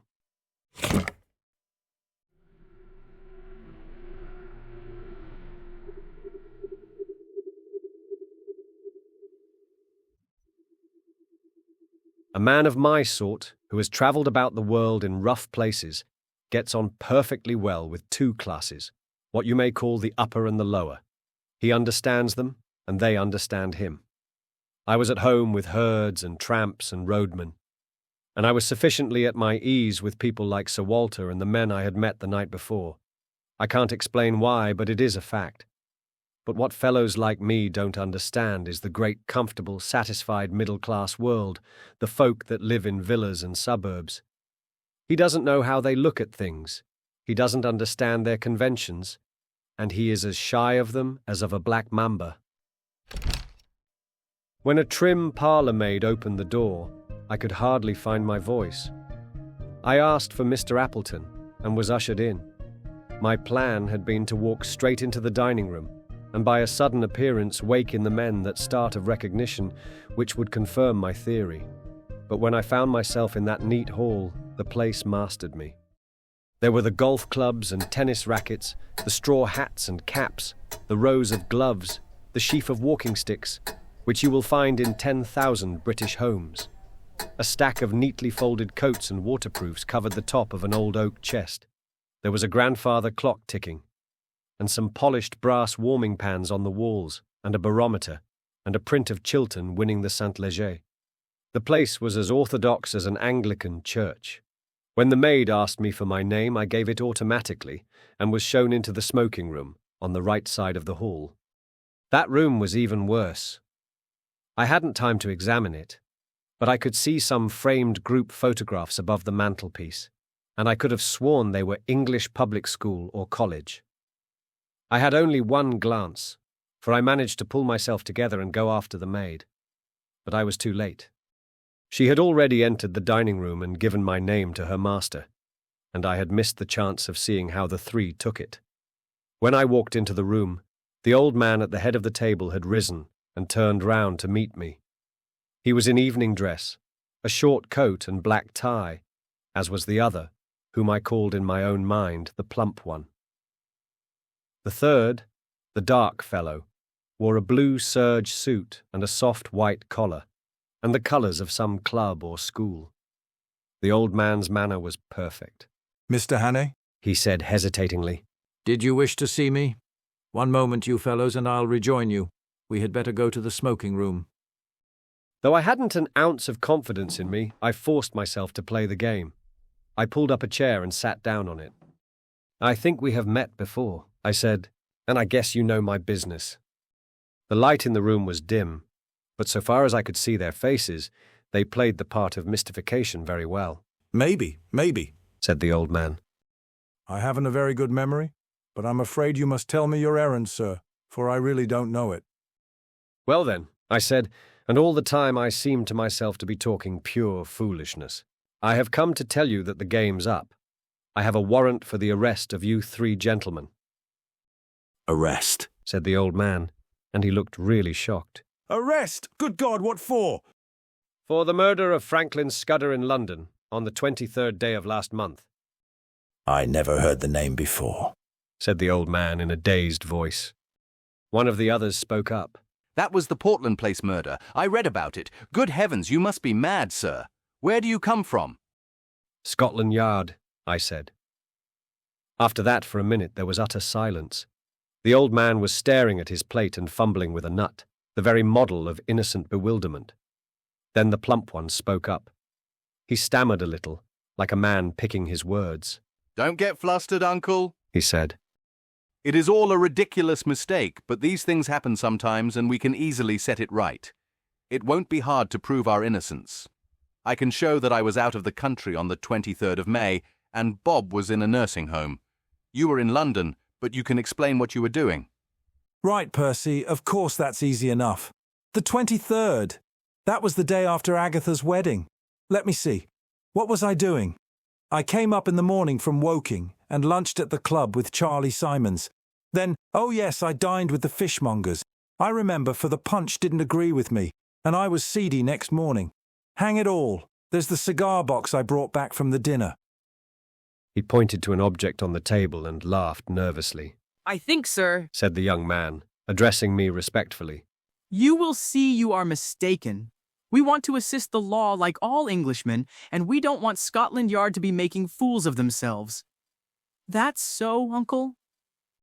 Certainly, Bob. The old fellow seemed to be recovering his voice. Certainly. We'll do anything in our power to assist the authorities. But this is a bit too much. I can't get over it. How Nellie will chuckle, said the plump man. She always said that you would die of boredom because nothing ever happened to you.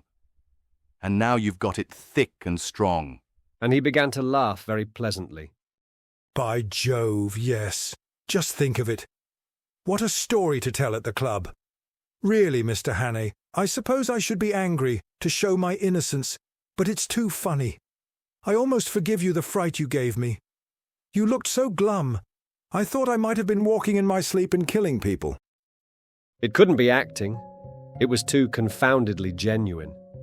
My heart went into my boots, and my first impulse was to apologize and clear out. But I told myself I must see it through, even though I was to be the laughing-stock of Britain. The light from the dinner table candlesticks was not very good, and to cover my confusion I got up, walked to the door and switched on the electric light. The sudden glare made them blink, and I stood scanning the 3 faces. Well, I made nothing of it. One was old and bald, one was stout, one was dark and thin. There was nothing in their appearance to prevent them being the 3 who had hunted me in Scotland, but there was nothing to identify them. I simply can't explain why I, who, as a roadman, had looked into 2 pairs of eyes, and as Ned Ainsley into another pair, why I, who have a good memory and reasonable powers of observation, could find no satisfaction. They seemed exactly what they professed to be, and I could not have sworn to one of them. There in that pleasant dining room, with etchings on the walls, and a picture of an old lady in a bib above the mantelpiece, I could see nothing to connect them with the moorland desperadoes. There was a silver cigarette box beside me, and I saw that it had been won by Percival Appleton Escurus of the St. Bede's Club in a golf tournament. I had to keep a firm hold of Peter Pienaar to prevent myself bolting out of that house. Well, said the old man politely. Are you reassured by your scrutiny, sir? I couldn't find a word. I hope you'll find it consistent with your duty to drop this ridiculous business. I make no complaint, but you'll see how annoying it must be to respectable people. I shook my head.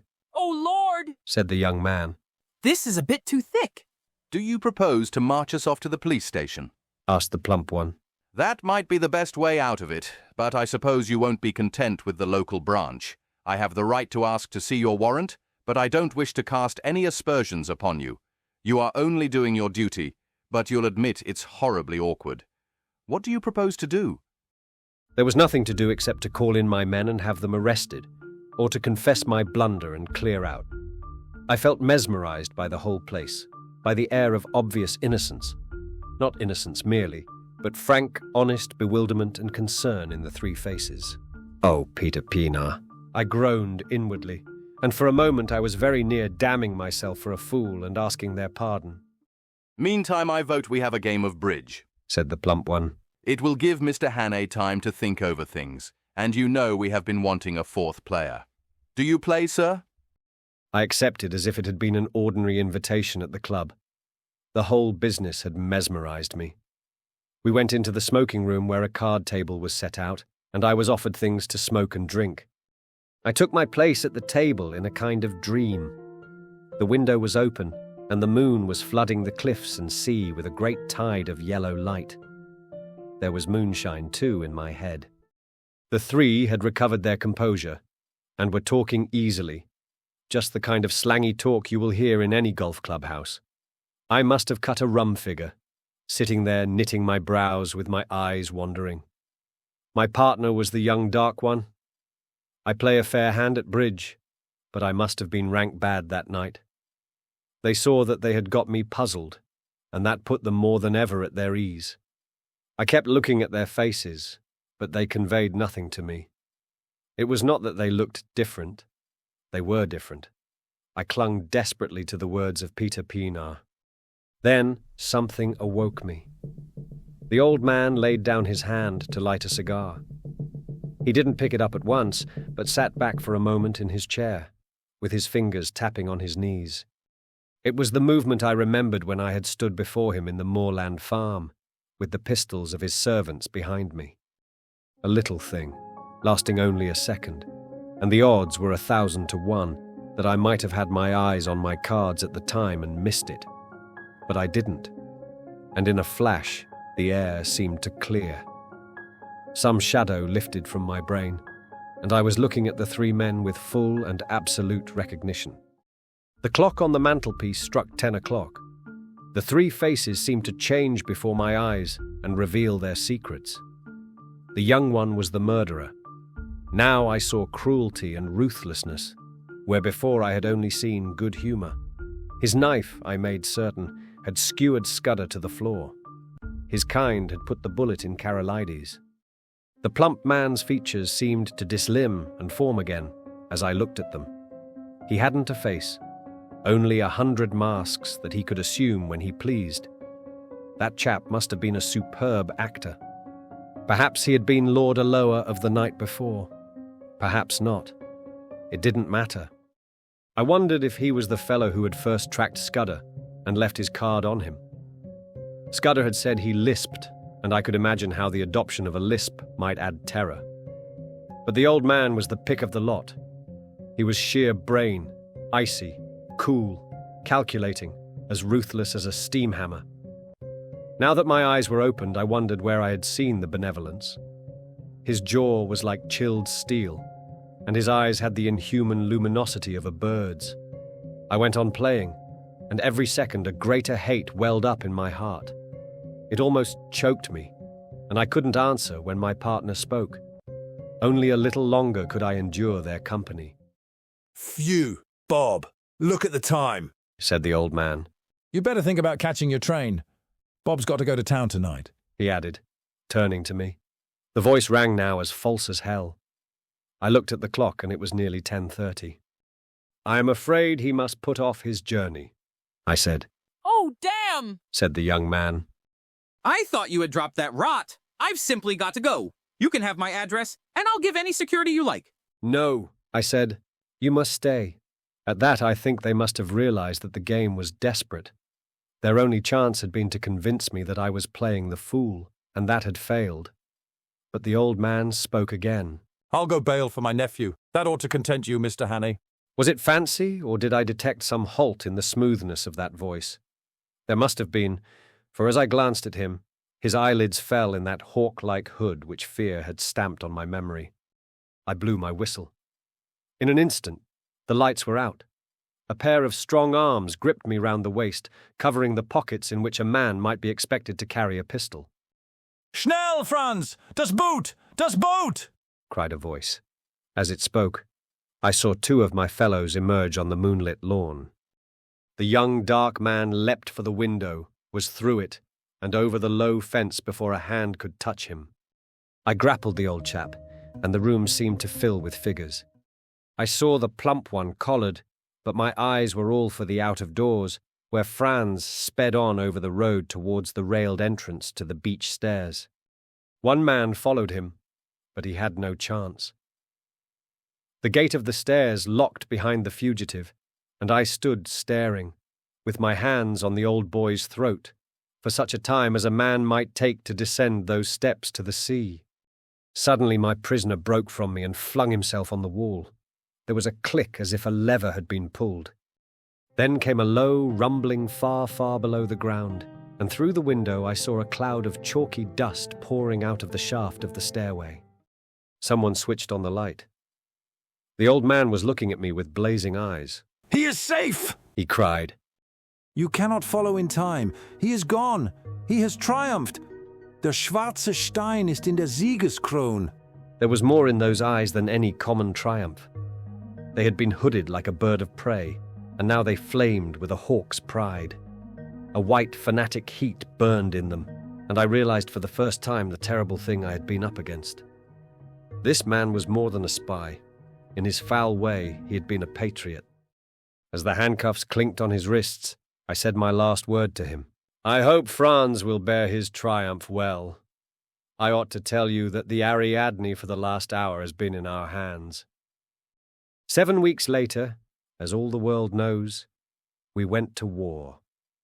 I joined the new army the first week, and owing to my Matabele experience got a captain's commission straight off. But I had done my best service, I think, before I put on khaki.